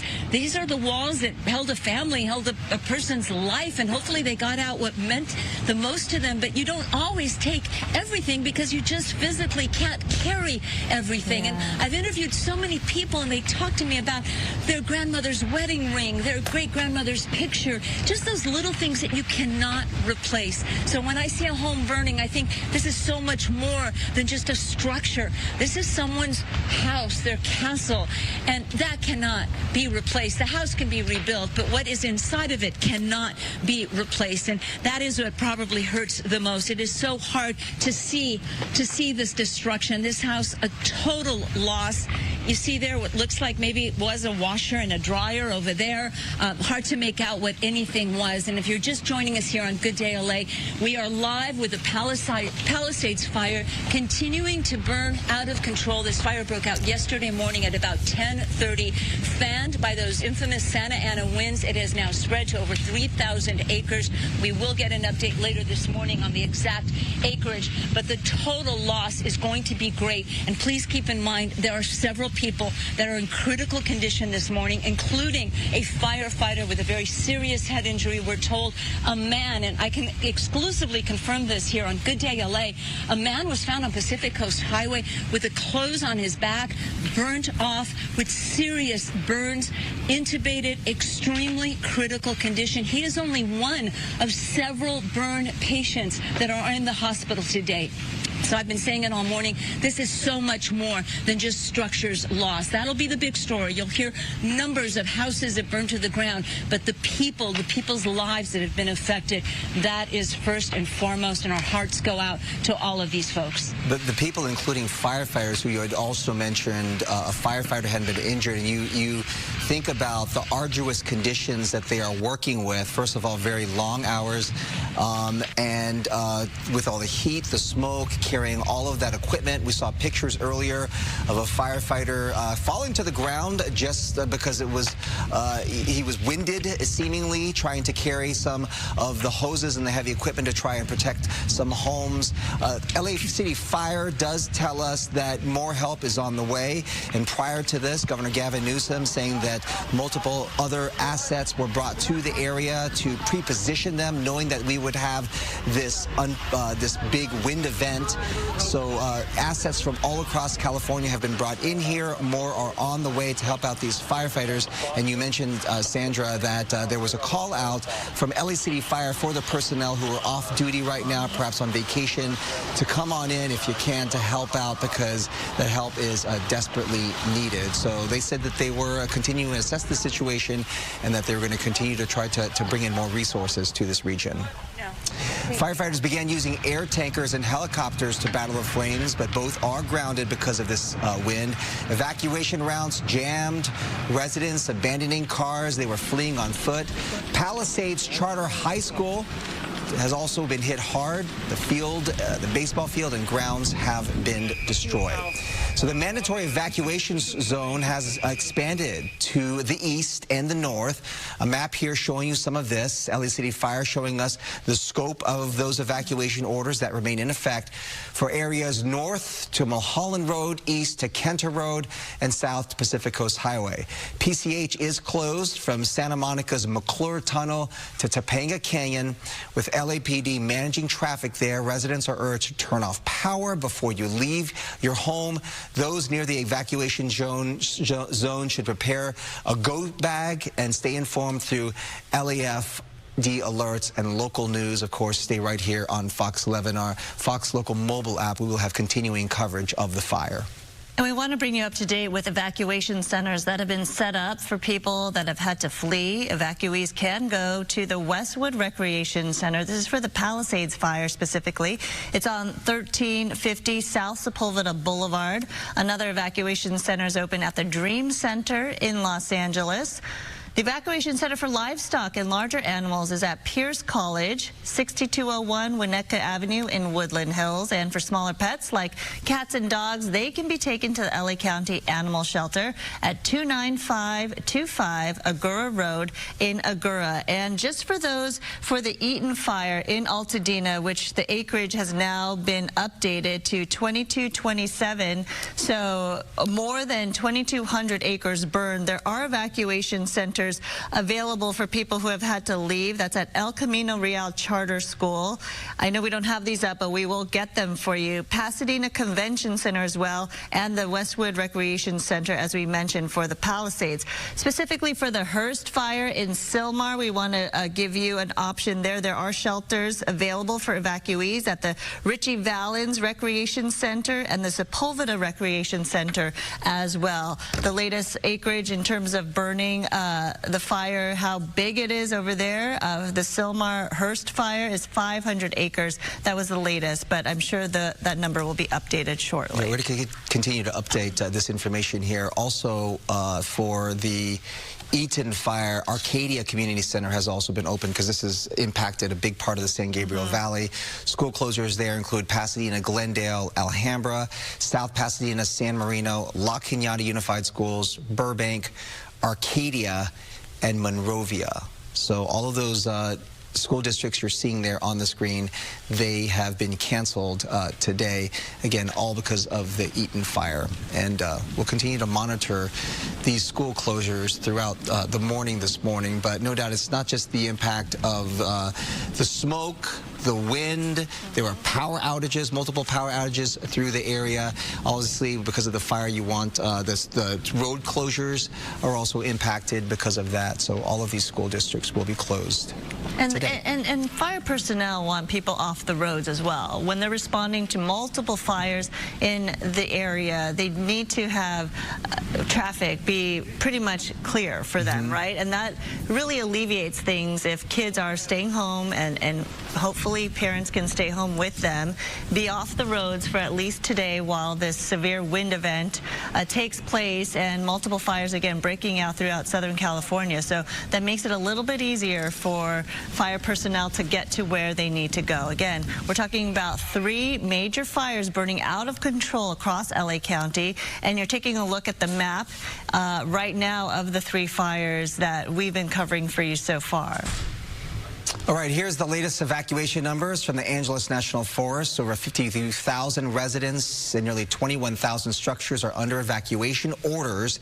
As far as evacuation warnings, over 46,000 residents and 18,051 structures are under those. The Angeles National Forest put out this update just after 3 this morning that residents north of Woodbury to the 210 freeway and east of JPL are under evacuation orders. Evacuation warnings are now in effect for residents north of the 210 freeway, east of Angeles Crest to JPL. They note an evacuation center at the Pasadena Convention Center and also, as I mentioned before, the Arcadia Community Center. Pasadena Transit put out this update at 5 this morning, noting that Pasadena Transit and dial-a-ride services are suspended today due to hazardous winds. If conditions permit, the service will resume tomorrow. And then another brush fire erupted in Sylmar, as we've been talking about shortly before 10:30 last night. It's called the Hearst Fire. It's burned more than 500 acres at this point. Immediate evacuation orders are in place for north of the 210 freeway from Roxford Street to the 5 freeway and Antelope Valley 14 freeway split. Firefighters are at the scene there along Yarnell Street. And Mario is in Sylmar. He's been covering the Hearst Fire, and he has more for us on that. Mario, are you on the phone for us right now? Yeah. I've got you. I've noticed one of the difficulties here is the cell service that continues to drop in and out, just one of the many challenges in some of these fire zones. Now, we're in the Oak Ridge mobile home community here in the San Fernando Valley, just off the 210 freeway. Hundreds of homes here in this gated community, and we've seen multiple agencies out here, LA City and County, CAL FIRE and U.S. Forest Service crews responding to this fire, and police officers as well. A few we've seen parked out in front of some of these homes, and for the most part, it looks like all of these homes have been evacuated. The Hearst Fire here in Sylmar, it was first reported, as you all mentioned, around 10 o'clock last night, stretching to about 500 acres in a few hours. And those mandatory evacuation orders issued for areas north of the 210 freeway from Roxford Street to the 5 and 14 freeway split. Man, those mandatory evacuations mean that you should leave now if you haven't already. Evacuation warnings are in place for parts of Santa Clarita, along Cal Grove Boulevard and the Newhall Pass, Wildwood and Eternal Valley, and those warnings could quickly turn into evacuation orders. Now, many of these residents, they received emergency alerts late last night to evacuate, but there was some concern. We heard from a few of the residents here this morning about the elderly here in this mobile home community and whether or not they received those alerts or may have needed help getting out. Fortunately, the flames have not spread to any of the structures here from what we can tell, but they've come very close, and that's been the situation out here. The priority for fire crews has been getting people out of their homes safely. Of course, that's the first thing they want to do, and then doing everything they can to protect structures. But with the winds continuing to push the flames out here, that's also a major challenge, to contain these flames in any way they can. Now, as far as evacuation shelters, they have been set up at the Richie Valens Rec Center in Pacoima. Large animals can evacuate to the LA Equestrian Center in Burbank. And residents we spoke to, they actually recall the Creek Fire in this same area back in 2017 that burned over 15,000 acres. And this was just north of Sylmar, destroying dozens of homes. That, of course, was much, much larger. Again, this is only at 500 acres right now, and we do expect those numbers to grow throughout the morning. But again, as far as we can tell, most of the residents here have evacuated. They heeded those evacuation orders and warnings, and there's a few down the street sort of waiting outside of this mobile home community, keeping an eye on the flames and waiting to see exactly what happens. But at one point, we thought the flames were heading away from these homes, and then a minute later, we saw them, coming back down the hillside. So that gives you an example of the erratic wind behavior that we're continuing to see out here as far as the Hearst Fire is concerned here in the Sylmar area.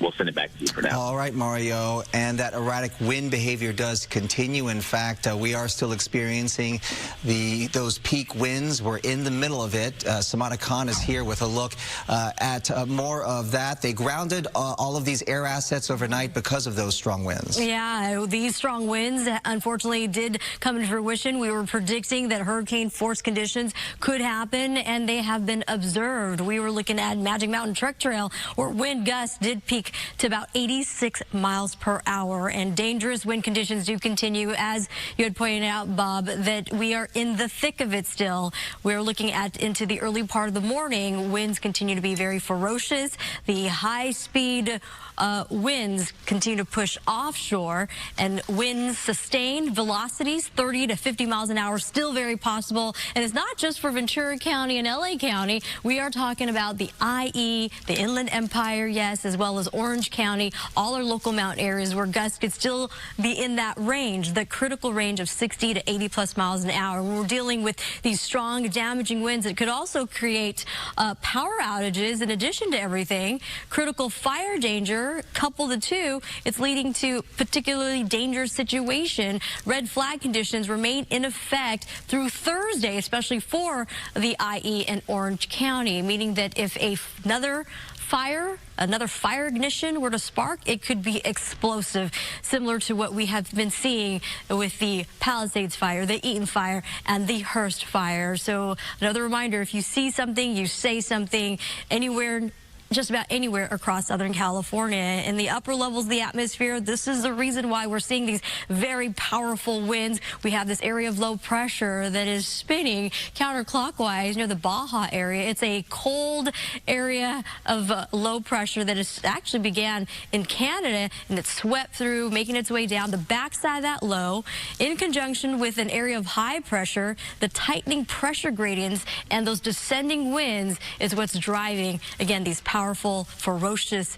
and catastrophic Santa Ana conditions. Palisades fire, sustained winds 30s, gusts the range of 30s and 50s, humidity levels still very low.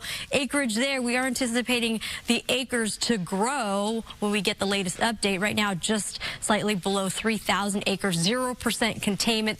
Shout out to the firefighters and first responders that have been working around the clock to keep our community safe. The Hearst fire, wind speeds 18 to 30 miles an hour. Gusts very similar, and you can see acreage about 500 currently, and out towards the Eaton fire that broke out yesterday right around 6:23 in the evening.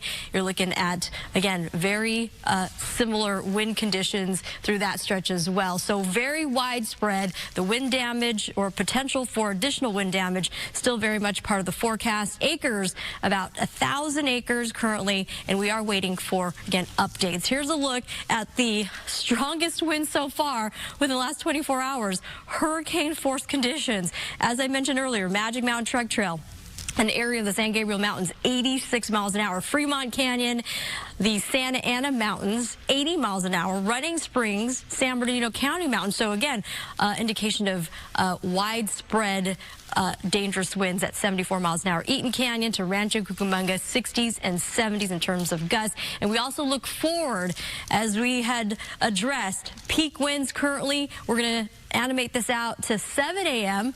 The highlighted contours across those vulnerable areas still very powerful through the 15 corridor downward of the Santa Ana Mountains into Orange County. By 9 a.m., again, not a whole lot of change. It's not going to be until at least the afternoon that we'll notice the winds dying down just a tad, but we are definitely not out of the danger zone.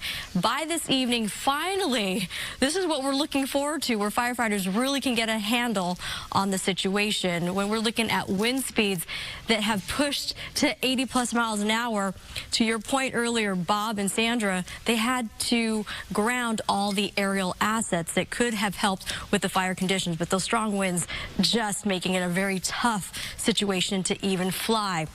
Here's a look at why we're also experiencing these catastrophic conditions. Rainfall has been very low. Trace amounts in October. We began the water year October 1st. We moved into November, only 14/100ths of an inch of rain. December, typically our third wettest month of the year, just 2/100ths of an inch of rain. We are in a La Nina condition, which we anticipated drier than normal conditions, cooler sea surface temperatures, and now we are officially, of course, in January, and so far zero in terms of rainfall accumulation in the downtown LA area. We are at a huge deficit, meaning we are very dry, a lot of dry fuel, dry vegetation to allow that fire to continue to grow. We are hoping that we'll get some real rain. Temperatures, they've been very mild. about 68 degrees in the coast. We will see those winds continue again through the early half of the morning, the strongest winds before backing down. We'll call it breezy, so we're not quite out of the woods yet in terms of critical fire weather. We'll see instead of gusts between 60 and 80, we'll bring those down to perhaps a range of 40s and 50s, and sustained winds instead of the 30 to potentially 40, 50 mile an hour range, we can bring that down to about 15 miles an hour. But we continue to be very dry. Actually, relative humidity levels will continue to go lower, single digits. Going into this weekend, finally a little relief. Talking about the fire zones, we want to remind folks to stay out of the area. Palisades fire closures. PCH closed down both directions to Mescal Canyon Road to Las Flores Canyon Road. So we're talking from Malibu all the way to Pacific Palisades. The McClure Tunnel also being impacted by these closures. The areas of Topanga Canyon Boulevard from Mulholland Drive to PCH is closed due to red flag conditions. And back over to the Hearst fire. Closures there remain in place. Westbound side of the 210 at Yarnell Street to Roxford Street, and the northbound side of the 5 at the 210 Connector Road also remains closed. You want to stay away from those fire zones so that way our firefighters can do the work that is necessary. And a shout out again to all our local first responders, firefighters, police officers, sheriff's departments, and helping to continue to keep our community safe. And a shout out to obviously our colleagues that have been working under extreme conditions and have been doing an incredible job out there. Jen, Melvin. All right, Samantha, thank you very much. This is Good Day Late at 6 o'clock. Our fire coverage continues. Thank you for joining us. I'm Melvin Robert. And I'm Jen Lammers. If you are just joining us, we are tracking 3 separate major destructive fires that are burning across Los Angeles County. We're talking homes have been burned. Thousands more are threatened. Fires are burning out of control in the Pacific Palisades, in Sylmar, near Altadena. At 8 o'clock this morning, we'll be getting an update on all of these fires, but you're talking about the largest one being in the Pacific Palisades, 3,000 acres and growing. The Eaton fire, 2,200 acres plus, which actually doubled overnight. And the Hearst fire now stands at 500 acres. We're going to be getting an update from fire officials at 8 o'clock in the morning, but dozens of schools are closed this morning as well. For now, crews continue their best to save lives and protect property. That's the name of the game right now. That's right. We're also getting some information into our newsroom that all of La Cañada Flint Ridge has been ordered to evacuate. That's all of La Cañada Flint Ridge has been ordered to evacuate at this time. So we'll have more on that as new information becomes available on that front. But we do want to tell you more about the fast-moving wildfire in the Pacific Palisades. Jen was just mentioning nearly 3,000 acres burned, forcing thousands to evacuate. The fire is fueled, of course, by these strong Santa Ana winds. It grew rapidly yesterday afternoon, threatening more than 13,000 structures, including more than 10,000 homes. Containment does remain at 0%. Mandatory evacuations cover much of the area, with nearby Malibu issuing warnings as well. And firefighters actually began using air tankers and helicopters to battle the flames, but both are now grounded because of the winds. You're talking 60 to 80 mile per hour wind gusts in some of these areas. But even if they were to drop the fire retardant from some of these fixed-wing aircraft, it wouldn't make a difference because it just gets carried so far away. Evacuation routes were absolutely jammed, with some residents abandoning their cars and fleeing on foot. Palisades Charter School has been hit pretty hard. Its baseball field and its grounds have just been destroyed. We have Roxia joining us now with details on evacuation centers and how the fires are impacting our local school districts here. Good morning. Hi, you guys. Good morning. Actually, can I borrow that? Yes, of course. Thank you. I know I rushed onto the set this morning.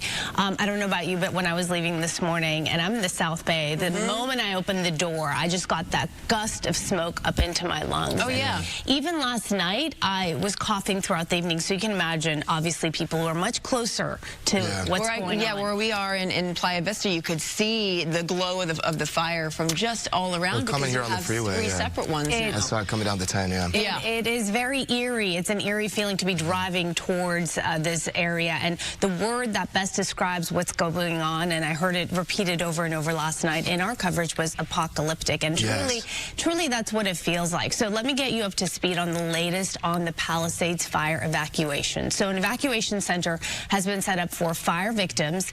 Evacuees can go to the Westwood Recreation Center that is on 1350 South Sepulveda Boulevard. Another evacuation center is open at the Dream Center. This is in Los Angeles. You may know the Dream Center. They do amazing work throughout the year, and they're very gracious to open up the center anytime there's any kind of emergency here locally in the community. When it comes to livestock and larger animals, a separate evacuation center is open. This is at Pierce College. This is at 6201 Winnetka Avenue in Woodland Hills.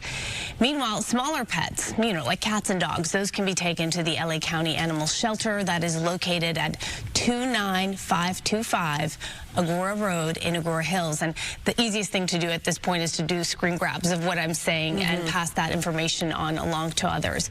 Nearly 24 school districts, Southern California districts, they're canceling classes today. So we'll go through the list here in alphabetical order. Okay, so all schools in Alhambra, Arcadia, Azusa, Baldwin Park, Burbank, Duarte, El Monte, Glendale, La Cañada, Los Virgenes, Monrovia, Mountain View, Pasadena, Rosemead, San Marino. You've got Santa Monica, Malibu Unified, Temple City, the Valle Lindo school districts are also closed, and students should not report to campus.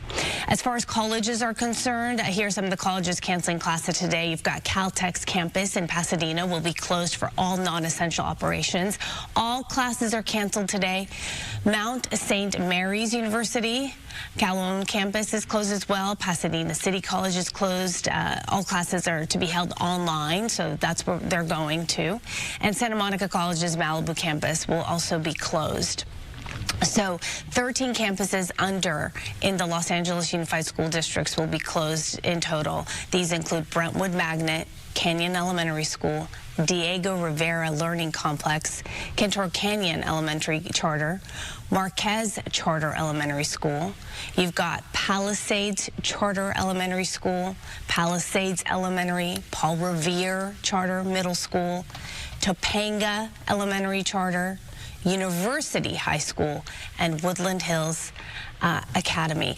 Even if your school wasn't mentioned, I will tell you the first thought that went through my head, I was saying as I opened the door this morning, and I was like, whoa, this is terrible air quality. I was thinking, I hope my kids are kept indoors today. They limit their exposure as far as recess, lunch, that sort of thing. I'm sure that will be the case. But, if you can avoid being out there, even I was hearing Lindsay Horvath, the county supervisor, speaking this morning, saying if you can work from home and that's an option for you, today's the day to take it. Yeah, no doubt about it. Yeah. Thank you, Roxia. Thank you. And again, we have 3 fires that are burning out of control across LA County this morning. So here are the latest evacuation numbers from the Angeles National Forest. Over 52,000 residents and nearly 21,000 structures are under evacuation orders. As far as evacuation warnings, over 46,000 residents and 18,051 structures are under those. The Angeles National Forest put out this update just after 3 a.m. that residents north of Woodbury to the 210 freeway and east of JPL Laboratories are under evacuation orders. Evacuation warnings are now in effect for residents north of the 210 freeway and east of Angeles Crest all the way to JPL. They do note that an evacuation center at the Pasadena Convention Center has been set up. Yes, and so Pasadena Transit put out this update at 5 o'clock this morning, noting that Pasadena Transit and Dial-A-Ride services are all suspended today because of hazardous wind conditions. If those conditions persist, the service will resume tomorrow. Then another brush fire erupted in Sylmar shortly before 10:30 last night. This is being called the Hearst Fire. It has burned more than 500 acres. Immediate evacuation orders are in place for north of the 210 freeway from Roxford Street to the 5 freeway and Antelope Valley 14 freeway split. Firefighters are at the scene along Yarnell Street. And so, yeah, water has been an issue in some of these neighborhoods. Crews have had to bring in water tankers because the hydrants have frankly just run out. And you're seeing a number of highly trafficked areas that have just burned for most of the area, like Palisades Village, right? Sunset Boulevard. These well-trafficked areas that are now on fire. It's absolutely surreal to see. No doubt about it, to see some of these images, and even to see that image of on Sunset of just abandoned cars. There were over 30 vehicles that were abandoned, of course, by direction from fire officials, because the fire was moving at such a fast pace that people had to flee on foot. Let's get over to Maria, because she can talk more about the wind conditions in that area and just the relative unpredictability, and it gets pretty erratic in some of these spots that you're talking about where the fire is the fiercest. Right. Well, we all know, covering this for many years now, fires will create their own weather and their own atmospheric conditions. But when we talk about the prevailing weather conditions, we have been consistently, and it has been relentless, with the fierce and ferocious winds coming out of the northeast. So we continue with these Santa Ana winds that were very strong overnight, and they continue to be quite strong this morning. Some of the strongest wind gusts, as forecast, as we talked about yesterday, Magic Mountain Truck Trail, this is in the San Gabriel Mountains, 86-mile-per-hour wind gusts. These are hurricane-force wind gusts. Fremont Canyon, 80 miles per hour down in Orange County. Running Springs up into the mountains, 74 miles per hour. Remember yesterday we were talking about rain and snow to start the day yesterday up in Running Springs. Big Bear receiving anywhere from 5 to 7 inches of snow, precipitation, and some light rain through parts of that area. Eaton Canyon, 70-mile-per-hour winds driving those fires, and Rancho Cucamonga, 63-mile-per-hour winds. All right, as we take a look at some of the winds that are currently blowing right now, these are sustained winds. We're talking about anywhere from 30 to 40-mile-per-hour winds. Malibu Hills, 36 miles per hour in Van Nuys. A little bit lighter at the moment in Santa Clarita, but you can see this brightly colored area through parts of the 5 freeway. These winds are just gusting. There's a little area here in the basin that's protected from the winds, but out towards Ontario, once again, these are your usual wind-prone areas coming out of the winds coming out of the northeast.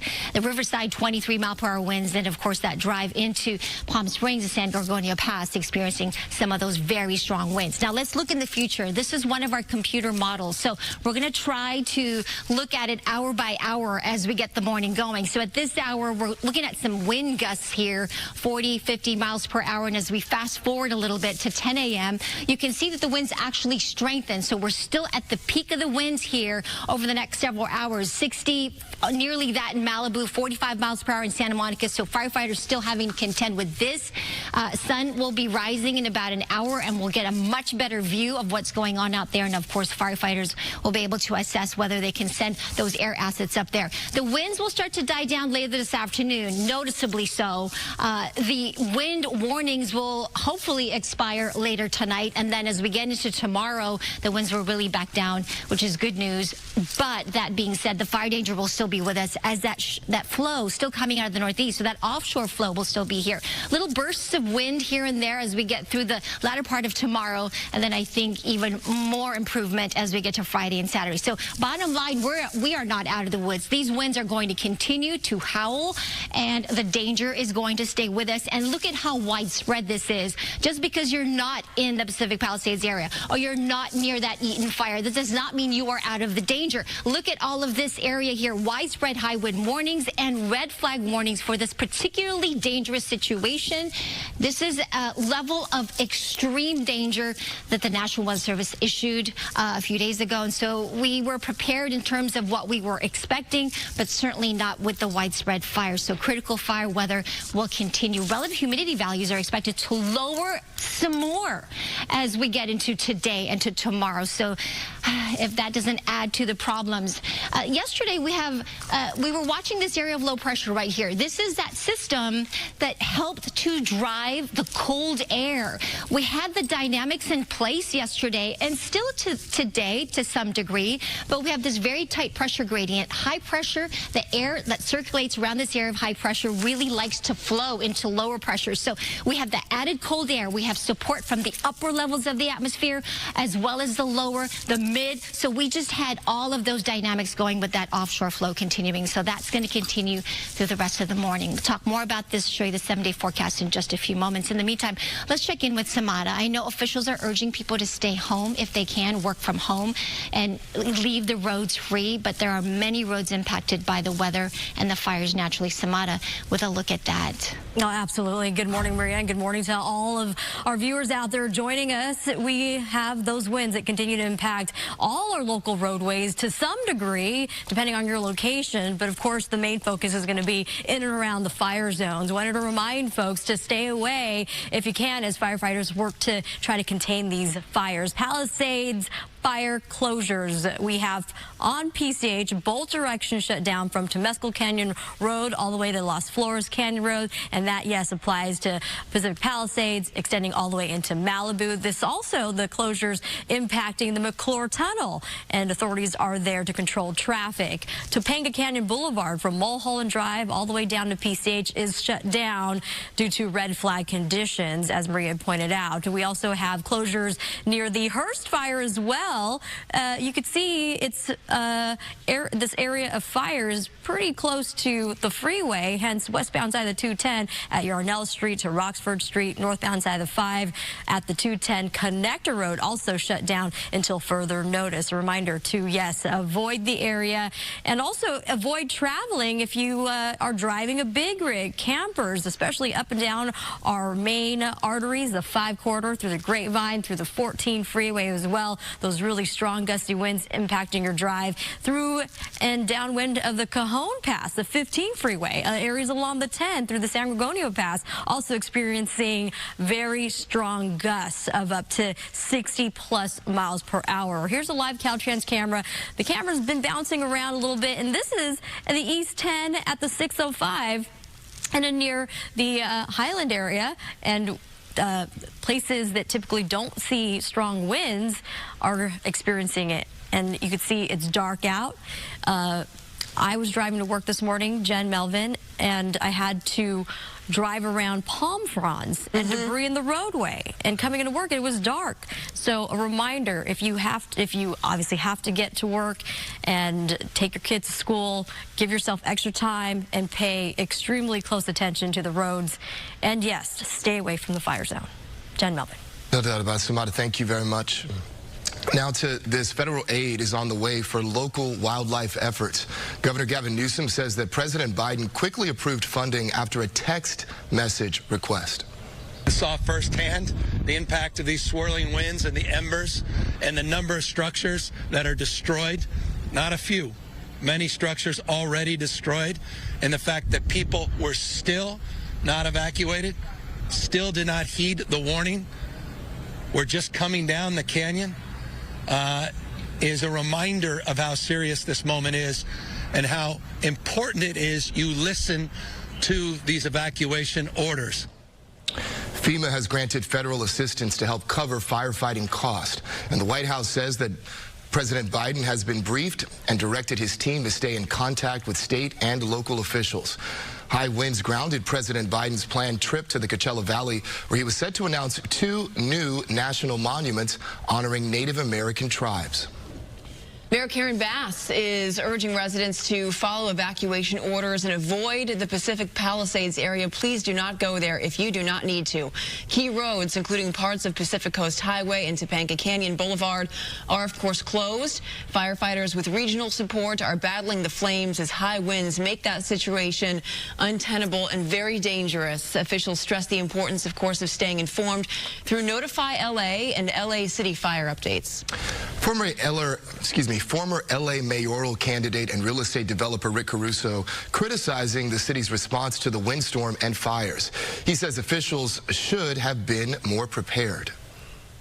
The real issue to me is twofold.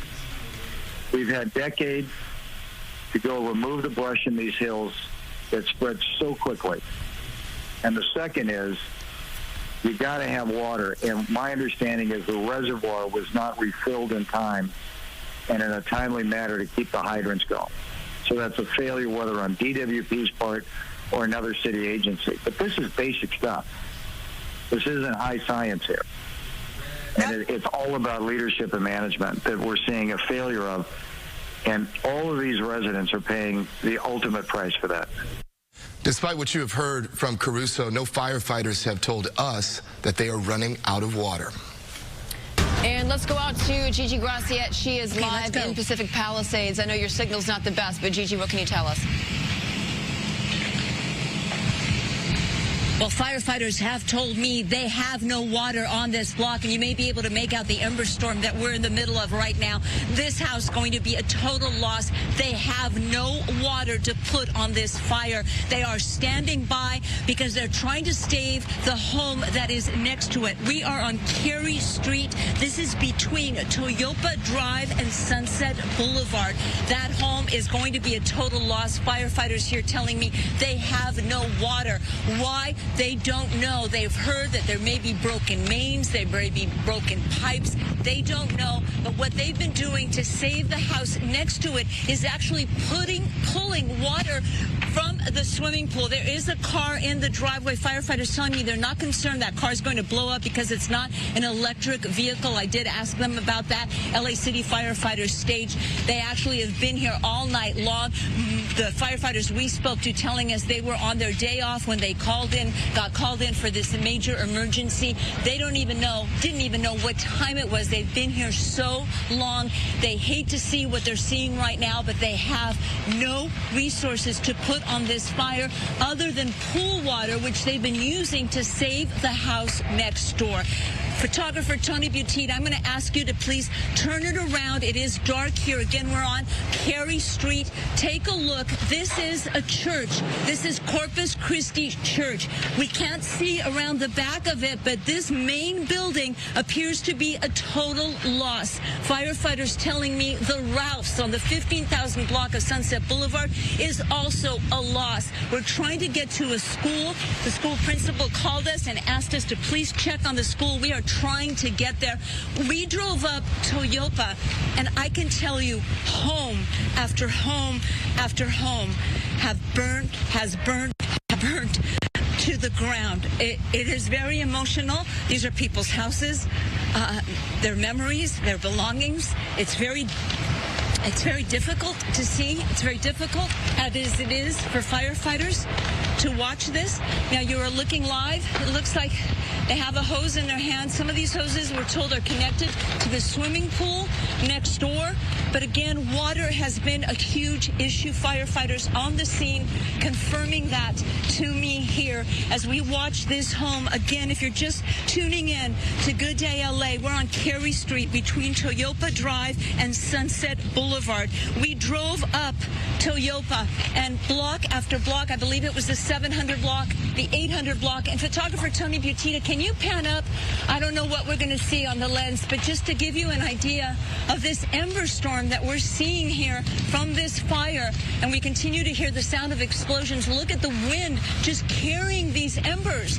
And I'm going to ask photographer, I know it's really dark, it's very challenging to show you everything, but I'm going to ask photographer Tony Buttigieg to keep panning to his right. I know it's very dark, Tony, but you might be able to make out just the outline of what was a home on Toyopa. And this is what we saw up and down the block.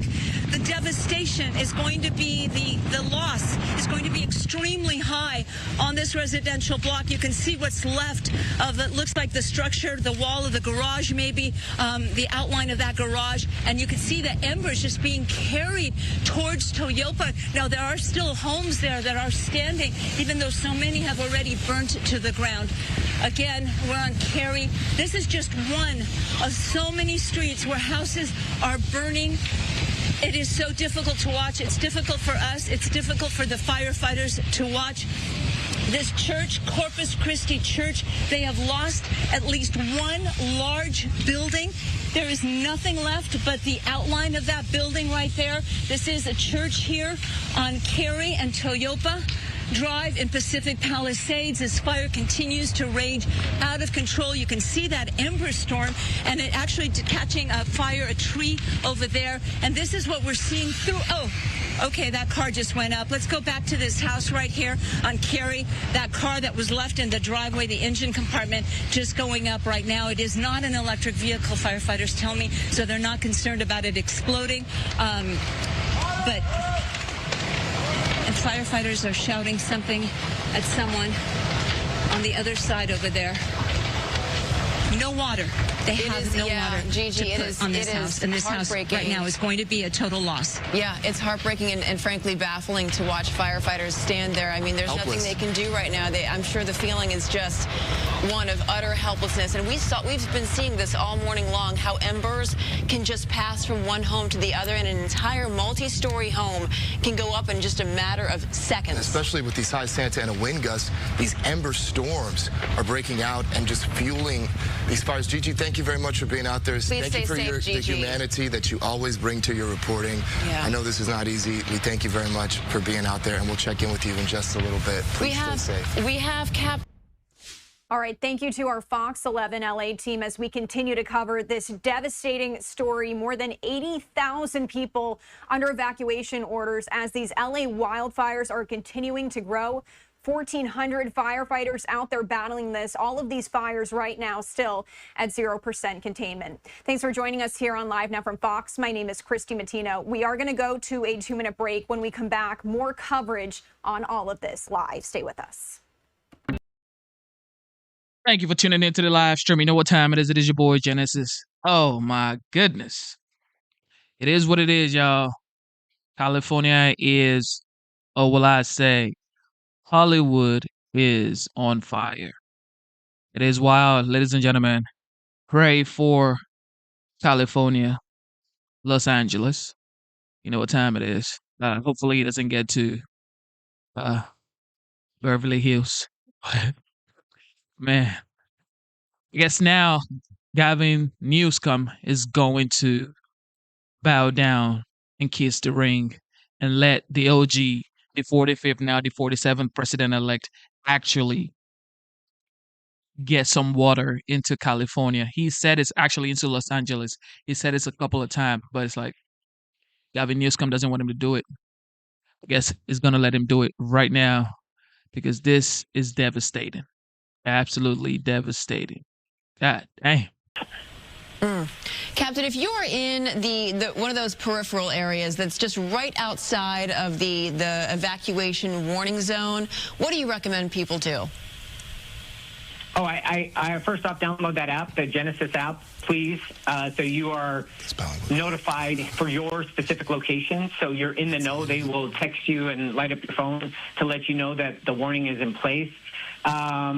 Pay attention. It's like, hey, yes, it could get to us. Let's get some things packed up. Let's make a plan. Where would we go if we wanted to evacuate? Who do we need to call? Whose couch are we crashing on? Start making a plan. Mm-hmm. That's right. Captain, thank you so much for your insight and for giving us all the updated information. We do hope that you stay safe. And I have to say, you know, hats off to all the firefighters who are out there working these front lines. Thank you for your service. Thank you. Yeah, they're getting their butts kicked out there. So yeah. I've been up for 24 hours, and I've just been doing my job and not hiking up and down the hills. So I know they're tired. I know they're stretched, but they'll keep going. I know that too. Thank you, because they're away from their families and perhaps even their homes as well. That's a true Melvin, yeah. Yeah, thank you. All right, thank you guys Captain. stay safe. Thank you guys for the great reporting. It helps when you get the images out. Thank you. Okay. All right, let's go over to Mario Ramirez now. He is live near the Hearst fire in Sylmar. Mario, what are you seeing out there right now? Jen, Melvin, good morning. We are in the Oak Ridge Mobile Home Park community, and you can see some of the active flames. We've been watching as these flames at one point were really raging close to hundreds of homes here, but they are now moving to the north, and those winds, we're still feeling them, which is a concern. They could carry those embers 1 to even more miles, creating another spot fire. Now, this is the Hearst fire. It began around 10 o'clock last night here in Sylmar. It was first reported a few acres, quickly growing to 50, then 500 in a few hours. Mandatory evacuation orders are still in place for areas north of the 210 freeway from Roxford Street to the 5 and 14 freeway split. Now, those mandatory evacuation orders, of course, mean that you should leave now if you haven't already. Evacuation warnings are in place for parts of Santa Clarita along Cal Grove Boulevard and the Newhall Pass, Wildwood and Eternal Valley. And we know those warnings can quickly turn into evacuations, so that's something that we're keeping an eye on. And we were here throughout the morning watching a lot of these residents leave this area, many of them receiving emergency alerts late last night to evacuate. But there was some concern from a few of the residents we spoke with about some of the elderly here in this mobile home community, whether or not they received those alerts and may have needed help getting out. And we've seen these streets that have been pretty bare for the last hour. Fortunately, the flames have not spread to any of the structures here from what we can tell. And there are also some evacuation shelters that have been set up. One at the Richie Valens Rec Center in Pacoima. Large animals are being evacuated to the LA Equestrian Center in Burbank. And a few residents we spoke to earlier, they recall the Creek Fire here in the same area. This was back in 2017. It burned over 15,000 acres north of Sylmar, destroying dozens of homes. Now, of course, this is much, again, at 500 acres. The priority for these fire crews has been getting people out of their homes safely and then doing anything they can to protect these structures. But with the winds continuing to push those flames, that, of course, is a major challenge. So, again, the good news is that most people here in this neighborhood appear to have heeded the warnings to get out, leave their homes, because those flames were dangerously close. But since they have been pushing a little to the north, just behind that hillside there may be some more active flame activity. But these crews, these fire crews, from what we've seen, LA City, LA County, CAL FIRE, and U.S. Forest Service have done a great job here in this neighborhood, really keeping these structures from going up in flames. For now, that's the latest in Sylmar. We'll send it back to you. Okay, Mario, thank you very much for your reporting out there on the ground. So I want to give you a roundup, so to speak, of the different apps that you can be using if you're watching and you might be confused as to if you're in one of these evacuation zones. There are a number of resources for you. Of course, the Fox mobile app. Watch Duty is another great app that gives you live, real-time notifications on where these evacuation zones are changing. And then, of course, as Captain Burko was mentioning just a few minutes ago, the Genesis Protect app, and that's spelled Genassys, Protect. And you can find evacuation notices there as well. This is more video that you're looking at right now of the Palisades fire. This is from late last night. It has burned nearly 3,000 acres and growing, and right now it is 0% contained at this hour. Fox 11's Chelsea Edwards delivered some phenomenal reporting last night. She posted a video on social media driving through the Palisades fire on her way back to our station here in West LA. You can see some of the houses burning. Let's take a listen.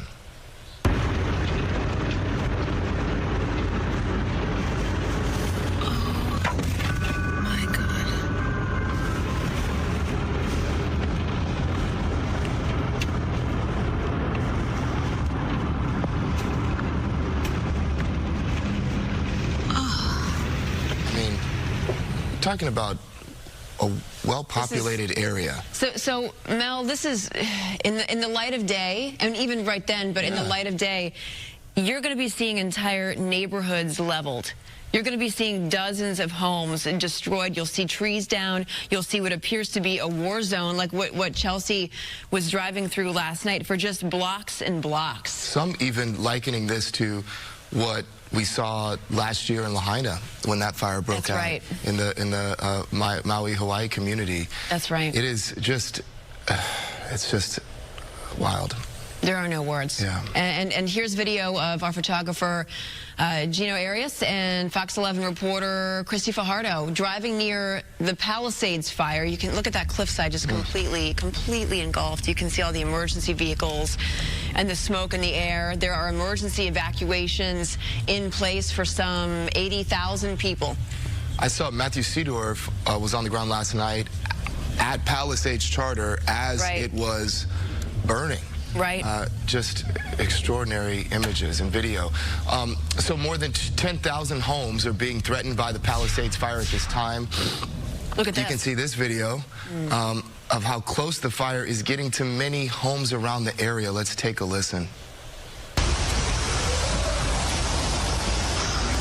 Hi. Just be okay. You're gonna be okay. Hi. You're gonna be okay.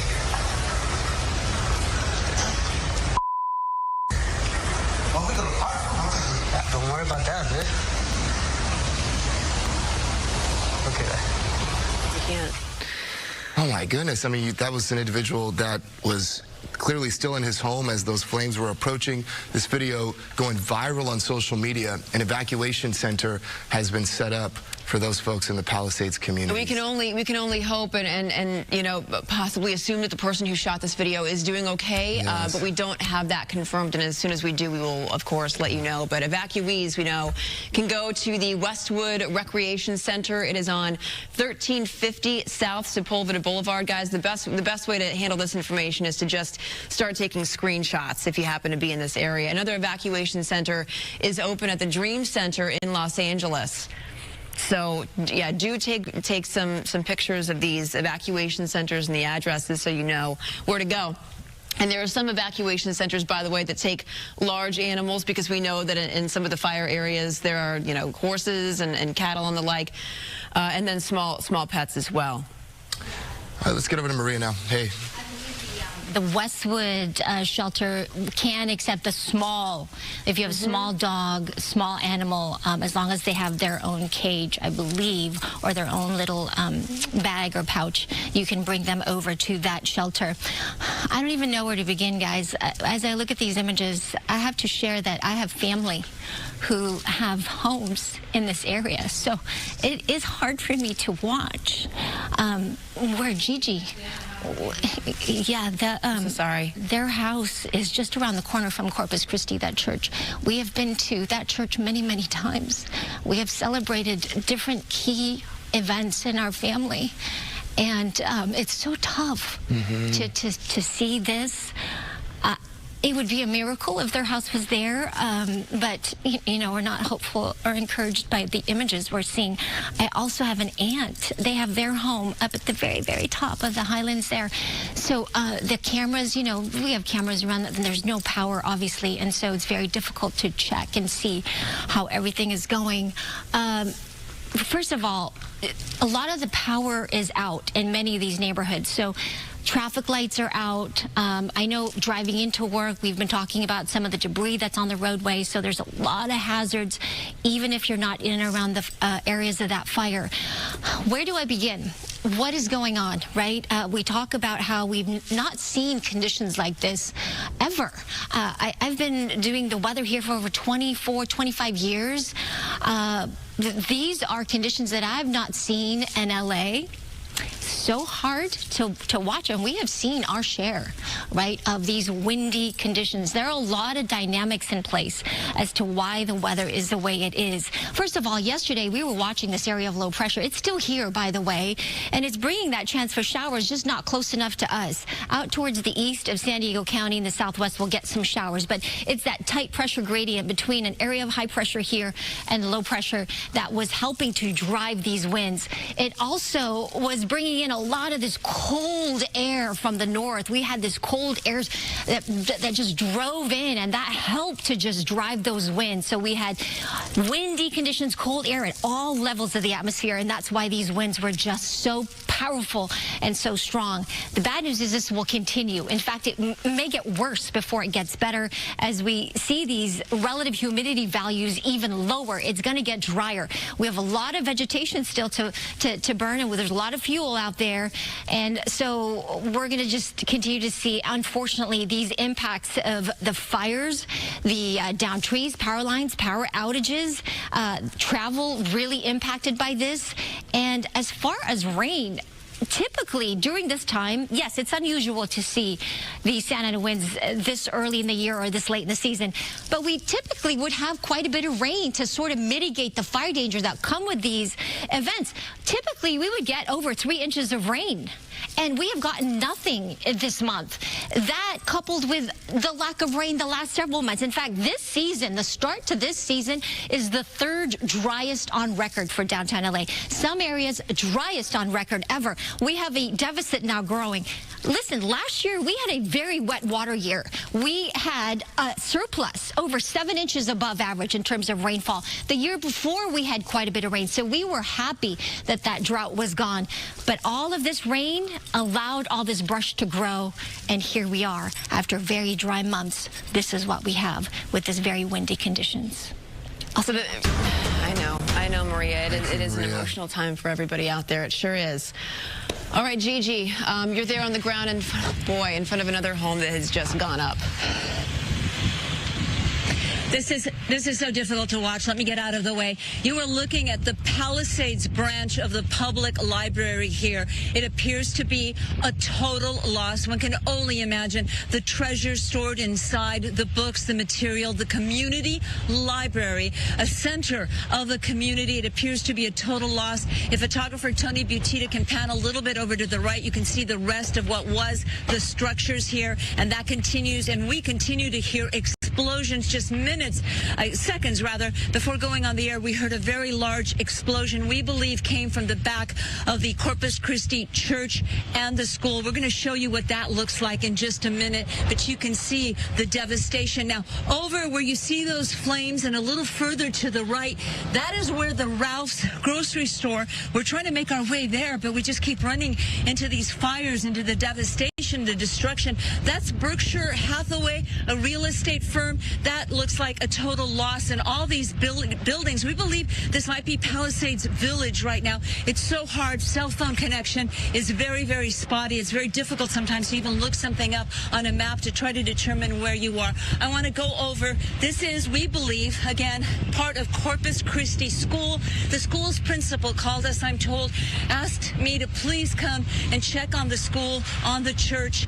This building is still standing, but there is very thick black smoke coming from behind it. We believe this is the building between, on the other side of the building is where the church is. We saw at least one of the large church structures, a total loss. All you could see was the metal outline of the Corpus Christi church. You just heard Maria Cuban celebrated so many important family moments at that church, a library, the center of a community, and they are basically burning to the ground. There are no firefighters here right now. They're trying to save homes. They're trying to save structures. And basically, they just can't keep up. The Santa Ana winds continue to blow. You might be able to make out the American flag still blowing in all its glory up there, showing you how hard the wind continues to blow. Those embers continue to fly, cause new fires, cause spot fires. The loss is immense here, and we continue to hear explosions. We just heard a very loud explosion from the Corpus Christi church. Something just exploded back there. The church, at least one major building, we don't know if it was the sanctuary or what it was, appears to be a total loss. And the homes, home after home, on block after block, just devastated, absolutely burnt to the ground. And so many homes continue to burn. Firefighters on many blocks telling us they have no water. They're pulling water from swimming pools, trying to save structures. They have no water. They don't know why. They're talking about possible broken pipes. They simply don't know, but they have no water on certain blocks. So certainly a challenge for these hardworking firefighters, some who've been on duty for 24 hours now, fighting the fire here, the Palisades fire. That is the latest. We're going to try to make our way to the Ralphs that we're told could be a total loss. But you can see the library behind me. Again, just a total loss. And it's just heartbreaking to see. And you can just see the building continue to collapse slowly in pieces. This is difficult, so difficult to watch. Yes, Gigi, it is collapsing right in front of us. Gigi, you've been covering many fires throughout the years. Have you ever seen anything like this? You know, we covered the Woolsey fire. We covered the Sayer fire.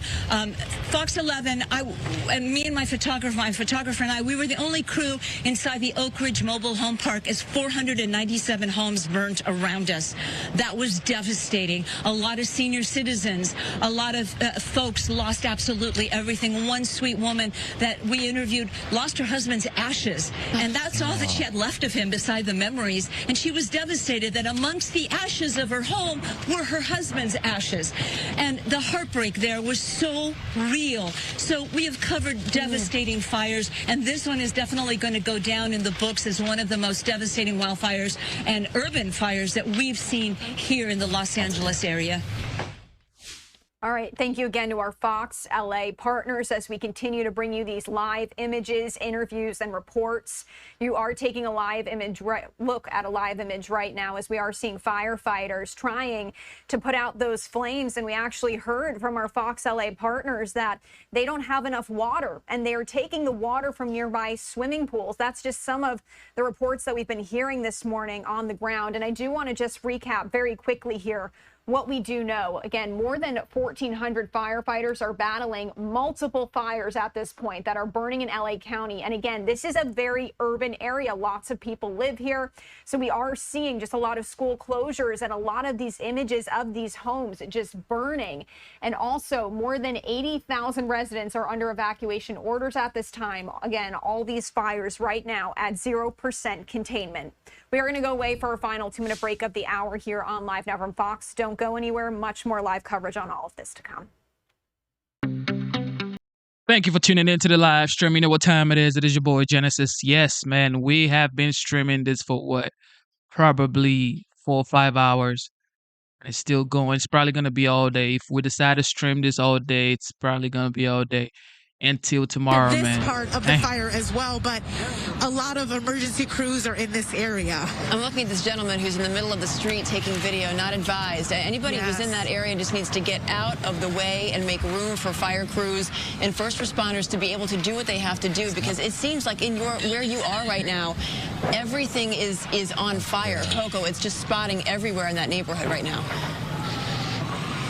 Exactly. It really is important for people to evacuate as soon as possible. I understand that people are trying to document and they're trying to make sure that their homes are okay, but this really is a very dangerous situation, especially because a lot of people that are out here do not have fire equipment. So you got to think about all the smoke inhalation, the embers that are flying. It really is important for people to be as safe as possible.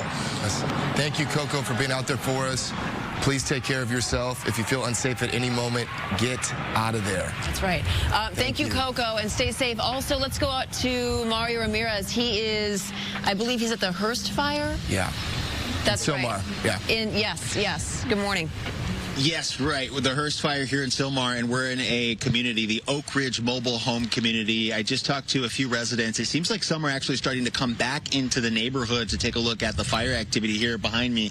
One guy we talked to was riding around on a golf cart, and he says his car down the street is packed, ready to go, and he is just standing by because the conditions here have improved at least. So we're talking about the community here with...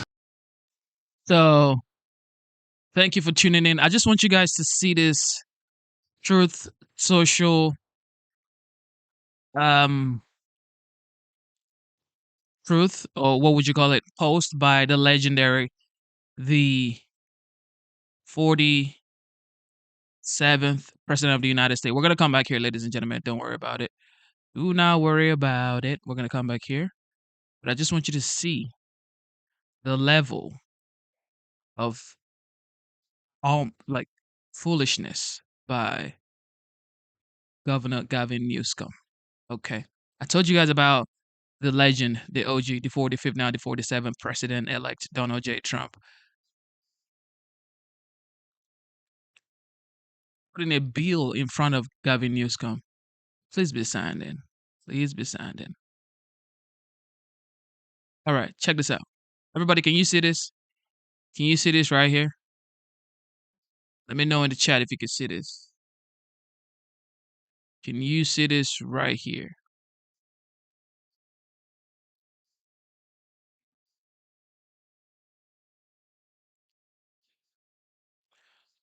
Let me know if you can see this right here.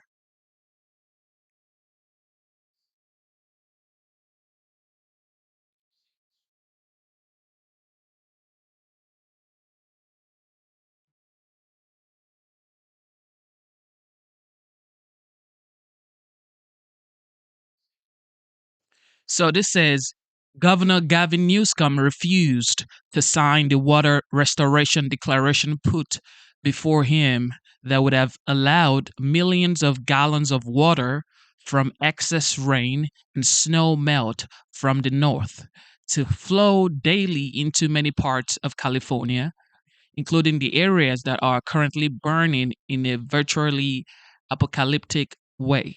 This is the 47th president speaking right here in this post. He said he wanted to protect an essentially worthless fish called a smelt. Can you imagine? Can you imagine? Can you imagine a true patriot who is trying to protect worthless fish called a smelt? Absolutely disgusting. Now it says, by giving it less water. So you mean this smelt fish needs less water? These people are so elite that they don't even care about real human beings. They care about fishes. Talking about the fish deserves or needs less water for it to survive. Can you imagine? Absolutely stupid. But didn't care about the people of California. Now, the ultimate price is being paid. I will demand that this incompetent governor allow beautiful, clean, fresh water to flow into California. He is the blame for this. On top of it all, no water for fire hydrants, no firefighting planes. A true disaster. Can you see absolutely how Gavin Newsom has been a disaster to California? Now look at this has been going on since Trump's first term in 2016, 2017. He told him, you got to sign this bill so we can get a lot of water into California. What did Gavin Newsom say? Nope. Can never make this up, yo.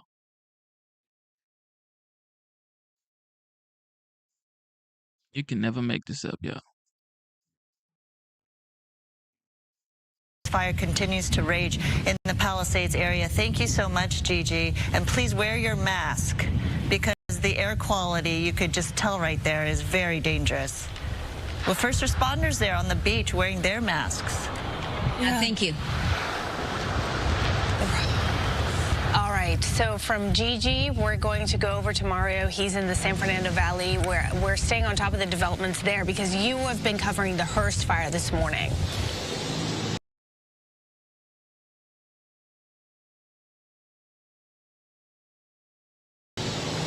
That's right, and the Hearst fire is still burning out of control, about 500 acres, 505 to be exact. And we heard in that news conference a little earlier this morning that this area remain under mandatory evacuation orders. Now, I want to show you the activity that we've been watching here from our vantage point along Sombrero and Sycamore here in the Oak Ridge mobile home community. Now, there are hundreds of homes here in this gated community. We've seen multiple agencies, LA City and County, CAL FIRE, and U.S. Forest Service crews. With our photographer, Sam Dubin. Sam is actually an alum of, is he really? Of that high school, and just witnessing what he saw, something that he's so familiar with, just absolutely go up in flames right in front of his eyes, and not being able to do anything about it, and some of those memories that he had. That was really something that was tough to see. Oh my gosh, I can only imagine. And the fast-moving Palisades fire forced thousands of folks to flee quickly. Some residents escaped on foot, leaving their vehicles behind without keys.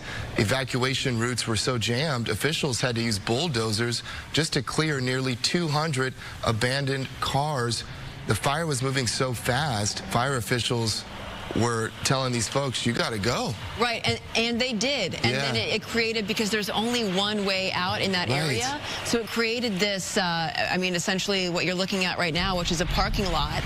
And fire crews obviously have to get to where they're going, so they had no choice at that point but to bulldoze those cars out of the way. And we were listening. There was, I think it started when maybe somebody who was a few cars ahead of everybody else started panicking and ditched their car. And then when you see that and you have no other information available to you at that moment, then you're going to do the same. Absolutely. And that's what so many people did, and they just abandoned all of their cars, as you see. And I think one of the things when you hear fire officials talk about fire behavior, one of the things that's always of great note is these embers, because it's the embers that move so quickly and they're starting other fires. Well, then when you have this, perfect storm or recipe of these Santa Ana winds at, upwards of 80, 90 miles per hour.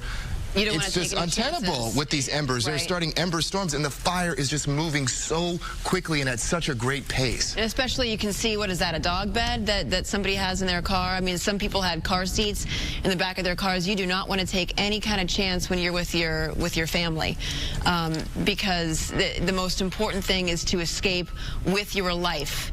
And you can see, I mean, the way the fire behavior has been so erratic with these Santa Ana winds, the embers can truly go anywhere. And when you're talking about 60 to 80 mile per hour wind gusts, these embers can travel as far away as 5 miles from its origin location. And then because of those winds, you couldn't get those the water reserves up in the air, those helicopters up in the air. It has just become, as Aroxia said earlier, just this perfect recipe for as much destruction as possible. Let's take a look at this map right now, because you can see all the orange circles there. Okay, so these are all of the reported power outages in the area. We're told more than 184,000 people in LA County are being impacted. And so, that being said, as part of your go bag, right, you're urged to bring your chargers and anything else. And I do want to mention there are 3 apps that you really have to download if you're in these evacuation areas or in the periphery. Of course, the Fox mobile app, because you have us, or we're going to be updating you on all the info. But then there's this Watch Duty app. And this is an app that a lot of us have been using to keep track in real time as notifications come in about some of these evacuation orders and as they change. Also, and we heard Captain Sheila Burko with LA County Fire mention this one too, the Genesis Protect app, and that's spelled GENASYS Protect, and that should keep you updated on any notifications that you need to know as far as evacuation orders and the like. Yeah, and with that, the Eaton fire doubles in size overnight. This is the fire that broke out on Eaton Canyon in that area in the Altadena community. It forced thousands of folks to flee from their homes, which is right near Pasadena. That's right, and Coco McAboy is live in Altadena with a closer look. Coco, it just, I feel like every single time we come to you, it just gets worse and worse. My goodness. It does feel like it is getting worse here in Altadena, and that's because of the wind conditions and the fact that we have a lot of embers flying as well. So we were on Murata Place.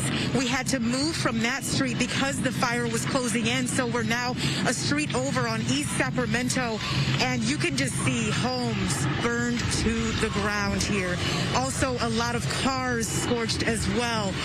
Many people in this neighborhood, we're hoping the majority, if not all the people in this neighborhood, have evacuated. Fire crews, police officers have been over the loudspeakers telling people, if you are still in this area, you have got to evacuate for your safety. Again, you can see that this neighborhood is on fire. We know the Eaton fire has grown to 2,200 acres, and the conditions are making it very difficult for crews to fight this fire, but the fire crews are doing an incredible job, doing the absolute best they can to try to save as many structures as they can, but also trying to put the fire out as well. You can see this power line has gone down as well. That's something else that you've got to be very careful about in these neighborhoods, is the power lines, obviously. But they do have water here in this neighborhood. They've been tapping every possible hydrant that they can to fight these flames. But at this point, you can see that it's really interesting how this fire is moving, because there's one home that's still standing, but the home right next to it is burned to the ground. And again, that is because of these embers. And as I've been telling you, too, as we're speaking to people right before they're evacuating in their cars, they're telling us how devastating this is for them. This is their childhood. This is where they worked hard to buy these homes. These cars that you're seeing are destroyed now and are not salvageable. But fire crews are out here fighting the flames as best they can. You can see that a little bit of this power pole is on fire now as well, and that's because of those embers embers sparking and flying everywhere as crews continue to fight this fire. There are several thousands upon thousands of people that are evacuated because of the fire here. We know the Pasadena Convention Center is a place where you can safely evacuate at this point. But again, it is very important for people to evacuate if they haven't so far, especially because there are also a number of explosions that keep going off, and that's because of the power lines, but also because of the vehicles that are in this neighborhood. But you're just seeing, obviously, homes burned to the ground. I mean, just for blocks and blocks, Coco, this is why it's so important to please heed those evacuation orders. All the stuff that's left behind is a physical representation of the memories that you have. You will still have your memories. You cannot afford to lose your sense of safety or your life, frankly. And these embers can travel so fast at the drop of a hat. How many homes have you seen catch on fire just in the limited amount of time that you have been in that neighborhood, Coco?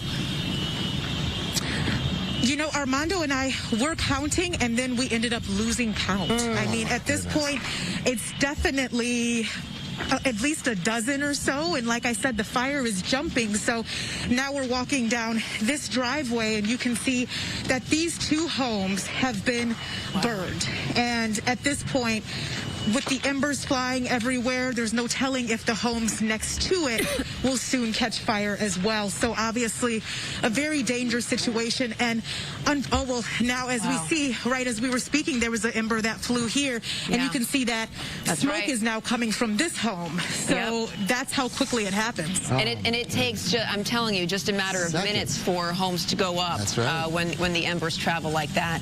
Look at that. Is that a? It's the embers. I don't even know what I'm looking at right now. That fan the fires. It's the embers. Right. Yeah. Right. Of course. And it looks like washer dryers. Right. And then the other issue is when the embers travel on the trees fall, making it impossible for fire crews to get access to some of those roads as well. I just want to, if we could just listen in for a moment. Oh yeah. If you want to listen in, you can hear this fire roaring.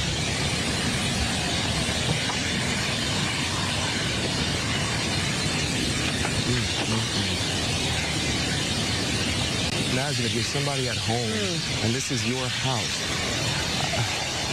or your friend's house, or your neighbor's house, or a family member's house. Yeah. Just what must be going through your mind, or just the extraordinary trauma that's going to be attached to this. Nothing but trauma. Oh my God. That is God-awful. Look, if you're not somebody who prays or believes in a higher power, just think a positive thought for all of these people all across Southern California today that are going through immeasurable, extraordinary loss. Yeah. This is just unbelievable.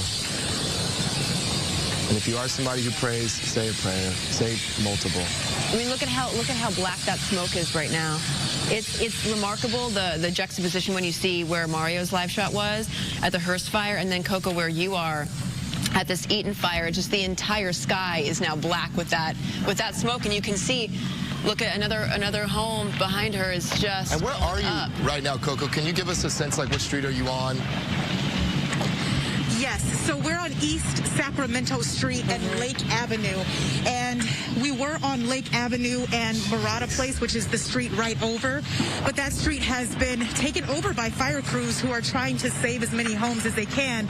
They're obviously in this neighborhood as well, fighting the flames, but yeah, we're on East Sacramento Street, and it's just home after home that's burned, and cars as well, and some of these homes you can't even make out the addresses, but I know this home that just burned on fire is 803 East Sacramento Street. So obviously our thoughts and prayers are with whoever owns or resides in this home, because this home is on fire, and because of the resources, fire crews are not able to get to it just yet. They're doing the best they can to put out the fires that keep sparking, and obviously make sure these power poles also are continuing to spark, because that really could lead to quite a dire situation, especially because it was burning up top, and now there's more embers that have traveled, so now more of this power pole is on fire, which could be a very dangerous situation. Okay, Coco, thank you for your reporting out there. Stay safe. We're going to let you catch your breath, my friend. Yes, thank you for your work out there. And here are some evacuation numbers for the Eaton fire reported by the Angeles National Forest just before 4 o'clock this morning. Over 52,000 residents and nearly 21,000 structures are now under evacuation orders. As far as evacuation warnings, we're talking over 46,000 residents and 18,051 structures are under those. The Angeles National Forest put out this update just after 3 o'clock this morning that residents north of Woodbury to the 210 freeway and east of JPL Laboratories are under evacuation orders. Evacuation warnings are now in effect for residents north of the 210 freeway and east of Angeles Crest to JPL. They do note an evacuation center at the Pasadena Convention Center has been put together. And finally, there's new road closures for the Eaton fire announced just after 6:30 this morning. Angeles Crest Highway 2 now closed from Locking Out of Flint Ridge to Angeles Forest Highway. Also, Angeles Forest Highway is closed at Big Tahunga Road. And Maria, you know, you said this best earlier, just watching this, and all we can do right now is just wait for these winds to die down. Yeah, unfortunately. All right, thank you to our Fox LA team for that coverage. If you are just joining us here on Live Now from Fox, my name is Christy Matino. We're going to go away for a 2-minute break, but I did want to let you know that in just moments, we are set to hear an update from the LA Fire Department on all of this, as again, these crews are battling these massive wildfires out in Los Angeles County. And again, you're taking a live look right there at a home burning, and that sadly is just one home of many that we have seen today. We're going to head right back to our Fox LA team on the other side of this break. Thank you for tuning in to the live show. You know what time it is.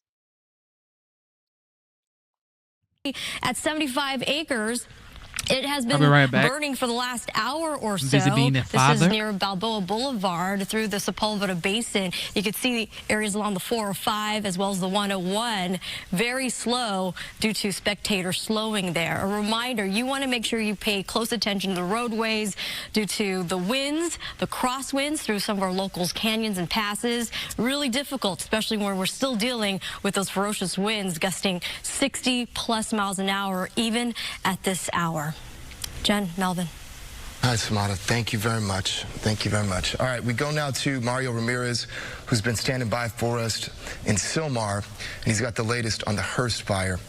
Good morning, Mario. Good morning. It still sits at about 500 acres and it's still burning out of control. No containment. We should mention we're at the Oak Ridge mobile home community, and this area was basically leveled by the Sayer fire in 2008 that destroyed 400+ mobile homes. This community has about 600, and you can see what we've been watching here. The flames have been moving north away from this community towards that canyon there, but there is still a concern that with these strong winds that we're really feeling now that are starting to pick up, that those flames could pass embers and the winds could carry those and start additional hot spots. Now I have George and Magdalena here. They evacuated and they're coming back to take a look at some of the activity and what their home looks like. Walk me through what this was like for you. You evacuated last night? Yeah, we did. Last night my neighbor called. She said, George, did you look outside your front door? So I did, and I said, oh no, let's get out. And I told my wife, Magdalena, and we just ran, grabbed the 2 dogs and some food and just headed out of here. But we needed a hotel that will accept pets. So we called around, and then we found a Motel 6 down in Glendale. So we went there, we stayed the night with the 2 dogs. This morning, we were watching the news all night, and this morning we decided, let's just go back and see what's going on. So here we are. And what do you think, seeing what you saw last night, and coming back, Magdalena, and seeing what it looks like now? Right now, it's, I think it's not really better, but right now it's going to be afraid because I have a dog and there's a lot of people here. You know, they stay here, a lot of elder people here. That's why I'm afraid. And then last night, and keep yelling to my husband. I said, let's go now, let's go now. Bring that dog now, grab the dog now. I said, okay, don't be nervous. Okay, I'm here and everything is ready. I said, okay, let's go. Yeah, that's got to be stressful, and that's what fire officials recommend is you have a plan, have everything you need, and get ready to go at a moment's notice. Have you guys done this before? Have you been through evacuations? I was back in 2017, 18, I think it was, but the flames were so much higher than this one. And that one was worse. I mean, that was, everybody had to evacuate. And then, like you said earlier, the Sayer, I wasn't here then. That was the worst. It destroyed everything. But management has done a great job here because they have the gardeners weed out around the perimeter of the entire park to leave about, 30 feet up the mountain. So that prevents the fire to travel into the homes. And as you can see today, thank goodness, thank God that nothing was destroyed. Yeah, and have you seen some of the other activity in Pasadena with the fire there and the Pacific Palisades? When you hear that homes were lost, people were injured, what goes through your mind?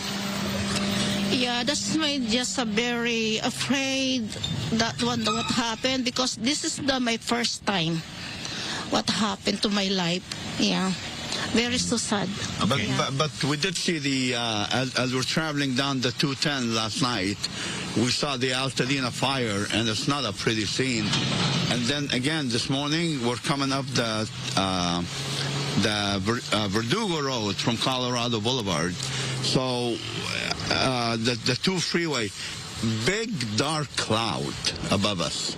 Unbelievable how big and huge it was. Yeah, and speaking of, thank you both for talking to us, but as you mentioned, there are multiple fires burning really all around us, and before we send it back to you, I just want to show you this huge plume of smoke spreading across the area, and we're not sure which fire this is coming from, but that is basically what people are dealing with, waking up this morning, seeing smoke, multiple fires in different regions here. We'll stay on top of this one. That's the latest in Sylmar. I'm Mario Ramirez. We'll go ahead and send it back to you. All right, thank you, Mario. Yeah, it's startling to think that no matter where you are, if you're driving somewhere this morning, you're going to either see or smell the smoke from these fires. That's just into our newsroom, we should mention we have new evacuation notices from the Glendale Fire Department. An evacuation order has just been issued for Chevy Chase Canyon residents. The evacuation route is south on Chevy Chase via Emerald Isle. Do not proceed north, they're telling people. And here's a live look at downtown L.A. We are expecting to hear from fire officials in just a few minutes as we approach 8 o'clock. Yes, they are set to hold a news conference at 8 o'clock this morning. We'll bring it to you live just as soon as that begins. We should also tell you that more than 10,000 homes are being threatened by the Palisades fire. Look at this video that was shot. I believe this was overnight in the Pacific Palisades. A man and his dog were inside this home filming this video.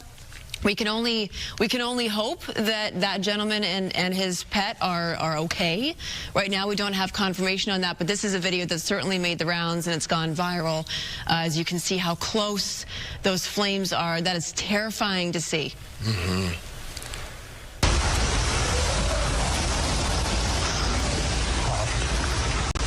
Just be okay. You're gonna be okay. All right. You're gonna be okay.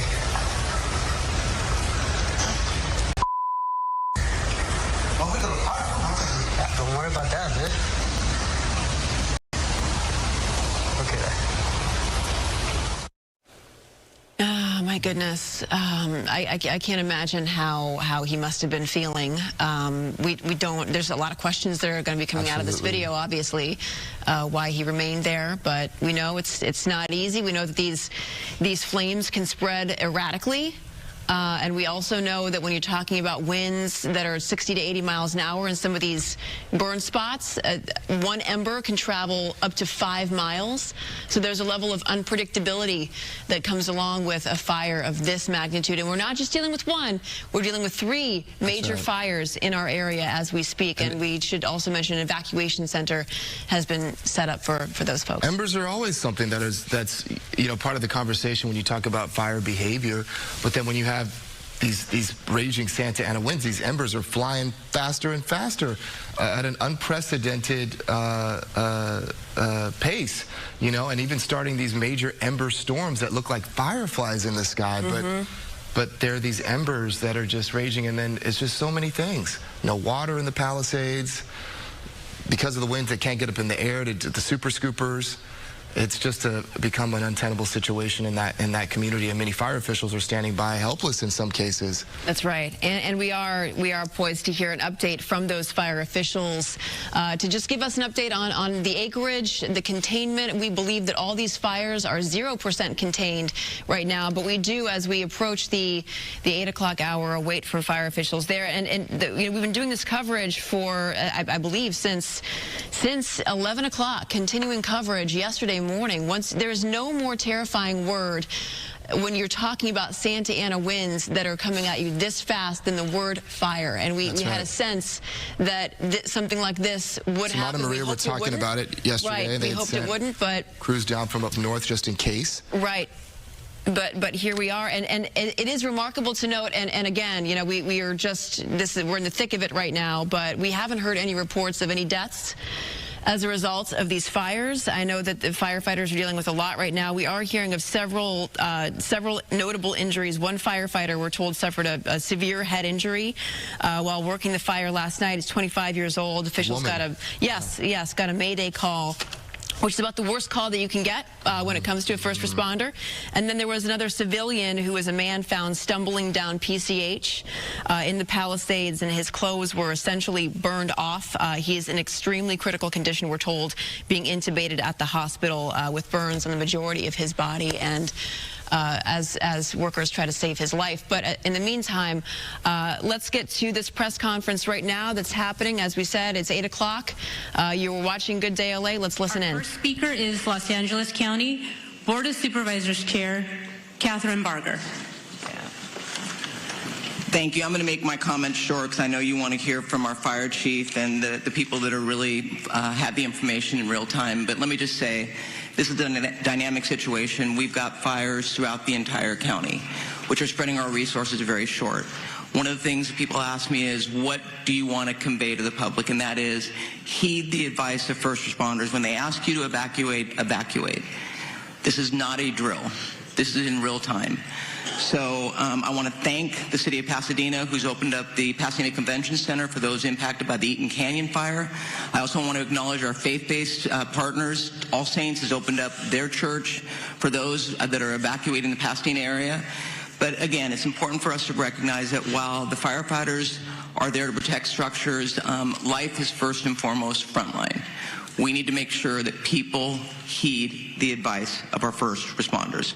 With that, I'm going to introduce our LA County Fire Chief, Anthony Maroney, to give you an update on what is going on. But I just want to thank Chief Maroney as well as Chief Crowley for the work that they are doing to make sure that our first responders have all the resources necessary. Chief Maroney. So good morning. Thank you, Supervisor Barger. My name is Anthony Maroney. I am the County of Los Angeles Fire Chief, and I'm also the Region 1 Coordinator for Fire and Rescue Resources. I'm going to be giving an update on the Palisades fire in addition to the Eaton fire, although I am aware that we have 4 large fires burning in LA County at this time. The Palisades fire is located in both LA City and LA County. We are in unified command with the City of Los Angeles Fire Department in addition to CAL FIRE. We have well over 5,000 acres that have burned, and the fire is growing. We have no percentage of containment. We have an estimated 1,000 structures destroyed, and also no reported fatalities, and a high number of significant injuries to residents who did not evacuate, in addition to first responders who are on the fire line. We have over 1,000 personnel assigned, and the cause of the fire is unknown. However, it is under investigation. For the Eaton fire, it is located in both the Angeles National Forest, the Altadena area of LA County, and Pasadena. LA County is in unified command. with both the Angeles National Forest and the Pasadena Fire Department. We have over 2,000 acres burning at this time, and the fire continues to grow with 0% containment. We have over 500 personnel assigned, and unfortunately, we have 2 reported fatalities to civilians. Unknown cause at this time, and we do have a number of significant injuries. We have over 100 structures destroyed, and the cause of the fire is unknown and under investigation. I will ask that LA City Fire Chief Kristen Crowley update you on the Hearst fire after I am finished with my remarks. The LA County Fire Department operational area consists of 29 separate fire departments in LA County, and all of those fire departments are at drawdown with no fire apparatus or additional personnel to spare. As the Region 1 coordinator, I have requested mutual aid from the 5 counties of Orange, Los Angeles, Ventura, Santa Barbara, and San Luis Obispo counties. Additionally, last night, I contacted the State Office of Emergency Services and requested 50 engine strike teams. 50 engine strike teams is composed of 250 fire engines and over 1,000 personnel. We have also requested resources from out of state, as well as Northern California. Thank you to the first responders from Nevada, Oregon, and Washington State that are already on the road coming to LA County to assist. Lastly, the National Weather Service has predicted a continued red flag weather event with strong winds and low humidities, placing all residents of Los Angeles County in danger.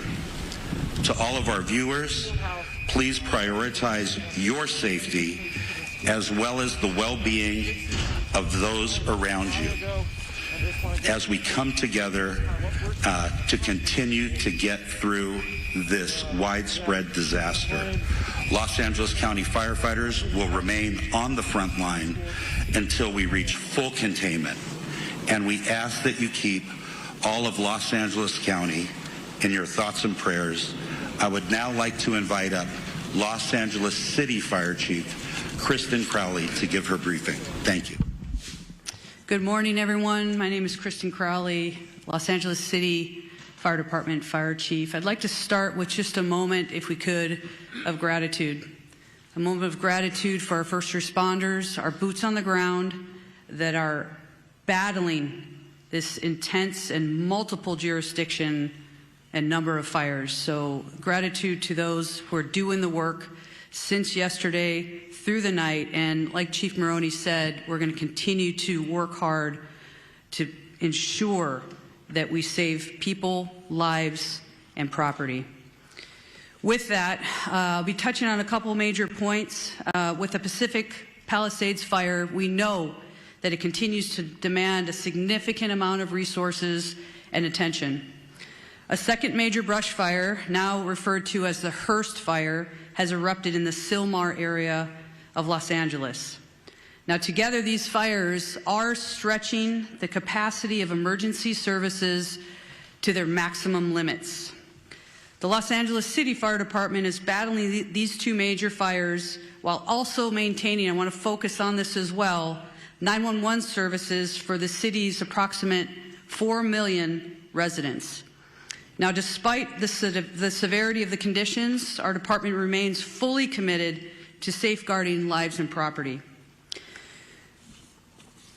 Next, I want to focus on what we've done over the last 24 hours. And with that, even within the city of Los Angeles, with these 2 major brush fires, our department has responded to 3,624 911 calls for service. And to put that in perspective, our average is just under 1,500 calls in a 24-hour period. Over the last 24 hours, we've also responded to an additional 32 structure fires within the city. We've treated and transported an extensive number of medical emergencies, well extending our normal 650 transports to the local hospitals. When it comes to the Pacific Palisades fire, as Chief Maroney had said, this is over 3,000 acres at this point and continues to grow. We will confirm the exact acreage later, so we'll make sure that we also communicate that to the community and to the media. Last night, as of 1930 hours, all aircrafts were grounded due to the high winds. Aircrafts are continued to be able to resume their water drops and acreage mapping today when the weather allows us to do so.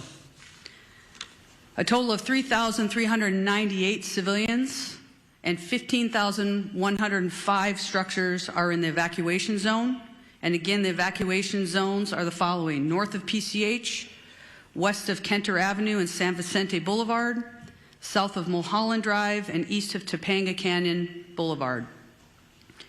There are multiple evacuation centers which are supported by the American Red Cross. Injuries. Of course, there's a lot of interest in injuries. We have several firefighters and civilian injuries that have been reported, and all patients have been treated and transported to the local hospitals. Damage assessments. Chief Maroney did speak about a specific number. We are still vetting that through on the city side, so more information to come, and we will message that as soon as we can validate that. Approximately 400 LAFD firefighters have been deployed to the Palisades fire. We have many hundreds of law enforcement officers, our partner agency responders, and public works members engaged in supporting our overall operations. We are going to be transitioning to CAL FIRE this morning to manage this incident at 0800 hours. Next, I'd like to talk briefly about our Hearst fire, which is located in Sylmar. Last night at approximately 10:10 p.m., the fire erupted in the Sylmar area of Los Angeles, adjacent to the Los Angeles National Forest. The fire has rapidly expanded to over 500 acres, prompting the emergency evacuation of more than 3,000 residents. This fire is burning within the footprint of the historic Saddle Ridge fire. Now, despite the extreme winds and significant risks, and that's what we're going to be talking about from today and probably throughout the next few days, there's always that significant risk of life and property, and we'll continue to focus on saving lives and protecting property. The exact anchorage at this point will be confirmed later, and we'll make sure that we communicate that to you as well.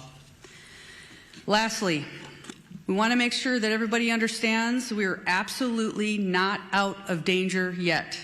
With the strong winds that continue to push through the city and the county today, I would tell you, and we are all committed to our first responders, our firefighters will remain focused on protecting lives and property. The LAFD is extremely proud to stand with all of the entities behind me. Our top priority will continue to be life safety, ensuring that safe evacuation and the rescues of our residents that are in harm's way. It will continue to be our primary focus in this wind-driven fire event as it continues. Thank you for your cooperation, your support, and your vigilance. And today, we will continue to stand with our partners to protect everyone. Next up, I would like to introduce Sheriff Luna. Thank you. Oh, sorry. Next up. Oh, we moved it. Okay. Yes, we're just moving around, having LA Unified Superintendent Alberto Carvalho, please. Thank you very much. Good morning, everyone. Thank you, Chair Barger, county and city leadership, in addition to the leadership of our first responders and our great community for the very, very important work you continue to do to protect our community, protect the assets, and first and foremost, the health and well-being and lives of members of our community. Los Angeles Unified is the second largest school district in the nation, representing the interests of 540,000 students and 75,000 committed employees. We make decisions regarding closure of schools in a very methodical and science-driven manner. So after a great deal of consultation overnight with experts looking at the data and considering the fact that air quality conditions deteriorated significantly overnight, we have made the decision to shut down a number of schools, particularly in the eastern part of our school system. I will define what those boundaries are. School communities, beginning with leadership, workforce, and families, have been informed about these areas.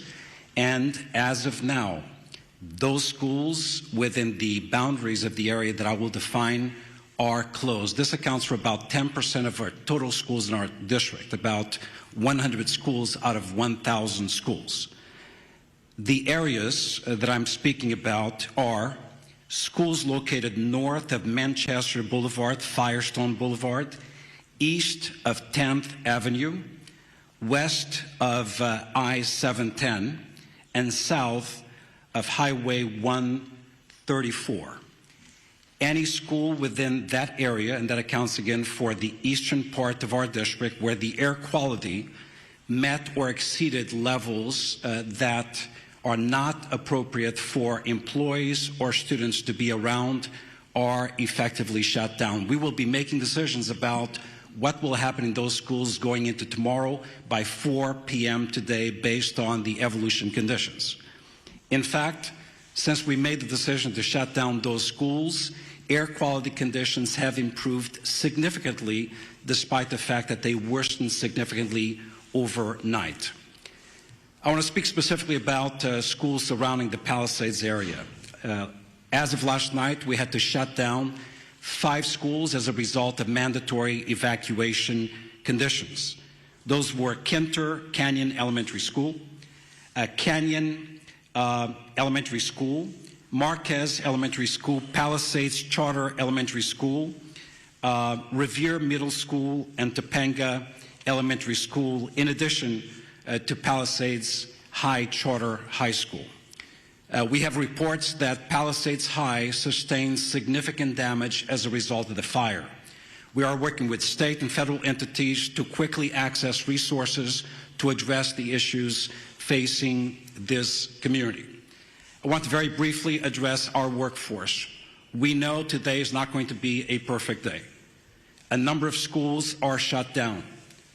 However, localized conditions may make it difficult for our workforce or parents and students to access schools. Air quality conditions may vary and, in fact, may not necessarily be appropriate beyond the area where we close schools. Please use your discretion. We will utilize grace and be flexible regarding attendance and for students and employees alike. Specifically, students and employees who face chronic respiratory conditions or other health issues.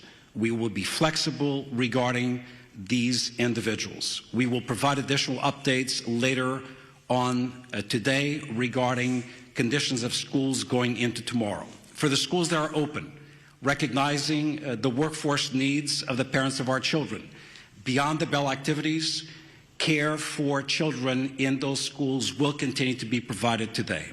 Today is not a typical day. We need flexibility, patience, and grace, and we shall extend that to our workforce and certainly our parents and students in our community. Once again, our hearts go out to those who have been impacted, and our eternal gratitude to the first responders of our community for the fantastic, difficult work they've done over the past 24 hours. Thank you very much.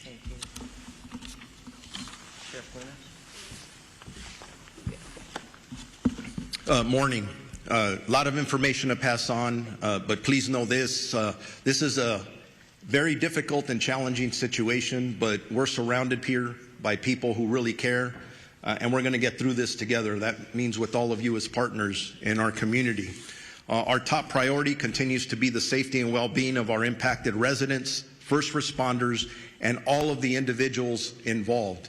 But understand that this is a very fluid situation, specifically in the Altadena area, and a lot of our personnel, our deputy personnel, are involved in life-saving measures as we speak now.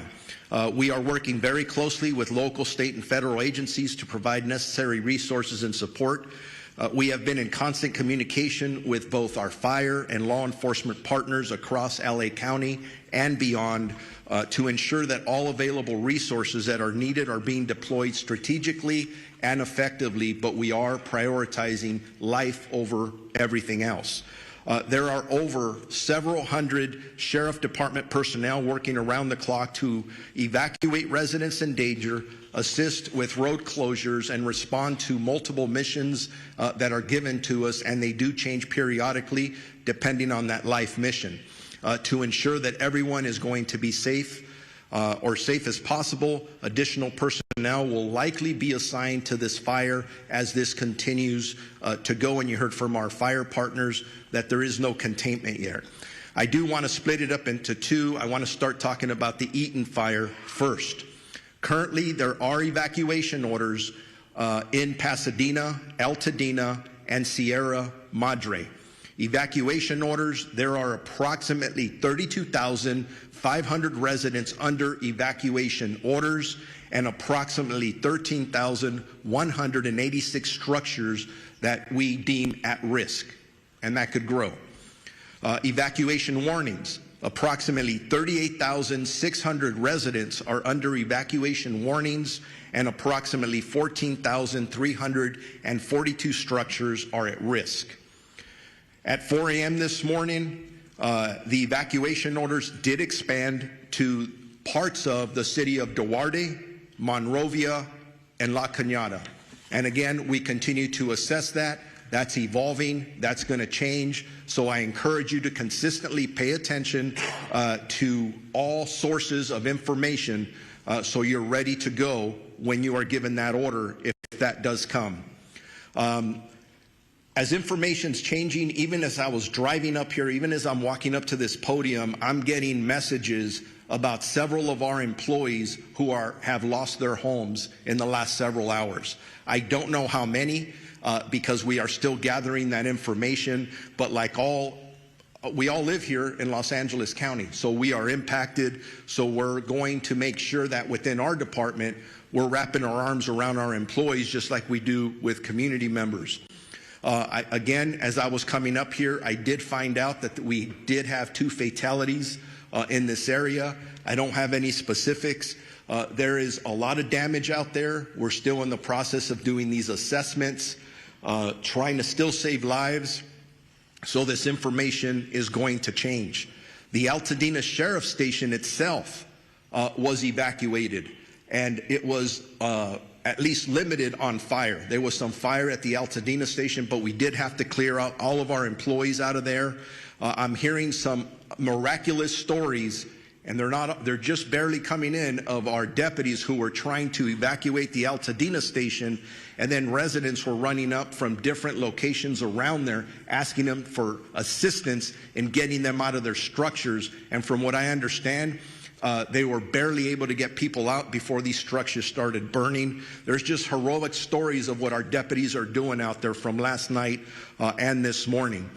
I want to make sure people know deputies are working to assist residents who are evacuating and continuing to make evacuation notices as we're speaking. They are securing areas that are evacuated, and it's always sad when I have to say this, but part of our responsibility is to make sure that no one loots or steals from our residents, our community members who are already being impacted. And I'm sad to report we made 2 arrests this morning for looting already. So if you are thinking about coming into any of these areas to steal from our residents, I'm going to tell you something. You're going to be caught, you're going to be arrested, and you're going to be prosecuted. Don't do that. Stay out of these areas. It's only for emergency workers and people who live there. We are, at this point, unable to clearly determine the extent of damage at this point because the conditions are rapidly evolving and the destruction needs to be assessed as the daylight hours have come forward. I do know that I've lost at least 1 sheriff's black and white to a fire. Thank God that the deputy is okay. But deputies continue to be on patrol throughout the road closure areas to ensure evacuation areas remain closed to the public. All schools in the Pasadena Unified School District are closed. There is a road closure at Altadena Drive from Allen to New York Drive.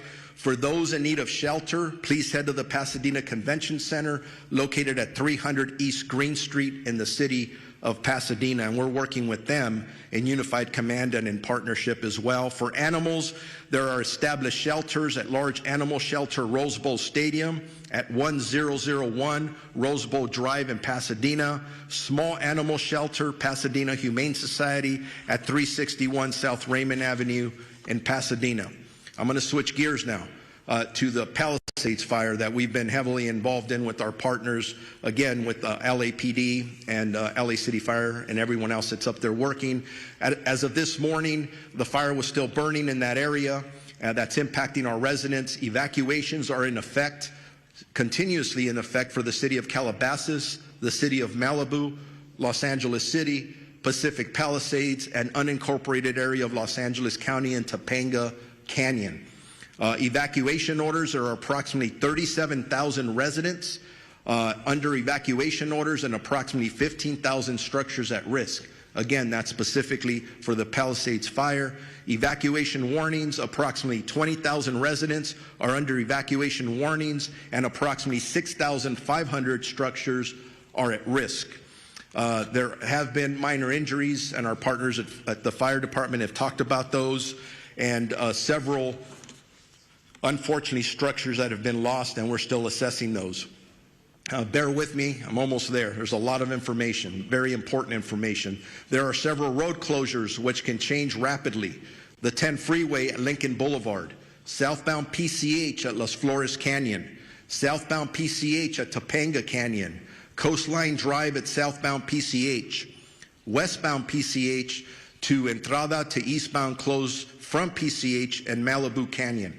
We have established shelters up for that fire in the following locations: Westwood Recreation Center, which is at 1350 South Sepulveda Boulevard in Los Angeles; Pasadena Convention Center, which I already mentioned, we can go there; 300 East Green Street in the city of Pasadena; and El Camino Real Charter High School, 5440 Valley Circle Boulevard in Woodland Hills. Animal shelters, large animals, LA Equestrian Center at 480 West Riverside in Burbank; large animal shelter, Pierce College, 6201 Winnetka Avenue in Woodland Hills. Thank you for tuning in to the live show. You know what time it is. It is your boy Genesis, and I am in the premises. You see what I did there? Okay, just cool the temper, okay? Because everybody's feeling like, things are going bunkers in the United States. But this is California, Los Angeles, and Los Angeles is being known to go through this. Well, California to be precise. However, it's like, this is sad to see, absolutely sad to see. But one thing I got to commend is, the fire workers.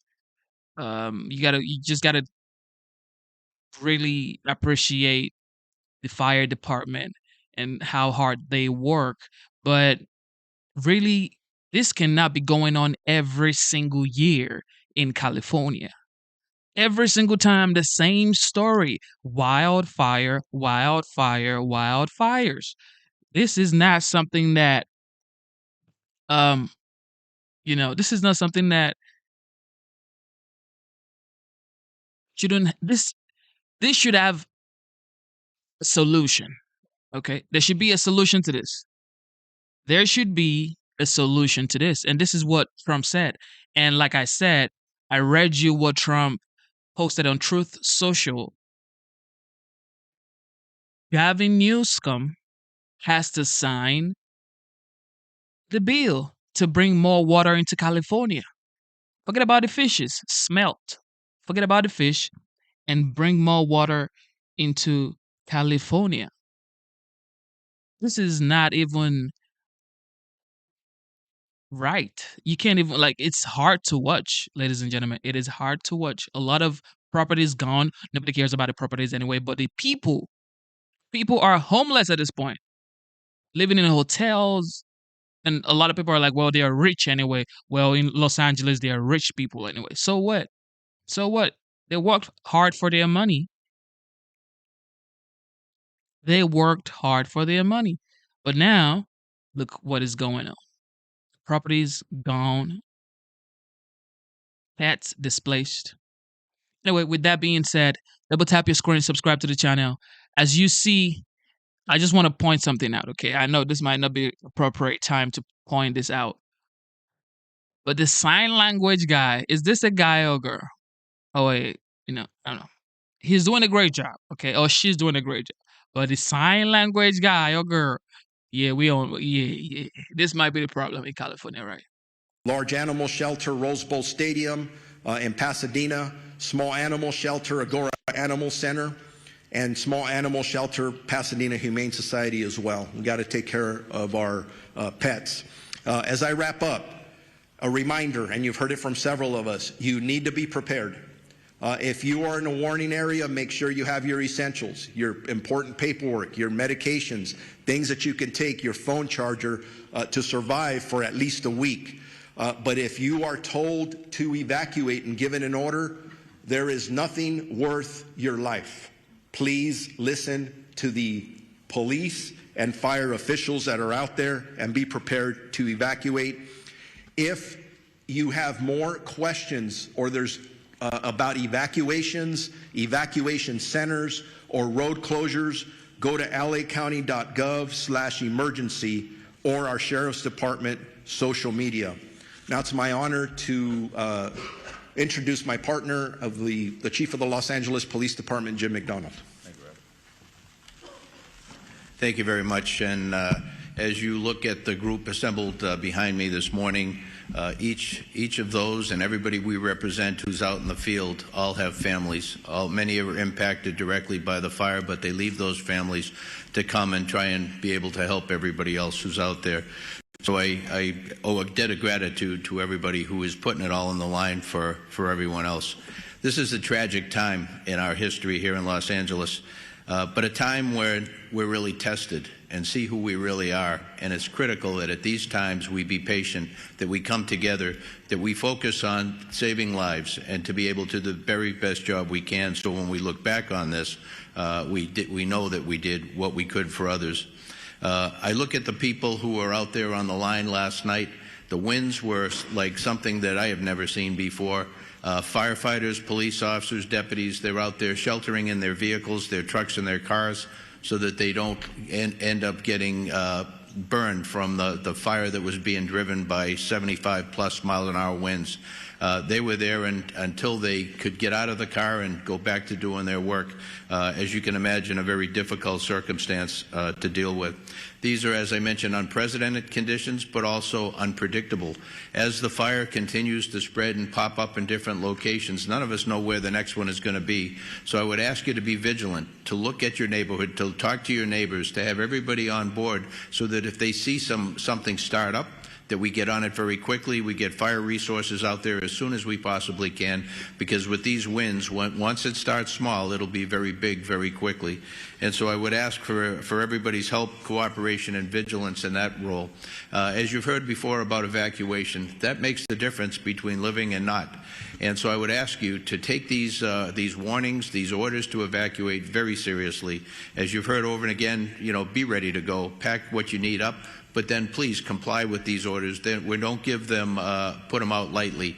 When we believe that you're in the path of the fire, we're going to order that evacuation, and we really, really need your compliance on that, because if we have to send people in to try and make rescues, those people are putting their lives on the line directly for something that could have been avoidable.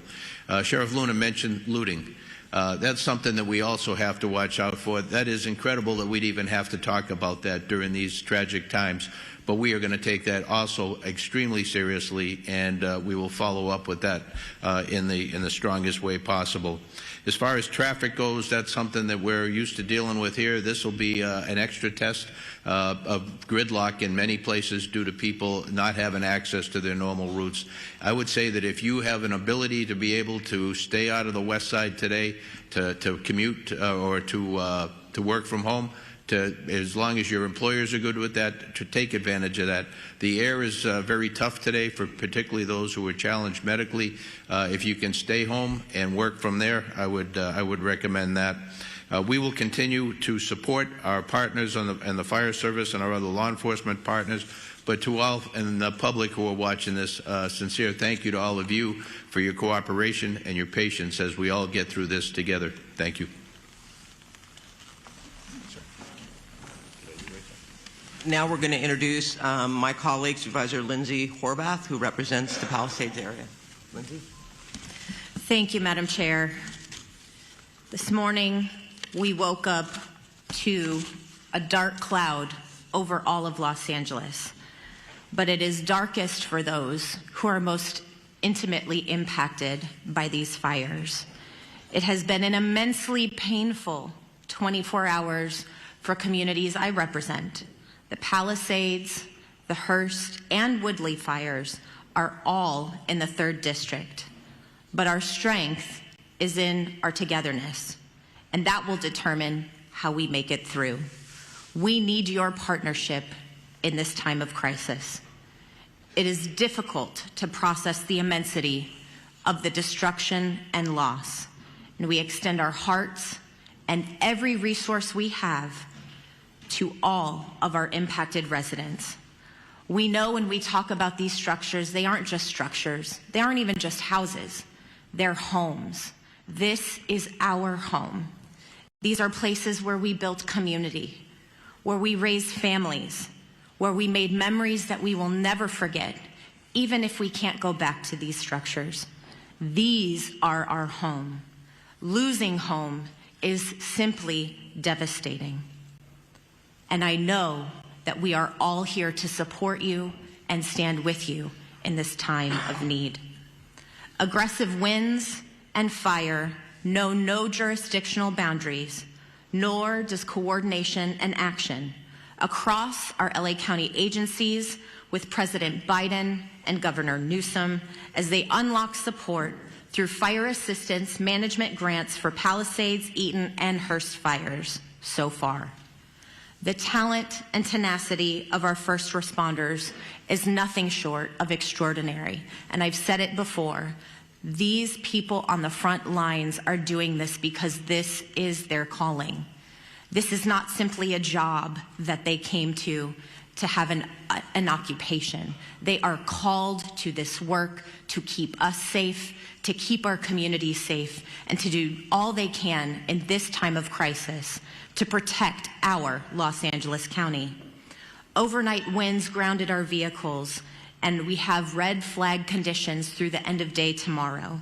But we know that because of these fearless warriors on the front lines, we are doing all that we can to contain this fire. Thank you for your work to keep Los Angeles County safe, including the 3rd District communities of Pacific Palisades, Topanga Canyon, Sunset Mesa, Malibu, Santa Monica, Sylmar, Granada Hills, Lake Balboa, and surrounding communities. Our #1 message to everyone in impacted areas is to follow all evacuation orders and warnings and to stay where you are safe as long as the evacuations remain in place. We continue to have shelter capacity for you, as you have heard, for you, for your pets, and we have animal sheltering sites as well. These orders are not just to keep you safe and to keep your community safe. They are also to keep those on the front lines of this devastating crisis safe. And the longer that you wait to evacuate, the more you are putting people in danger who are putting their lives on the line to protect your homes. Please don't do this. Please evacuate. There is also an evacuation order in Santa Monica, the northern border of the city to San Vicente. The warning is north of Montana to San Vicente as well. We have an evacuation order as well as a warning there. Barry J. Nydorf Juvenile Hall is in Sylmar, and that is under evacuation warning because of the Hearst fire. Our probation department has evacuation plans in place should that move to an evacuation order from a warning, and our priority is to keep our youth in our care safe. Santa Monica Malibu Unified School District has closed its schools today, and as you heard from Superintendent Carvalho, LAUSD has a variety of updates. We have heard from our state insurance commissioner as well, and while this is still quite early in this emergency, we do have some initial guidance from his office for evacuated households on reimbursable insurance expenses, with information to be found at insurance.ca.gov.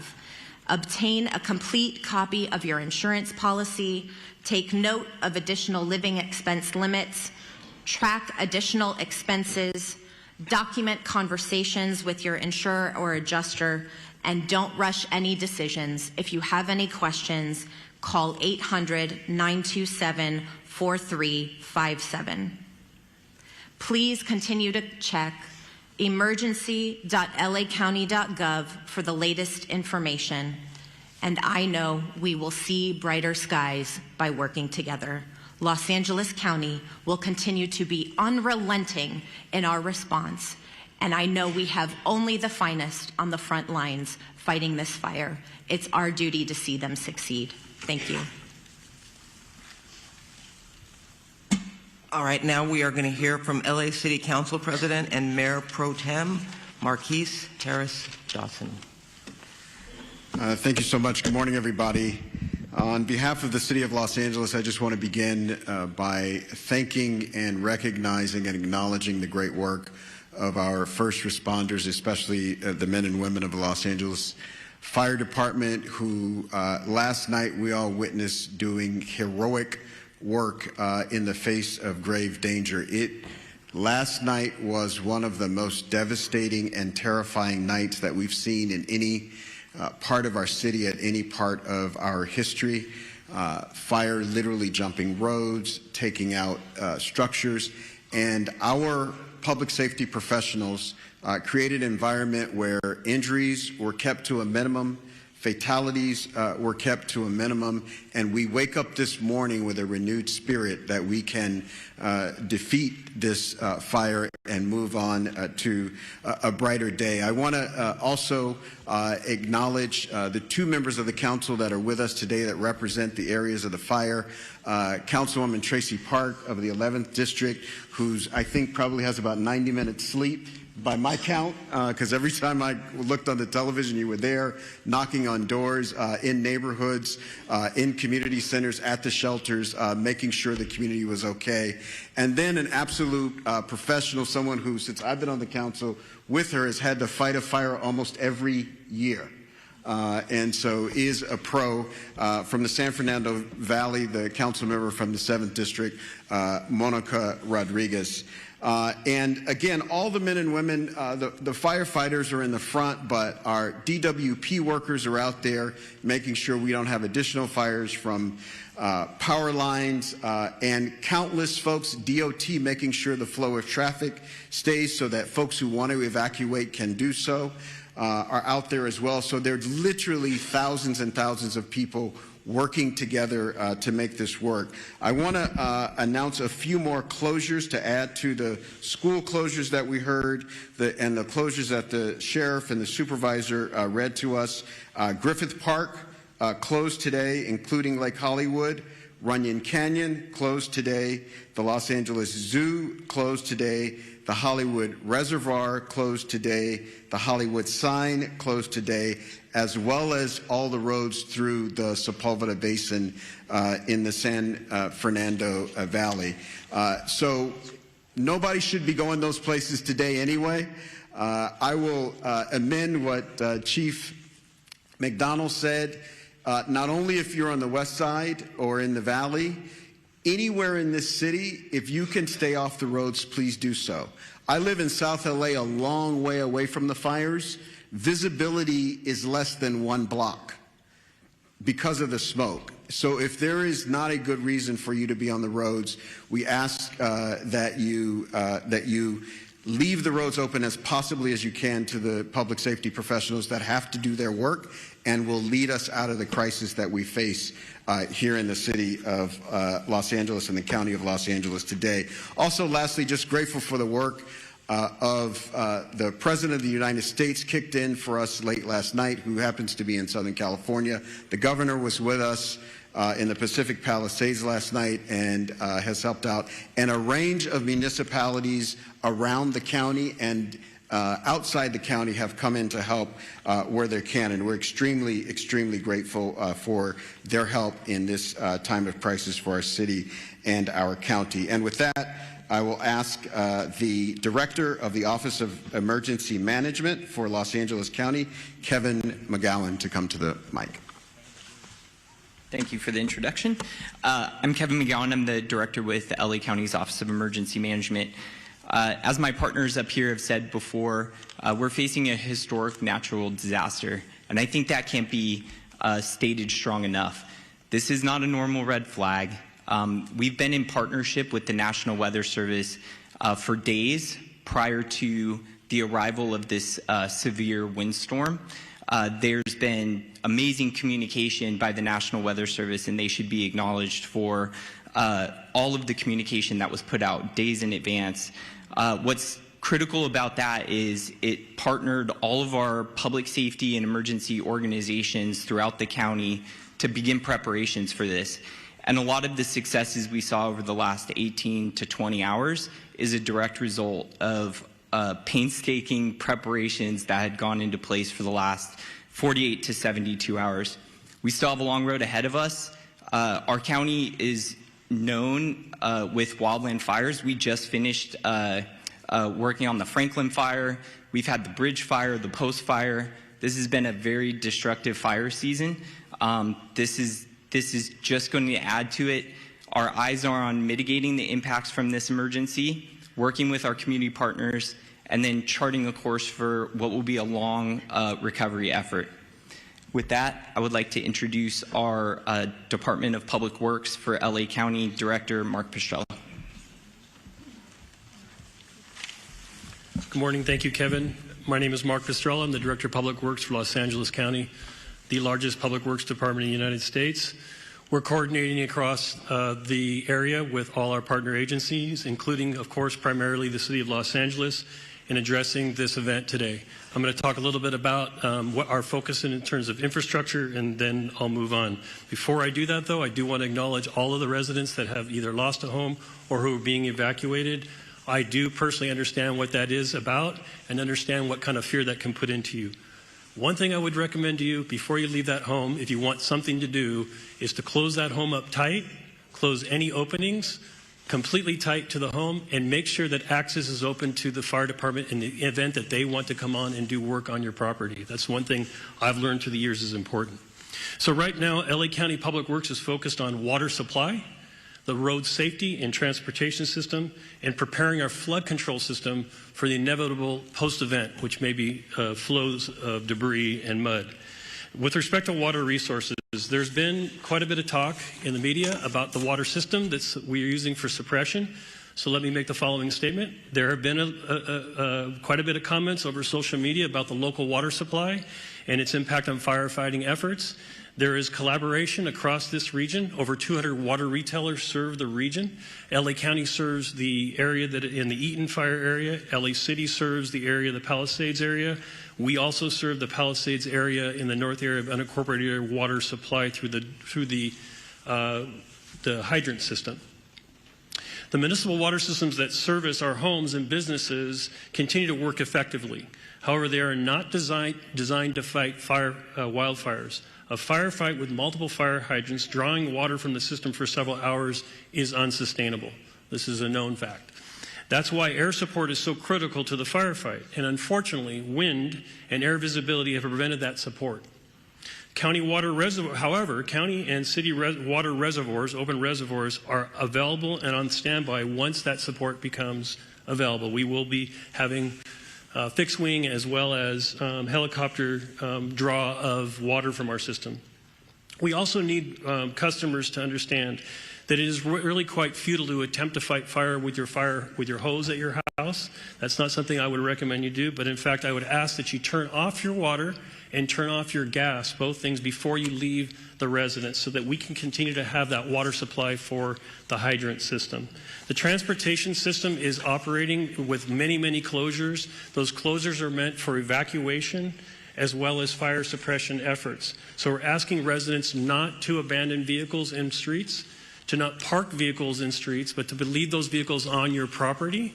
And we ask that you drive very carefully, because we also have the other event of wind right now. And we have numerous signals out across the area. So we need people to drive very consciously in the street system. And then the third piece in the road system and in our homes is the wind is causing massive tree fall. We have numerous, over hundreds and hundreds of trees that have fallen in the area already. We expect more of that to occur. This is a safety hazard for you and your children. So we're asking that you avoid walking outside, avoid being under trees, avoid parking cars under trees, all the things that you can imagine that a tree can do. A tree can be just as devastating to a home and to your personal self as a fire. So please be aware that the wind event is going to continue, and the infrastructure is in place to do with that. We are currently preparing to remove that. We are removing trees as they fall, where it's safe to do so. There will be a mass debris removal system put together that the county is coordinating, but we would be removing and working with the cities to remove the mass debris that's going to occur, not only from the structures that have been damaged, but all of these trees that are down. So please, one of the things is make way for our utility workers who are in support of the very brave firemen and sheriff and police force that are out doing their job. We are in full support of them. So lastly, on the flood control system, this is just a quick note that yes, in fact, we will have a lot of debris. The flood control system has been impacted, that covers the entire region, by the fire. In fact, many of our facilities. Thank you for tuning into the live show. You know what time it is. It is your boy Genesis. So I see someone in the chat saying they love Los Angeles. Absolutely. I'm not even going to cap, okay? I was in Los Angeles and I really had a good time. I'm not even going to lie. It's beautiful, okay? There are parts that you would not want to be in. However, it's like, for the most part, it's a beautiful place. It's just bad, absolutely bad management, okay? If they can actually get a good manager, okay? In this case, I mean a mayor or a governor, you know what I mean? Like, to manage that city, to manage the state of California, that would be the best thing for California.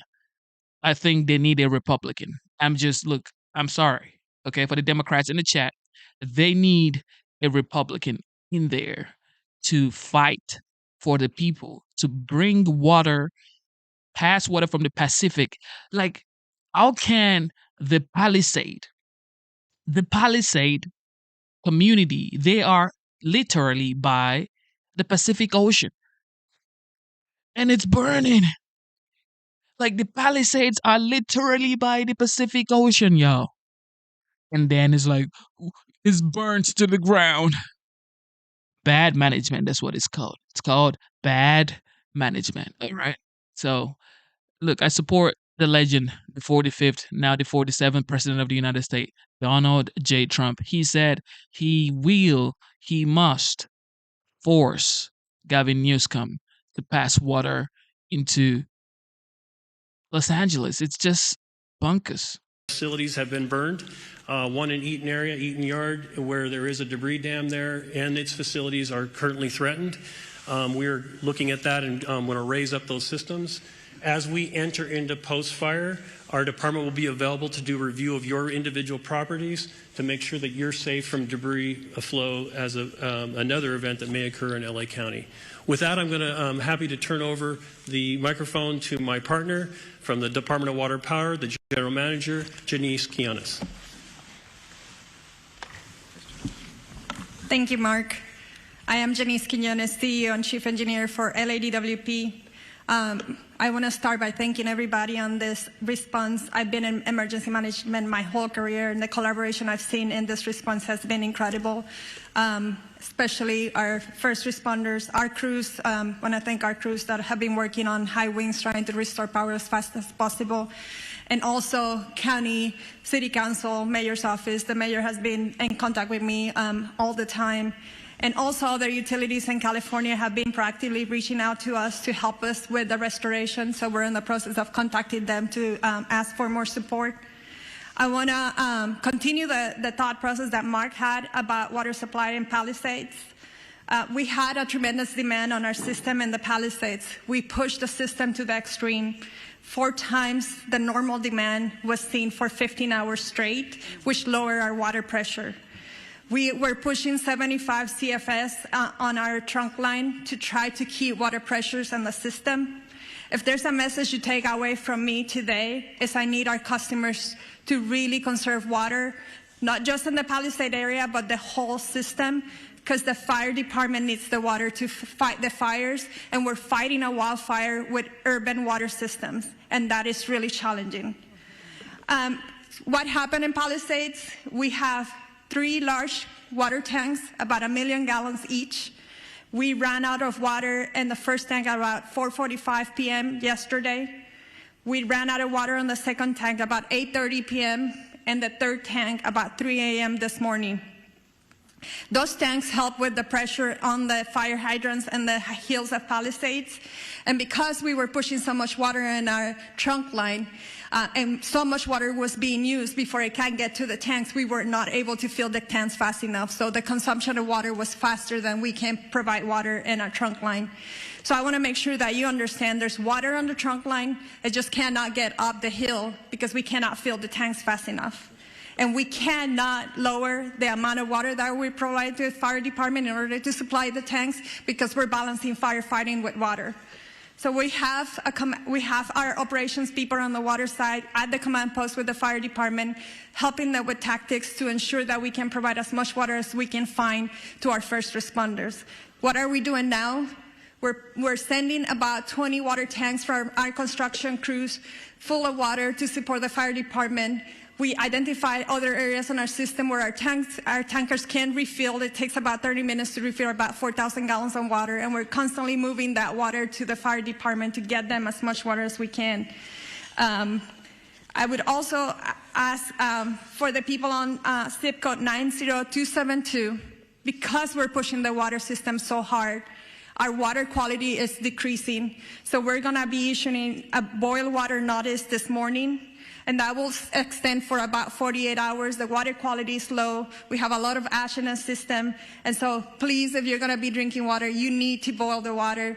Those boiled waters will continue to increase as the system starts restoring. We're also managing a power outage restoration. Our water emergency has been the #1 primary issue, but the power issues are continue to increase. The winds picked up at around 11 p.m. last night, and that's when we saw the majority of our outages coming in. As of 7 a.m. today, we have 135,000 customers out of power. We have restored about 78,000 customers since the start of the outage. 32 customers have been out of power for more than 10 hours and 7 for over 18 hours. If you are out of power, I urge you to call us, call 911, let us know so that we can get to you as fast as safely as possible. We are on a severe emergency activation at the EOC for both water and power. It's taking us 24 to 48 hours to get to all of the outage. That's why we're going to start increasing our mutual aid request to get more crews on here to reduce that restoration time. But we cannot do that until it's safe for our crews. And I'm happy to report we have had no safety incidents for either the water and the power crews, which we need all the crews safely operating in our system. 40% of our outages were due to us having to de-energize the circuits for public safety. And we cannot energize them until it's safe to do so, and we have put eyes on our system. 20% is because of wire downs, and 6.5% is because our system has protected itself from further outages, and so we have to patrol every line before we come back online. With that, I just want to thank everybody, and Madam Chair. Thank you so much. We want to transition. We're 5 minutes over. We do want to give a little bit of time for question and answer with the press. I'm going to call on you. Please identify yourself, your name, and which media outlet you're with. I see a hand up here. We'll go with you first. Because this press conference called One Voice is bringing together some of our city leaders, our county leaders here together for this incredible tragedy, this crisis that we're experiencing right now. And a lot of our viewers are asking, how can other Angelenos help? Because people want to volunteer, people want to help. What's the best way that other folks out there that want to help, what can they do? Well, first of all, thank you for that question, because I think this does speak volumes to the fact that it's not just at the local level, it's at the state and the federal level as well, and it is one voice.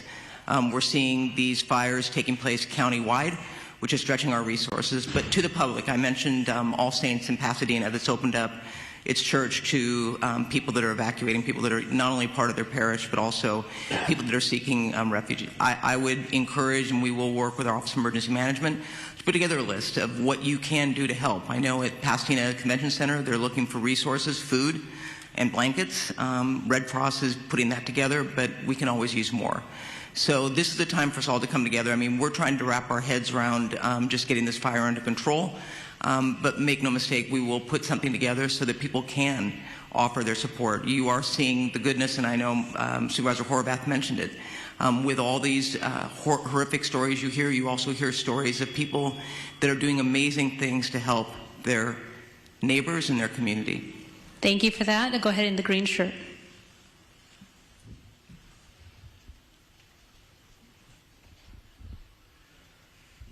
Yeah, the DWP was talking about the problems with the water supply, and I was wondering if either. Ladies and gentlemen, thank you for tuning in. We have been streaming for almost 7 hours right now. It's just been a disaster in California. And if anybody says that this isn't a disaster that keeps on happening every single year, that is the definition of madness. Doing the same thing every single time, over and over and over again. Hold on. We're gonna call my later. Doing the same thing over and over again, and this is what you get. So this has been happening for a long time. This is in the first year. This is in the second year. This is in the third, fourth, or fifth year that this is happening in California. Yet they don't have a solution. No solution with the smart entrepreneurs that we have in California, with the smart heads that we have in Silicon Valley, with the bright stars that we have in Silicon Valley. Bright people changing the world from Silicon Valley in California, yet no solution to the wildfire that's been going on for years. It's not the first time. It's not, oh, we're surprised. No, they're not surprised. This has been going on.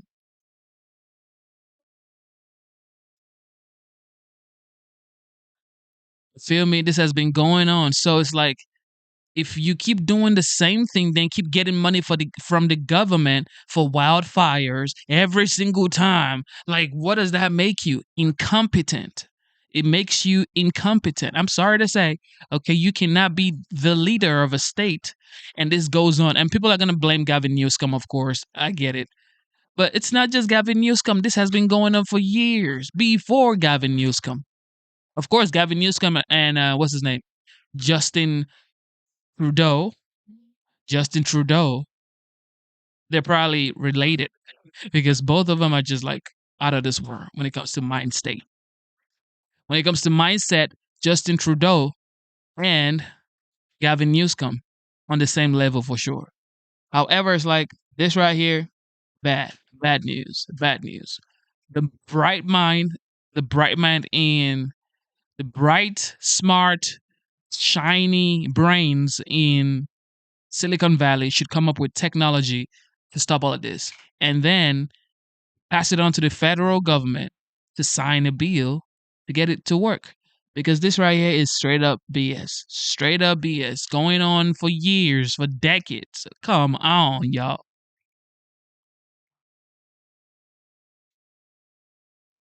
Come on, y'all. This is just sad to see. Been going on for years and still the same thing. I mean, look at this. Come on. This is the United States of America, y'all. This ain't Iran or Afghanistan. where it just appeared almost to be nighttime as this fire continues to find fresh fuel to burn. And sadly, that fresh fuel includes homes. The loss is going to be on a very large scale. I believe the sanctuary has now collapsed. At least one huge building is a total loss. And Drummond. And let's go to this. A lot of talk on Sunset Boulevard, the grocery store. Again, you know, the heart of the community. We saw the public library on fire. We saw the church. And y'all keep saying like it's dry in California. The Palisades community, they are literally by the Pacific Ocean. They are by the Pacific Ocean, ladies and gentlemen. Palisades, they are by the Pacific Ocean. So what are we doing? How can you be by the Pacific Ocean, by water, and then you're burning out? Church on fire. Ralph's on the 15,000 block of Sunset Boulevard destroyed. It is just the walls are standing. And take a look at this video that we shot for you early this morning. This is what we saw up and down Sunset Boulevard. This is on Sunset and Rivas Canyon, where homes were burning on both sides of Sunset Boulevard, on both corners of Sunset. Homes completely destroyed. No firefighters in sight. Again, firefighters stretched thin. They're trying to save the homes that they can. Some homes are just left to burn when the loss is too great and they cannot save them. And then you have the water issues, and we're going to be talking a lot about that in the coming weeks, as will LA City Fire. What happened to the water? Now, this isn't the first time the fires in this area have had water issues. Back in, I believe, the 1990s, there was a fire in Malibu, and they had Back in 1990s, y'all. Back in 1990s. I was born in the 90s, y'all. So I was born in the 90s, and these guys have been having the same issues since the 90s, before I was born. huge water issues. During the 1993 Malibu fire, there was a lack of water, and they had to drain water from swimming pools, which we actually saw LA City firefighters do today near the church that was burning. There was a home that was just burning to the ground right in front of firefighters. They couldn't save it. They were trying to save the other home by using pool water. I'm going to ask photographer Tony Butita again. I'm on PCH here right next to Gladstone. I'm just going to ask him to turn the camera around and just show you how gray, how dark. We drove through parts of PCH where it just appeared almost to be nighttime as this fire continues to find fresh fuel to burn. And sadly, that fresh fuel includes homes. The loss is going to be on a very large scale. And even more importantly, you heard Sheriff Robert Luna report this morning that they have reports of 2 fatalities. That is a bitch right there. We don't know, and we broke the story early this. That right there is a bitch. That right there is a bitch. Water from the bitch. But yet, it's burning. Okay. With that being said, thank you for tuning in to the live show. Instead of looking for perfection, seek for consistency. Never give up on yourself. Never give up on your dreams. Never give up on God. Believe in yourself. Believe in your dreams. And believe in God. Thank you for tuning in. We have been streaming for 7 hours. And that's just wild to know that a city has been burning for more than 7 hours, for a whole day at this point. Well, by tonight, it's going to be a whole day. So stay safe if you are in California, Los Angeles County. Get out, stay safe, pray to God, and hopefully everything comes back to normal. But God bless you, man. God bless you. Shout out to everybody who tuned in. Shout out to everybody who has been watching. But yeah, your boy gas to go. I will be right back here very soon for different updates because this wildfire is just draining to stream this wildfire. That's why I couldn't even sit to watch everything because it's like, yeah, Lord. I don't want to see people losing their homes, losing their properties, getting out of their, comfort zone, their schools, their libraries, their football fields. Like, come on, their churches and all that stuff. But it is what it is, man. It is what it is. I guess life happens, and we just have to keep going. We just have to keep living life regardless of what happens in this world. We just have to keep on going. Palisades fire, 30,000 people evacuated. All right. Love you guys, man. Stay safe. Stay prayed up. God is the greatest. I am signing out.